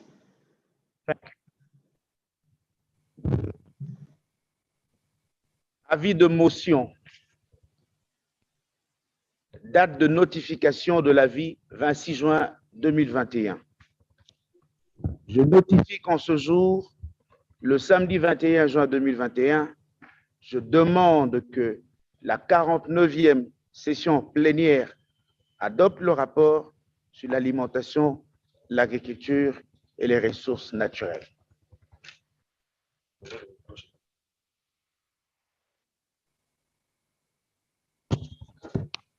Alors, je demande à mon tour s'il y a un collègue qui appuie la motion.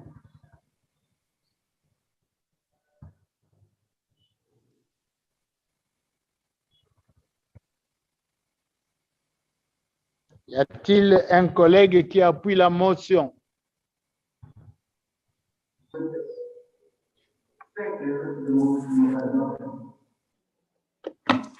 I am Lakato Musito from Lesotho. I second the motion.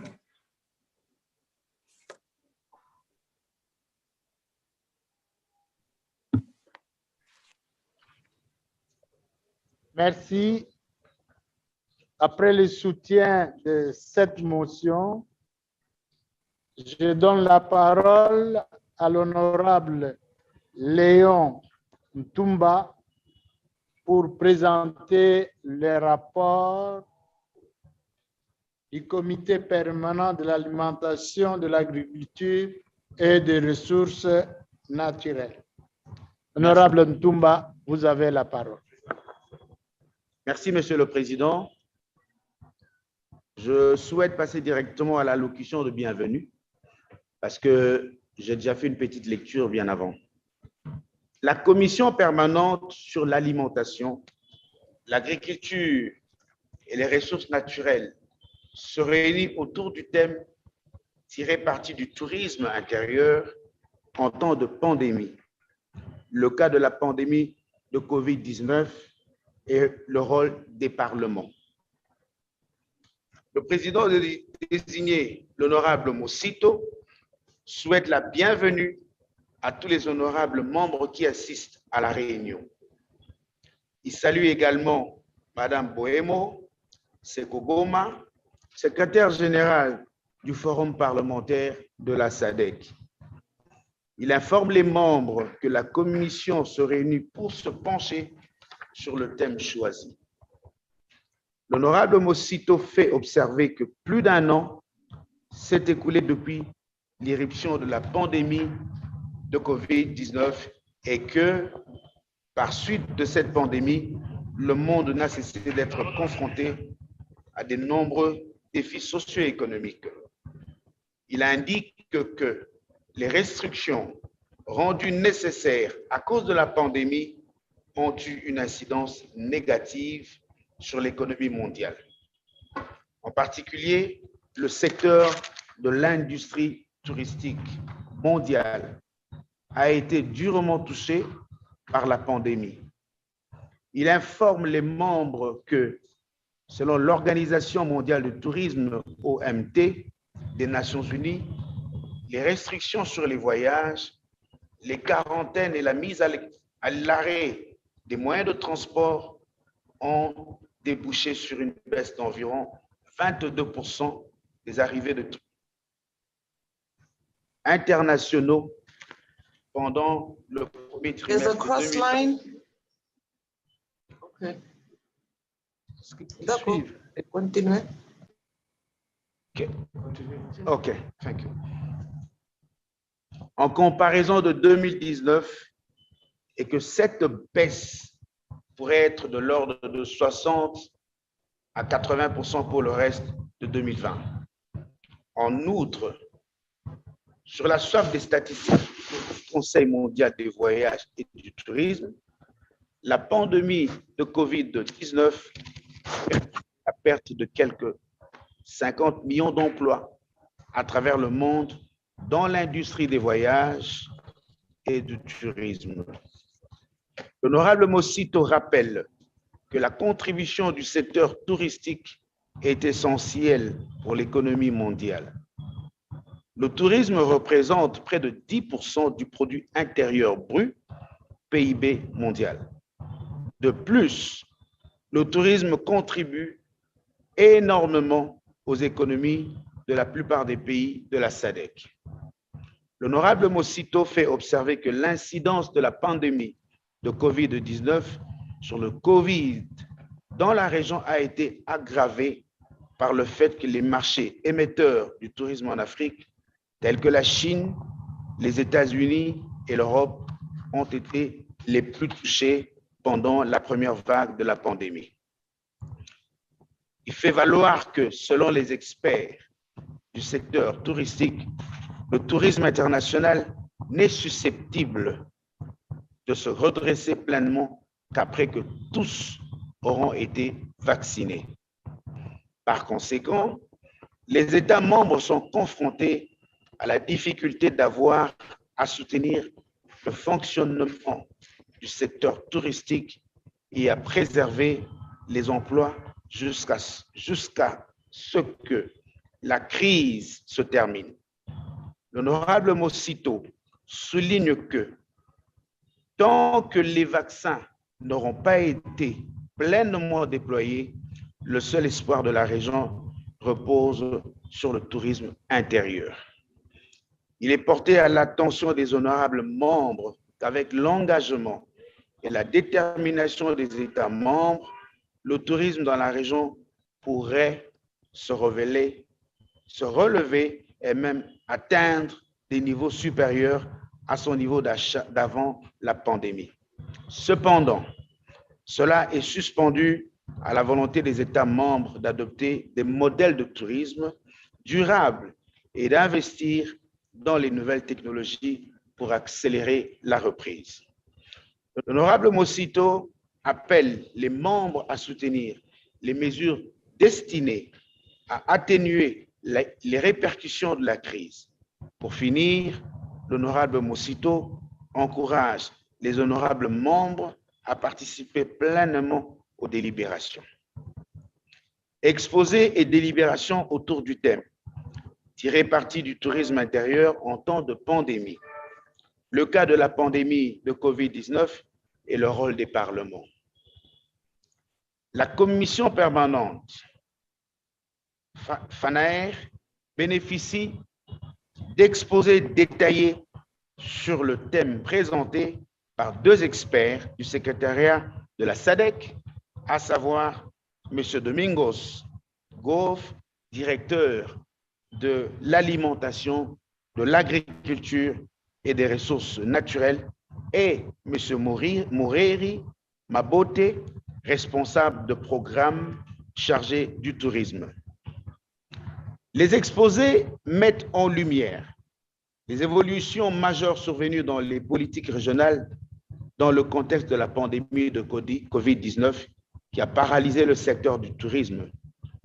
Il est mentionné, par exemple, que le protocole de la SADC,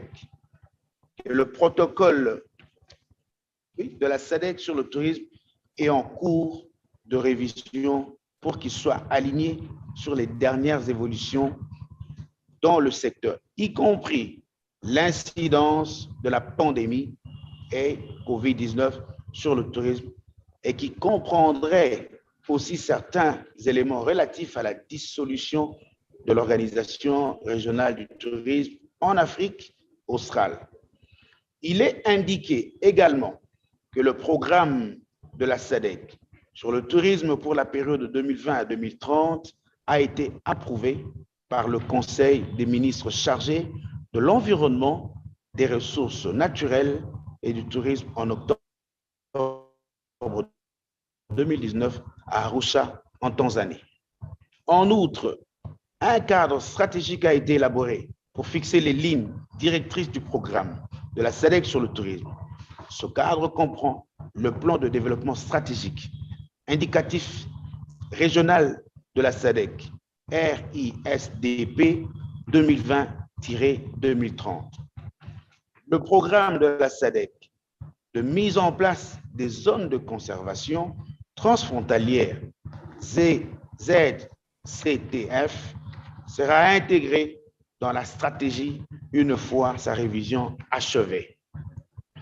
La Commission est également informée qu'à la suite de l'adoption du programme de la SADC sur le tourisme, le secrétariat de la SADC a été chargé d'élaborer un plan d'action chiffré comprenant des indications sur l'incidence de la pandémie de COVID-19 sur le tourisme dans la région, y compris des mesures de redressement recommandées dans le cadre des scénarios possibles à l'échelle tant mondiale que régionale.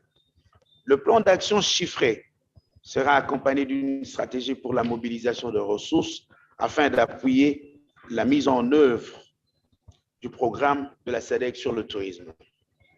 La Commission prend note de l'approche à 2 volets requise pour l'élaboration d'un plan d'action chiffré axé sur la COVID-19 pour le secteur touristique, à savoir la réalisation d'une évaluation du contexte touristique actuel et la conception des scénarios de développement, tenant compte des répercussions de la pandémie de COVID-19 ainsi qu'un ajustement des priorités et l'accent mis sur les propositions contenues dans le programme de la SADC sur le tourisme.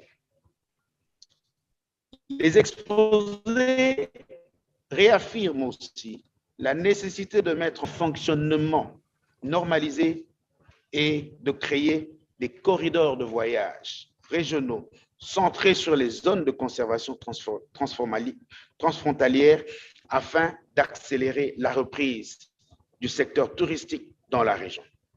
L'accent est mis tout autant sur le fait que la reprise du secteur touristique de la région repose sur la simplification des procédures de visa et d'immigration.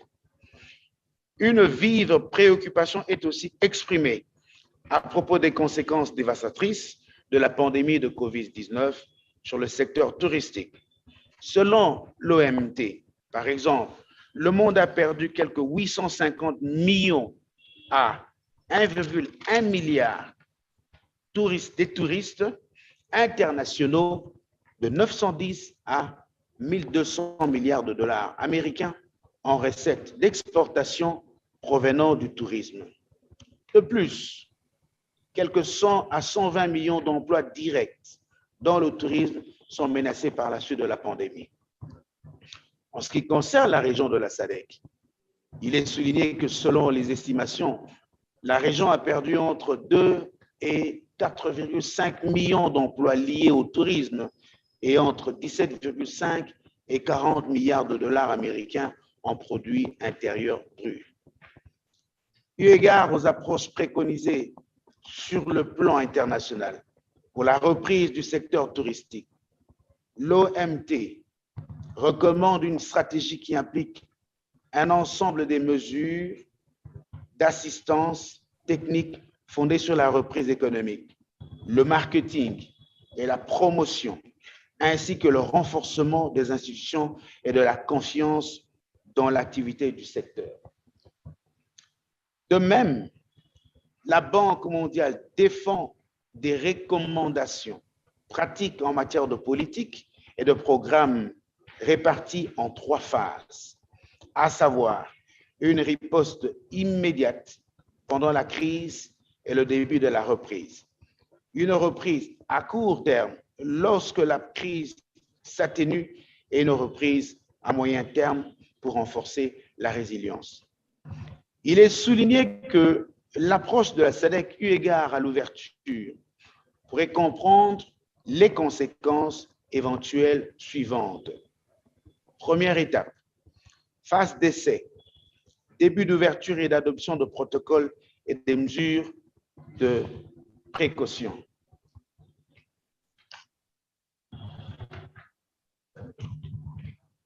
Deuxième étape, phase d'ouverture précoce et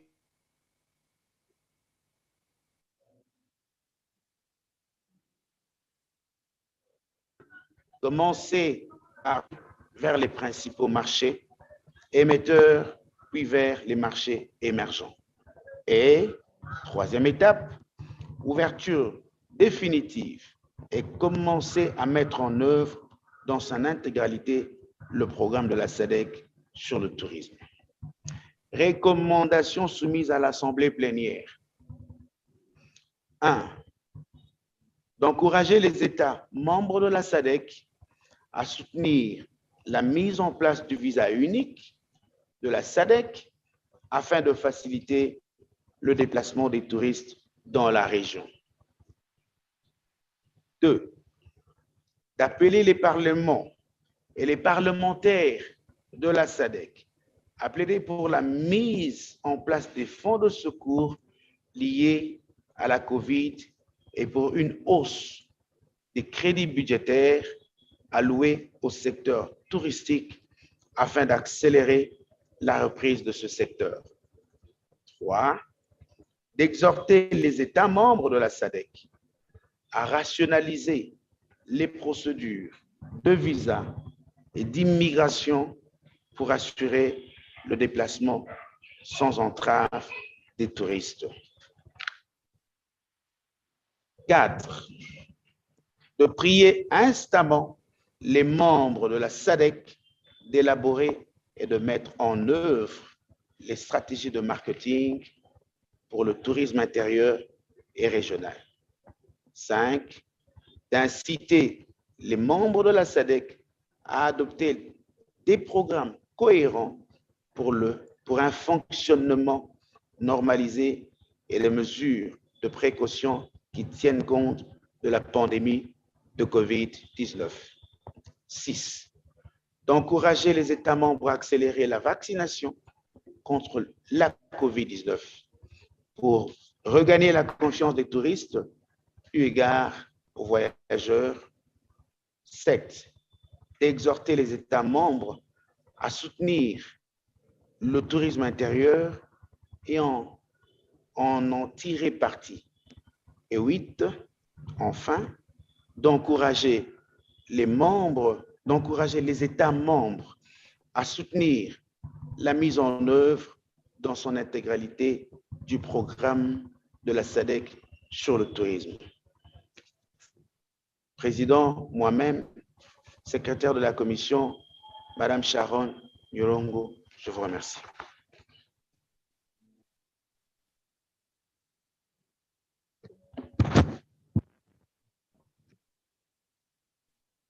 Merci. Je voudrais d'abord remercier l'honorable Léon Toumba pour la brillante présentation du rapport, un rapport vital sur l'alimentation, l'agriculture et les ressources naturelles.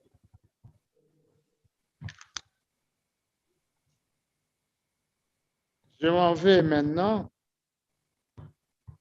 permettre à l'honorable Lekoto Mosito, qui appuie la motion, de débattre de l'appui à cette même motion. Honorable Mosito, vous avez la parole. Thank you, Mr. President. I rise to support the motion on the report of the Standing Committee of the Food, Agriculture and Natural Resources that has been able moved by Chairperson Honorable Andrew Leon Tumba. Mr. President, in agreeing with the mover of the motion, let me state without doubt that the COVID-19 pandemic has had a devastating effect on the global tourism sector. Notably, Southern Africa has been severely affected by the pandemic, mostly due to the fact that tourism contributes immensely to the economies of most other countries. Mr. President, I also wish to reiterate the need for SADC members state to implement consistent standard operating protocols across the region and establish regional travel corridors in order to fast-track recovery of the tourism sector in the region. I further support the proposal put forward by the mover to simplify visa and immigration procedures in order to accelerate the recovery and restore the region's tourism sector. Similarly, SADC member states need to support the implementation of the SADC Unified Visa to facilitate the ease of movement of tourists across the region. Mr. President, given the high infection rates in Southern Africa, it is now becoming more and more apparent that SADC member states need to fast-track COVID-19 vaccinations in order to save lives and gain back travel confidence of tourists.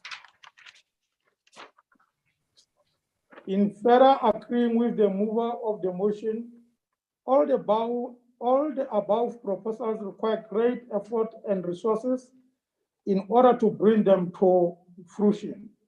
This calls for SADC parliaments and parliamentarians to lobby their member states for increased budgetary allocation and COVID relief funds towards the tourism sector to speed up recovery of the sector.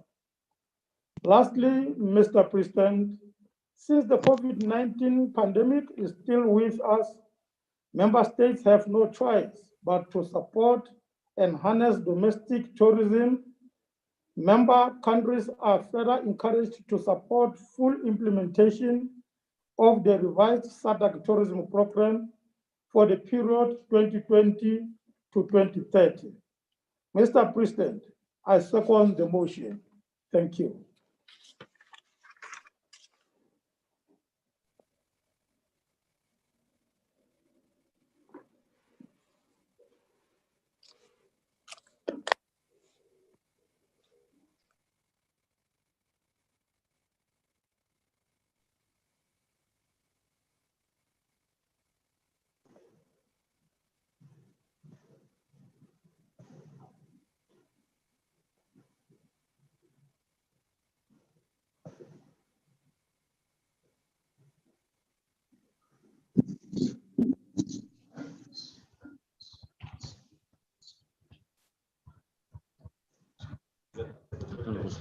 Hein? C'est fini?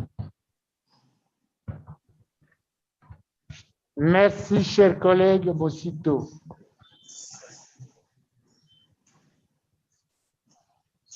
Je veux maintenant, nous ouvrons donc à présent la motion au débat.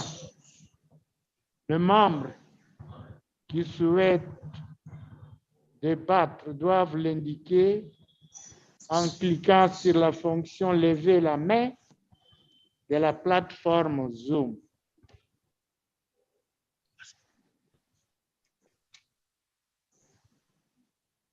Honorables membres, nous vous rappelons que pour des raisons de précision de l'enregistrement du procès verbal, vous devez toujours dire ou communiquer votre nom, votre pays lorsque vous avez la parole. Qui veulent intervenir? Honorable membre. Zimbabwe et Angola.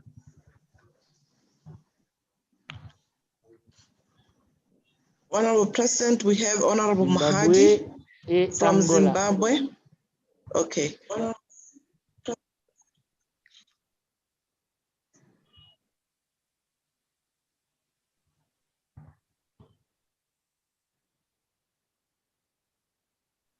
Honorable Mouadi, vous avez la parole. Mouadi.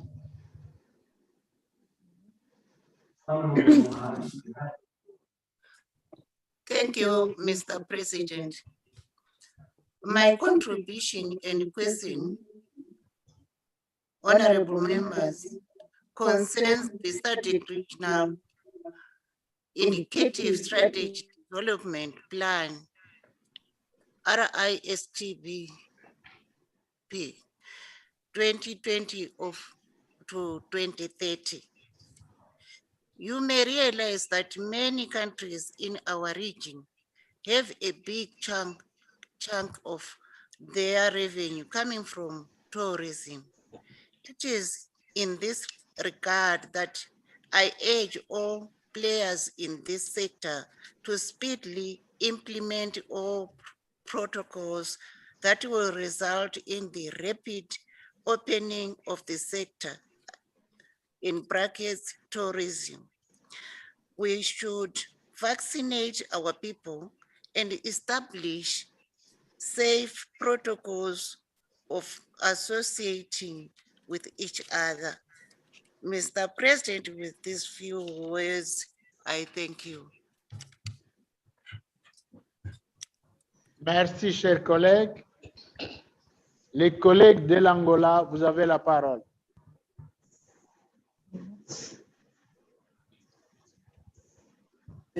Eu sou a Helena Abel, parlamentar angolana. O relatório foi exaustivo com relação a questões do turismo e eu vou me ater realmente a algumas questões ligadas à agricultura. Se tivermos em conta a declaração de Malabo, que aborda o crescimento e a transformação agrícola para a prosperidade de partilha e melhorar condições de vida das populações, a estratégia de segurança alimentar e nutricional e outras mencionadas, portanto, a nível do nosso relatório de síntese,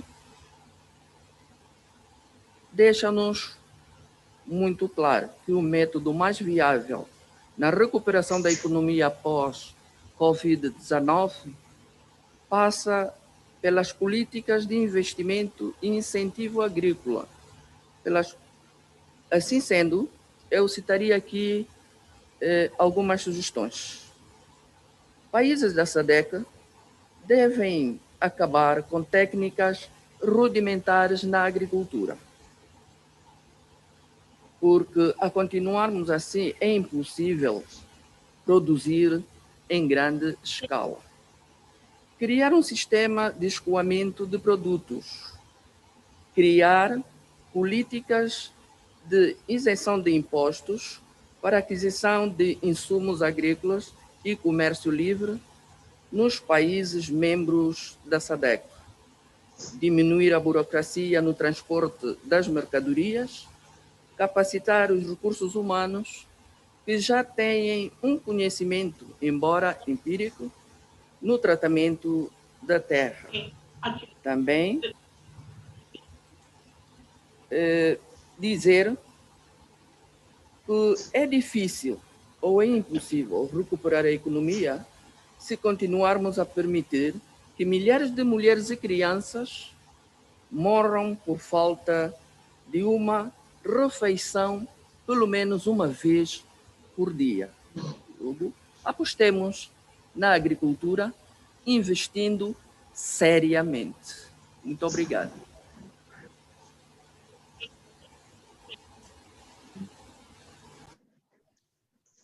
Merci, chers collègues. Les collègues de la Namibie. Vous avez la parole, collègue.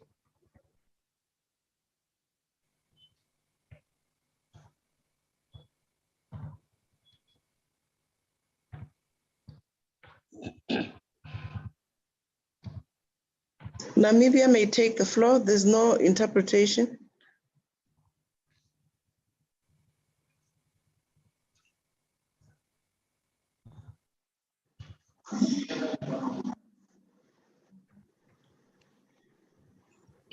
Il n'y a pas. Il n'y a pas de traducteur. Il n'y a pas. Il a dit qu'il n'y a pas de traducteur, c'est pas pourquoi. Namibia, no sound.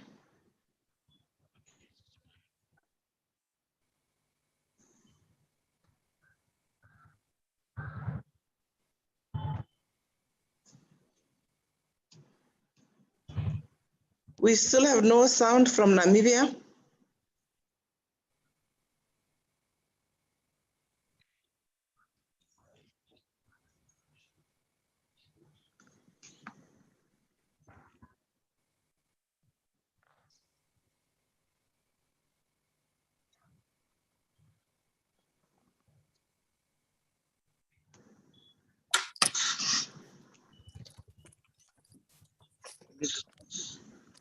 Le rapport, c'est combien de pages? 6 pages. 6 pages. Oh. Thank you.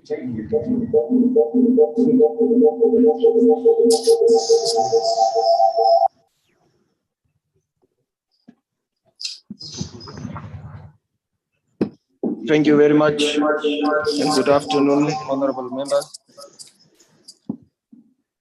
My name is Philippus Vito Katamelo from Namibia.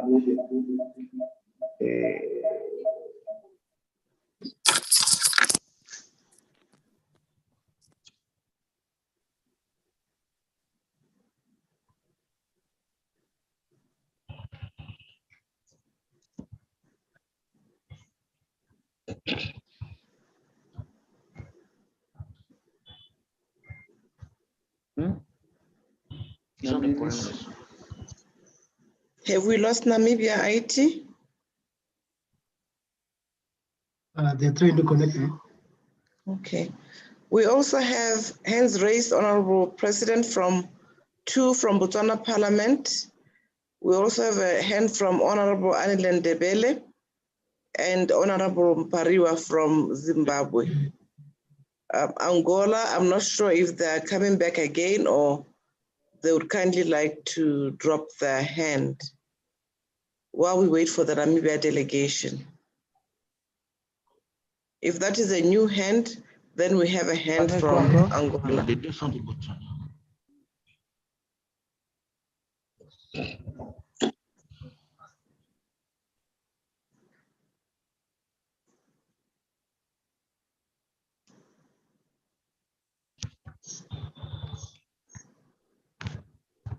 Thank you. Voilà, Mr. pour la President. deuxième fois, les pirates de l'air attaquent encore en Namibie. Hein? La SADC doit prendre des dispositions pour lutter contre les pirates de l'air. Hein?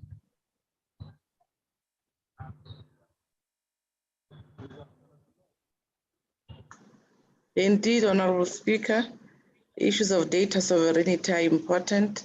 IT kindly confirm security check. We have they are trying to connect, Honorable President. They're logging into another device. One man, what's this up? Yellow.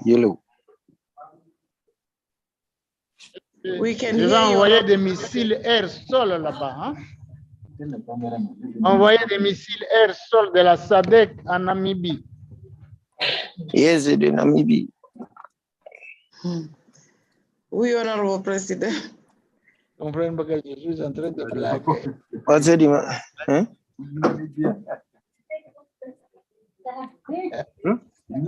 Ils sont libérés maintenant.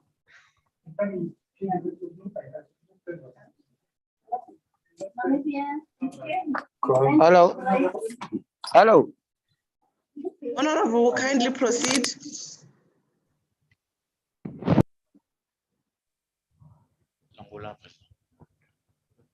Alors, c'est le tour de l'Angola en attendant que la Namibie soit libérée des pirates. L'Angola, vous avez la parole, chers collègues.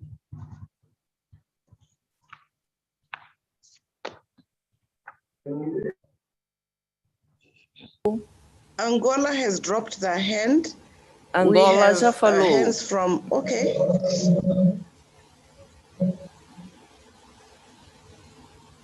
Okay.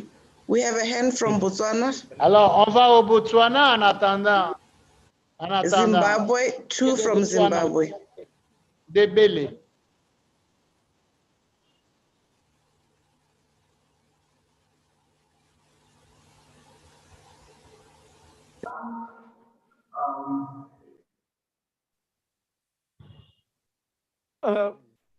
Thank you, Mr. President. My name is Honorable Paulson Majaha from Botswana. Mr. President, I stand to support the motion. Mr. President, the sector of agriculture and tourism was much affected by the COVID-19 scourge.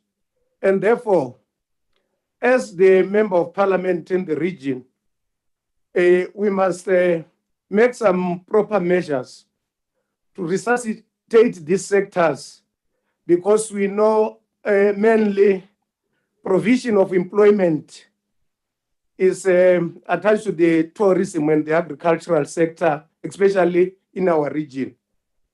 So we must open up our tourism sector and remove all the barriers which were associated with the businesses of tourism, especially in the borders, whereby you find that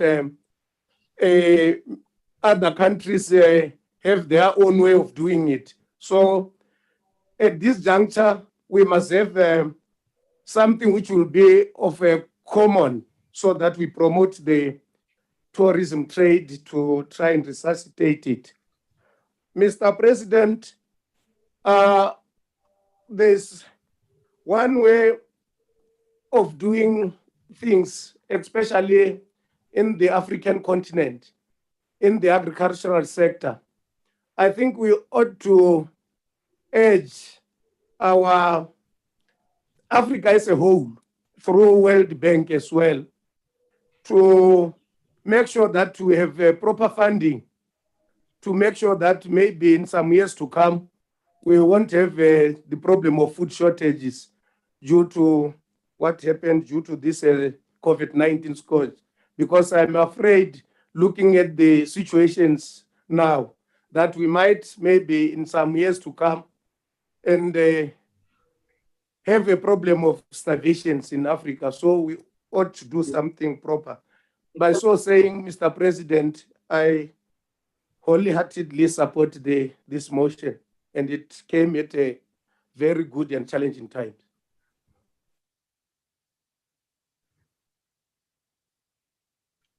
We have a hand from Zimbabwe, Honorable President, and another hand from Honorable Pariwa, and Namibia still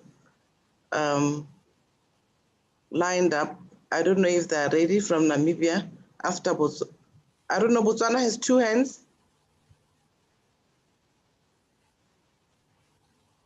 Alors, il y a un collègue de Botswana qui vient d'intervenir. Alors, il y a un deuxième de Botswana qui avait aussi demandé la parole. S'il peut intervenir. En attendant la libération des collègues de la Namibie.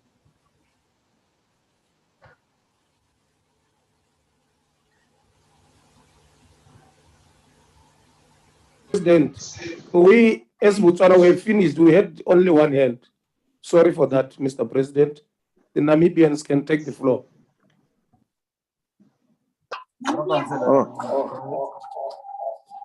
Once again, good afternoon, honorable. Délégation namibienne. Si vous êtes libéré des pirates de l'air, prenez la parole. Once again, thank you and good afternoon, honorable members and fellow Africans and SADC family. I want to reiterate, I am Philippus Vido Katamelo from Namibia. One of the challenges and shortcomings, and it's that the previous speakers echoed on the sentiment that says agricultural reproduction is the severity of sustaining livelihoods moving forward. In the Queen's language, they will say, develop agriculture to feed the nation. So our agricultural investigation calls for competitive advantage and creating of those conducive environments that can foster trade between interstates. The good thing that I like as a first comer to SADC PF is that at least there is a family of cohesion from which we can regenerate our ideas, our challenges, and our shortcomings, and how to harness the competitive advantage to bridge and better agricultural production on any space, be it agriculture, be it challenges. However, there is one thing that I iterate since yesterday, as alluded by Advocate Mudenda, is that the inter-African trade between states, most especially between SADC states, has to increase for us to be of meaningful assistance to each other. We have created a lot, and we talk now about tourism, but the big question I have was to say, what kind of tourism are we talking about? How do we foster the tourism between inter-African states, between SADC states? Truth to be told, maybe I'm too young, but I can't recall people from Namibia visiting Lesotho. I can't recall people from Lesotho visiting Botswana in meaningful numbers. You get here and there a number, but the tourism sector, we need to negate that in order to be also sustainable in terms of the tourism sector that we breed. We have read one of the recommendations was to say,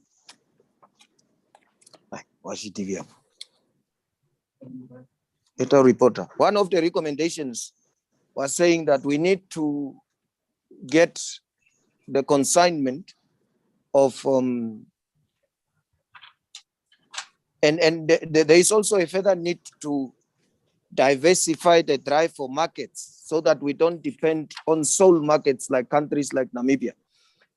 Now, when we read the recommendations to the plenary, it says, the first one, it encouraged SADC member states to support the implementation of SADC unified visa to facilitate movement of tourists across the region, which is a very good intention, but if there is no due date, what is the due date for this action to take place? If there are no due dates, then we are continuously going to repeat and come up with very good recommendations, but they say if it's not measurable, if it's not attainable, then it's not going to be quantifiable. So we need, whatever recommendation we come up with, we need to have some kind of due dates and action plans for us to achieve that meaningful recommendations for the benefit of SADC and all its people. It says, we urge member states to support and harness domestic tourism. But how are we going to achieve this?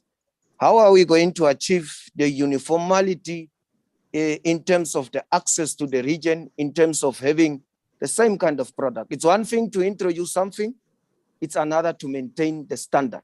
It's another to breed and to grow that cohesion. So I think, echoing the same sentiments that, as I say, agriculture is the food sustainable production. The more the people are on planet Earth, the more the people are on SADC, they must eat. So with that, I support agricultural production and have those shortcomings. And lastly, also thank the host country, Botswana, kire batho ba ko gae ke molemo ke boitumelo ke a leboga pula.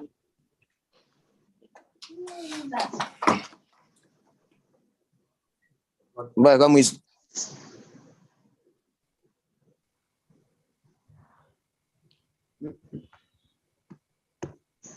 Honorable President, we have Honorable Anile Ndebele and Honorable Mapariwa who are waiting to take the floor. Mapariwa. Ils prennent la parole à tour de rôle. Chers collègues, vous avez la parole à tour de rôle. Thank you, Mr. President. I'm just going to limit my debate to the tourism sector. Let me note that my brother from Namibia almost took all words out of my mouth. But the advent of COVID-19, Mr. President, has shown us that in most of our African countries,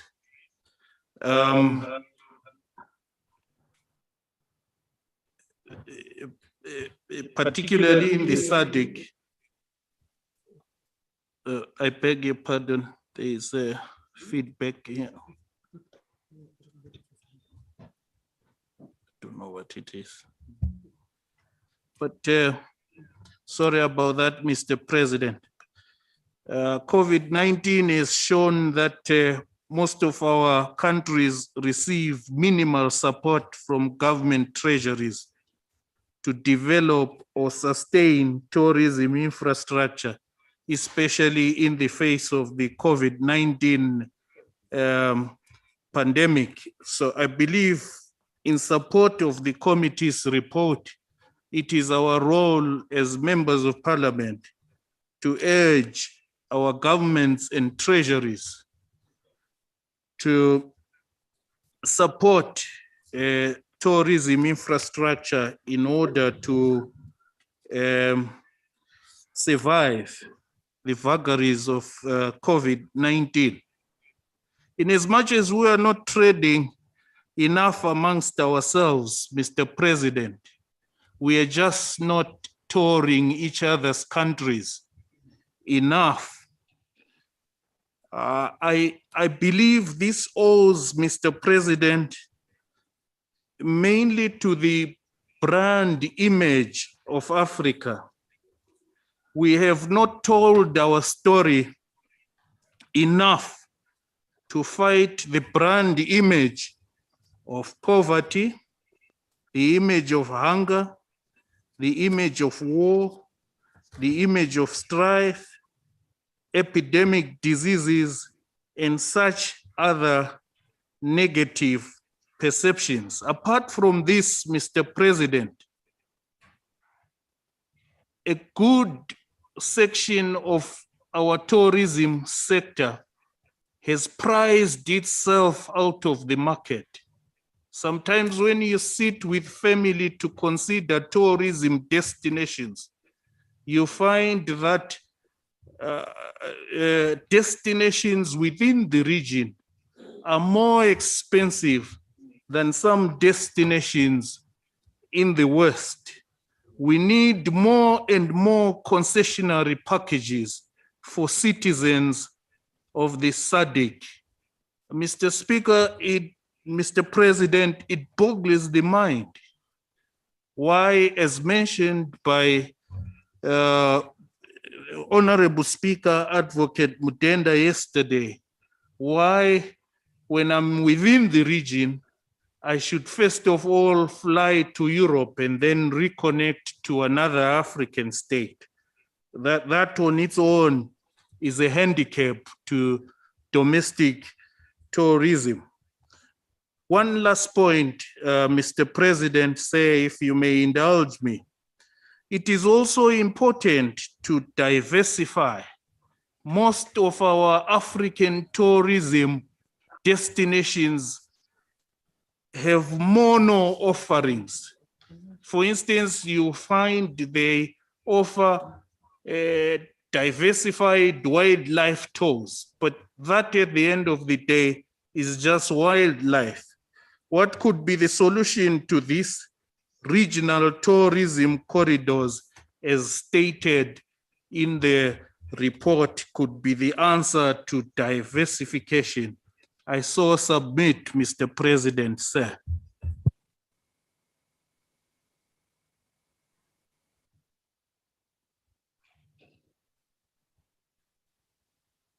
Merci, chers collègues. Y a-t-il encore l'autre collègue qui voulait intervenir? Vous avez la parole, collègue.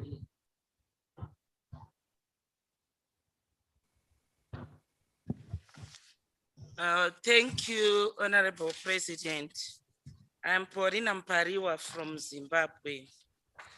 Let me begin by thanking the presenter of the report, and which I really humbly associate with.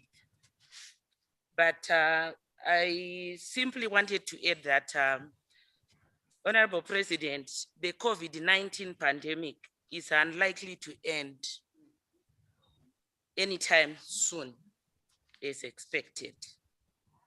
although most countries, Honorable President, have taken the priority in terms of essential services for vaccinations, you would find that we are talking about agriculture, we are talking about industry, we are talking about the natural resources, where you have people who work in the national parks, on the farms, in the manufacturing sector. And these are supposed to be taking care of those that are actually supposed to give us revenue, hotels, for example. But if they are not vaccinated, if they are not given the priority of actually accessing better working conditions, vaccinations, PPEs, just as an essential service, then we are doomed as a region. We need to prioritize the workers as essential services because they are supposed to be looking after those that we also call essential service. And it is my humble submission, Honorable President, that we need as a region to urge our governments to give priority in the various sectors that are also mentioned in this particular report. Otherwise, I want to congratulate the chair who has presented the report and the second, and I associate myself with the recommendations and resolutions. Thank you, Honorable President.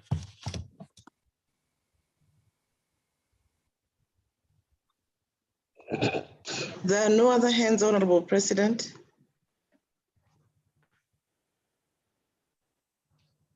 Merci, merci, chers collègues. Voilà.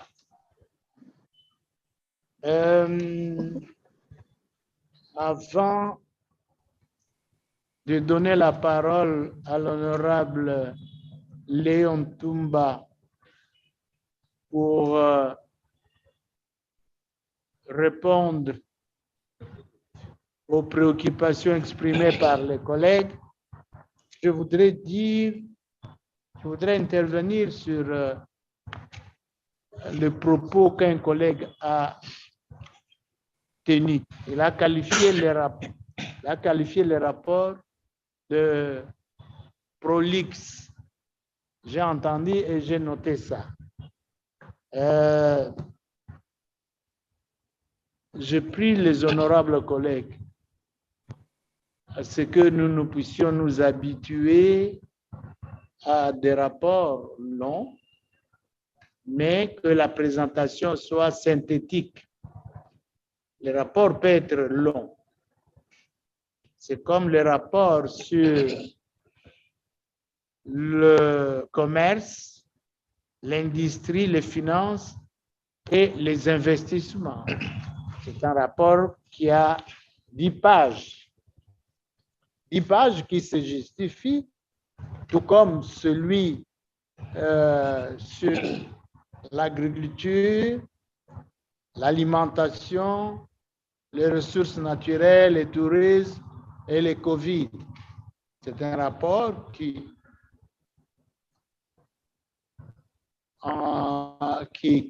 contient beaucoup de domaines, beaucoup d'aspects. Un tel rapport ne peut être que long, mais pas prolixe. Il peut être long, mais pas vraiment prolixe. Il ne faut pas traiter de rapport des collègues de prolixe, parce que prolixe, on sait ce que ça signifie. Le rapport est long. Il est long parce que il embrasse plusieurs matières, il touche plusieurs matières, plusieurs secteurs, plusieurs domaines de la vie. Mais c'est un rapport vital, il ne peut être que long. Il ne peut être que long. Donc, je voulais apporter cette nuance-là. Et maintenant, je passe la parole au collègue Léon Toumba pour répondre aux préoccupations exprimées par des collègues. Merci. Je tiens à vous remercier, Monsieur le Président, pour l'opportunité que vous m'accordez de devoir donner quelques éléments de réponse. Sans plus tarder, je commence par le commentaire que vous venez de dire. Il est vrai que le rapport est long. Il est aussi vrai que la situation actuelle nous demande ou nous a demandé de pouvoir aller en long et en large par rapport. Parce que la situation du Covid, qui a comme conséquence le tourisme, c'est un problème qui est finalement mondial. Et nous, au niveau de la SADC, ce que nous voulons faire, nous voulons voir dans quelle mesure on peut faire pour, j'allais dire, trouver une solution à cette perte au niveau touristique. Je voudrais faire un autre commentaire qui est le suivant. L'Afrique en général dépendait ou dépend des aliments qui viennent de la Chine, qui viennent de l'Inde. Seulement, à cause de cette pandémie, eh ben, tout ce que nous attendions de l'autre côté n'arrivait pas. Mais par contre, si nous, au niveau de la SADC, arrivons à pouvoir contenir ce fléau du Covid-19, je ne pense pas qu'on aura à dépendre. Alors, je pourrais dire que la SADC prend en compte cette situation. Non seulement qu'elle prend en compte, mais elle apporte une solution. C'est ce qui est dit dans beaucoup de choses que nous avons de lire dans notre rapport. Il y a une situation qui était très importante, qui disait que les pays doivent avoir des techniques rudimentaires. Ça, c'est très important. Nos pays de la SADC doivent avoir des techniques qui peuvent aider à contrer cette pandémie, qui peuvent aider à contrer ces problèmes que nous avons rencontrés, que nous rencontrons au niveau de l'agriculture. On a suggéré, un collègue qui a suggéré de créer des systèmes de production. Effectivement, nous n'allons plus parler des systèmes de production anciennes, mais par contre, on envisage d'avoir des systèmes de production dans le futur.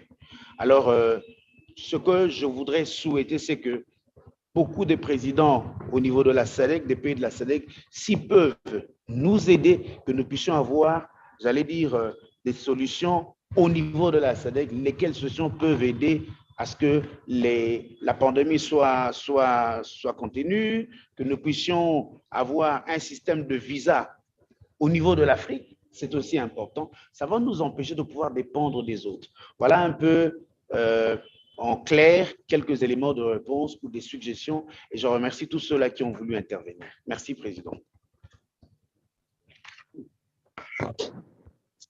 Merci, chers collègues. Alors, je soumets maintenant le rapport à l'adoption. Donc, je soumets le rapport du Comité permanent de l'alimentation, de l'agriculture et des ressources naturelles à l'adoption. Y a-t-il d'objection?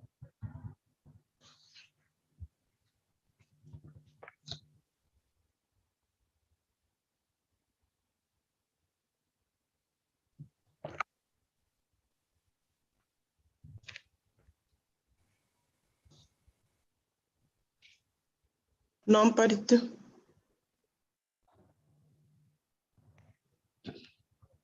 Il n'y a pas d'objection? Si, comme il n'y a pas d'objection, le rapport sur l'alimentation, l'agriculture et les ressources naturelles est dûment adopté par l'Assemblée plénière. Je vous remercie. Après l'adoption de ces rapports, nous passons au 6e point de l'ordre du jour. J'invite Madame la secrétaire générale de nous donner lecture du 6e point à l'ordre du jour.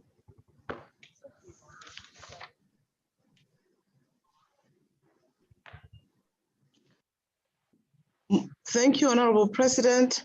Motion for the adoption of the report of the joint session of the standing committees on food, agriculture, natural resources, human and social development and special programs, and gender equality, women's advancements, and youth development.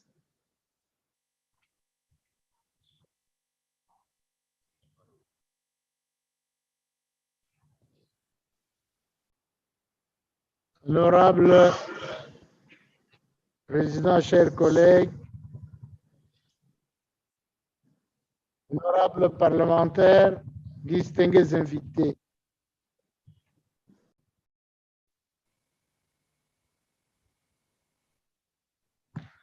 l'avis de motion pour l'adoption du rapport de la session conjointe des comités permanents de l'alimentation,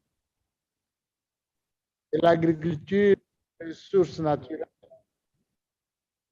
développement humain et social et des programmes spéciaux et de la promotion des femmes et du développement de la. Donc, je demande à l'honorable Rossi Bistoquette, honorable Biscothèque.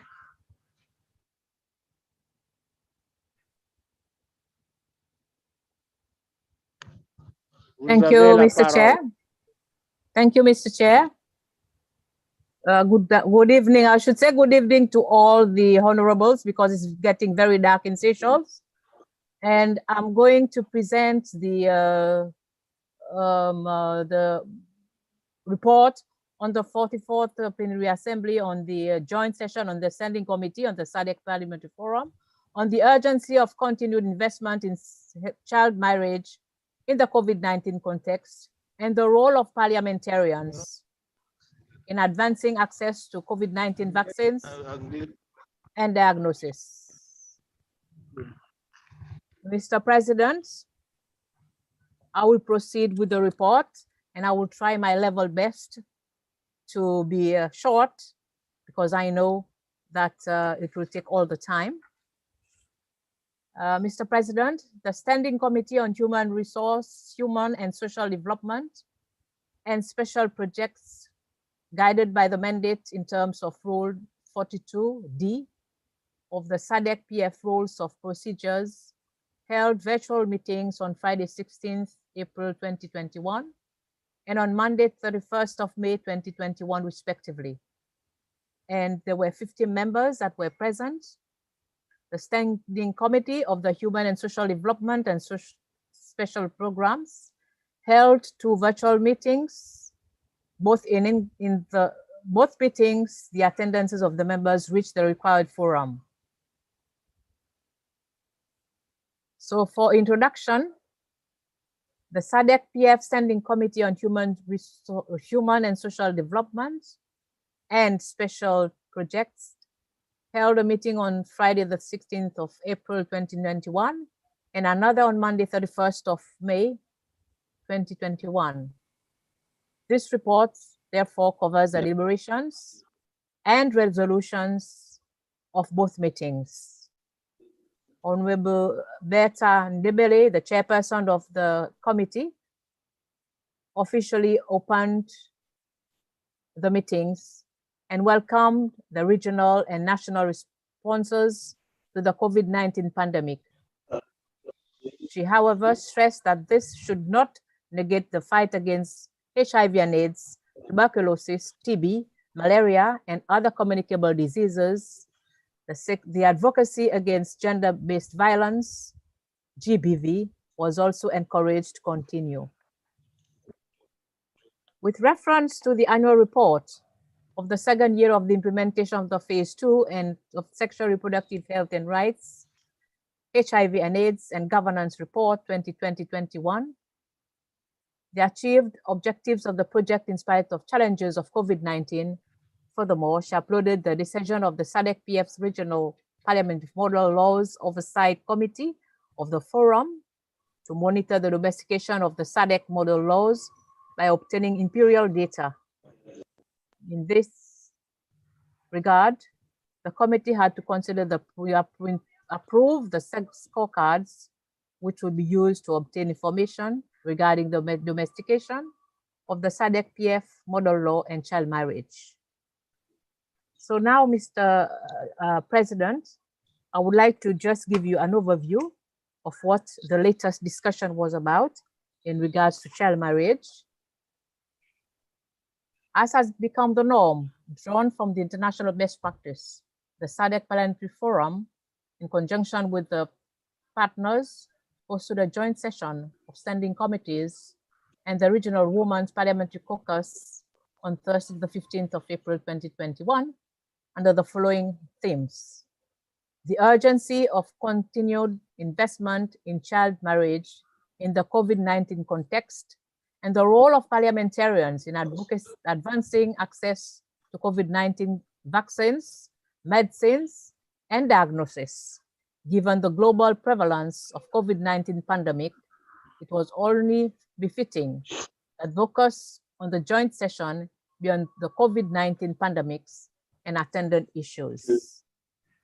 The objectives of the session was mainly expected outcomes of the joint sessions were as follows: to explore the raise awareness to the members of the forum on the impact of COVID-19 on the efforts to end child marriages in the region, raising awareness and strengthening the knowledge of the members of the forum through showcasing the Wait to Wed video series, and above all, the model law on child marriage with the aim of deepening their understanding of the model law, to provide an opportunity to members of the forum to interact and share with their counterparts in the implementation of child marriage related laws in their respective countries, to share with members of the forum the progress that has been made by some of the SADC member states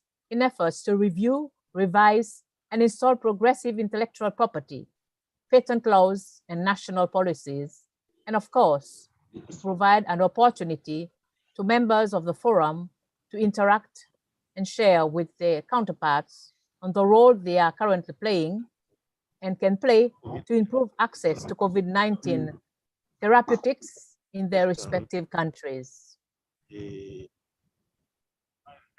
And during the session, there were various presentations made by various partners, namely UNFPAs, other bodies within the sexual reproductive health and rights.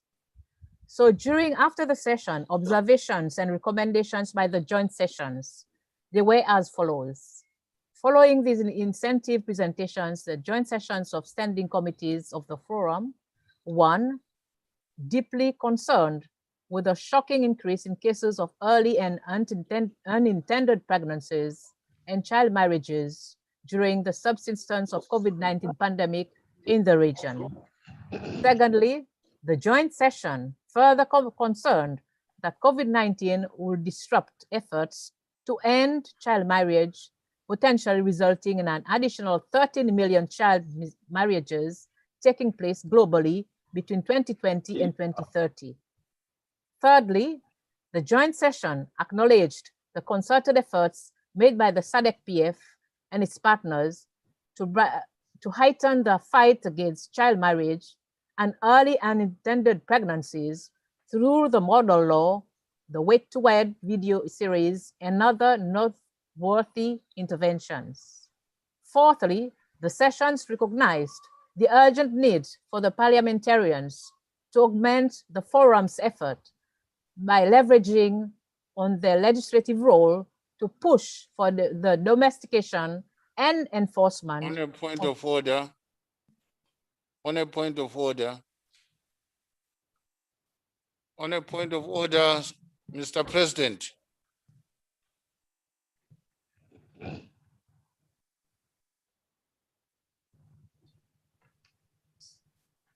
C'est fini?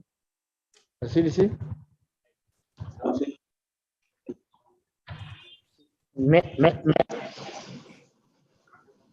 Secretary General, perhaps you can assist. The sixth order doesn't speak to what is being presented by the honorable member who is holding the floor now. Indeed, Honorable Speaker, there is need to communicate with the honorable member. There is that realization. If we are permitted through the honorable president, we may wish to be given at least a minute or two to confirm where the gap could be. Because in terms of our records in the Hansard, what you read as the sixth order of the day doesn't speak to what is being presented now. Perhaps you may need to confer with the president, the chair, and also the honorable member that is holding the floor now, so that we are together in terms of the delivery of the honorable member from Seychelles and what you read as the sixth order of the day. Honorable President, if you allow, may I kindly consult with the honorable member?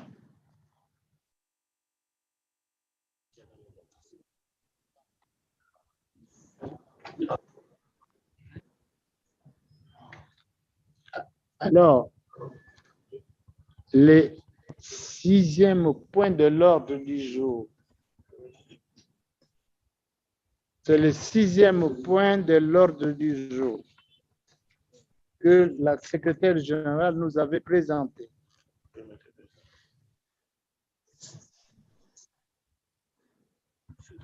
C'est ça le différent point, c'est qu'il y a eu un problème dans la transmission. Madame la secrétaire générale, qu'est-ce que vous avez au sixième point de l'ordre du jour? Il y a le rapport. Hold on, yeah. The sixth order is a joint session report of 3 committees, being the Food, Agriculture, and Natural Resources, the Human and Social Development and Special Programs, and the Democracy Committee, Honorable President. If you may allow, may I kindly consult with the Honorable Rosie Bistock and come back to you. I'm the one speaking. Yes, just hold on because I'm on the floor. Okay. Okay. So that is why I sent you a chat.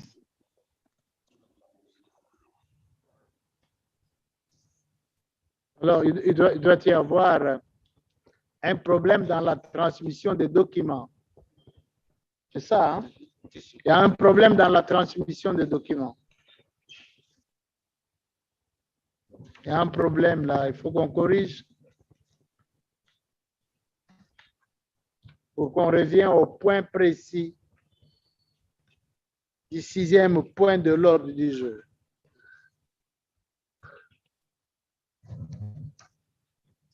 Mettons-nous d'accord sur le sixième point.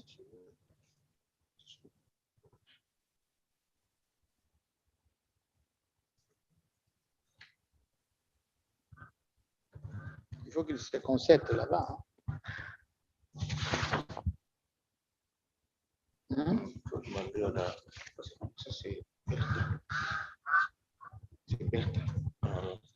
On a doublé, on a repris ce point-là 2 fois.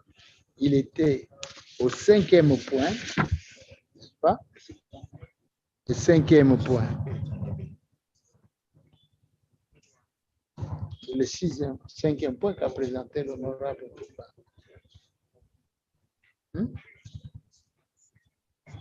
ça. Hein. Le 5e point qu'a présenté l'honorable Toumba, et ce 5e point revient au 6e. Okay. Une partie revient au 6e. C'est une erreur. La SADC dit que M. Aveli va reprendre et continuer avec Hein? Il va les répondre. Ils ont déjà remonté. Est-ce que c'est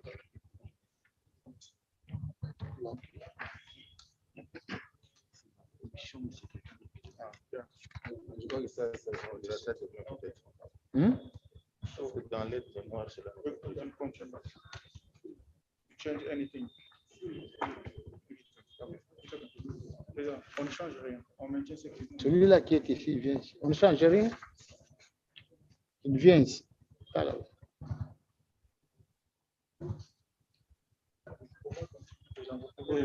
Président, le secrétaire général demande si la secrétaire générale peut faire un mise au point. Madame la secrétaire générale, faites-nous une mise au point, s'il vous plaît. Faites-nous une mise au point. Honorable President, there's been a miscommunication in the process. We duly apologize. If we may kindly suspend the report on the floor for now, that would be helpful, because the honorable member does not have the report in the order paper as tabled. The report that the honorable member has is a different report on the human and social development and special programs. We apologize for that, Honorable President.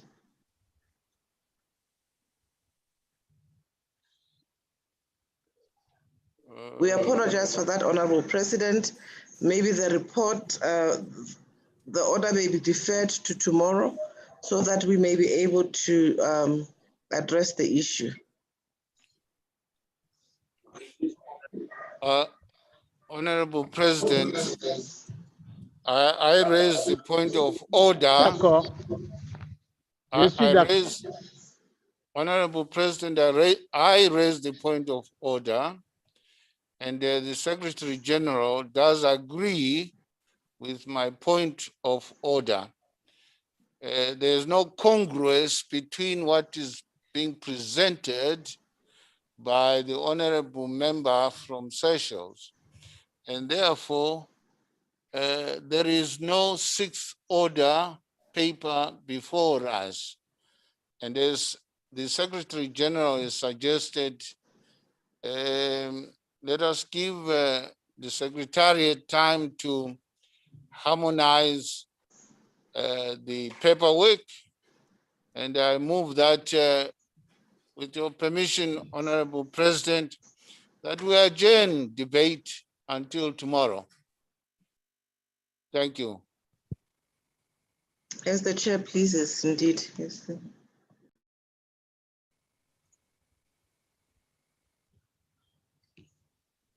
Madame la secrétaire générale, je voudrais avoir votre avis. Nous devons ajourner, c'est vrai, pour que le secrétariat général harmonise et nous mette en train. Madame la secrétaire générale, vous êtes d'accord?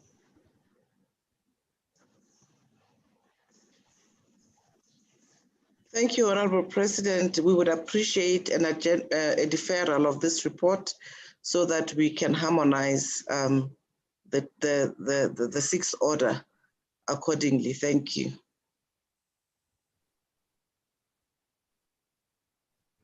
Merci donc, honorables membres.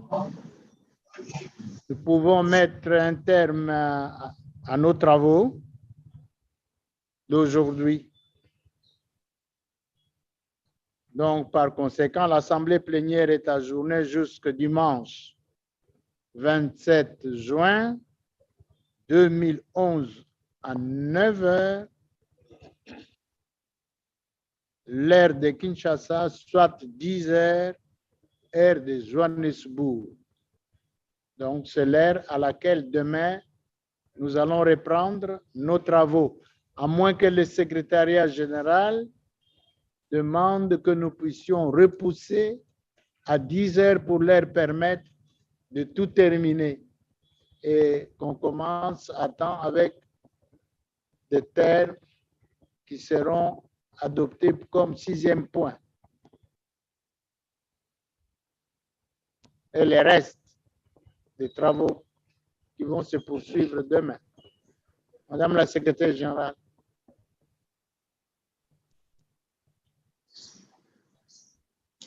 We appreciate your understanding, Honorable President. We would request to defer the 6th order, and we shall resume with the 6th order tomorrow accordingly. Thank you, Honorable President. It is an issue of ensuring that we align our communication in this regard. Unfortunately, the Honorable Member who was supposed to be presenting this order is indisposed, and therefore we had to make an immediate arrangement with Honorable Rosé Bistock, and we appreciate her understanding. And in this regard, there must have been a lapse in terms of effective communication. I thank you, Honorable President.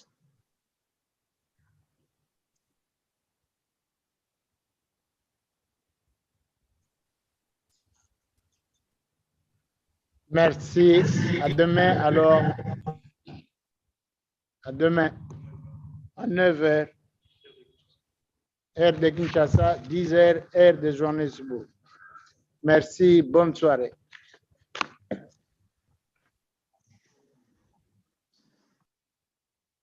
Thank you, Honorable President. IT, kindly terminate.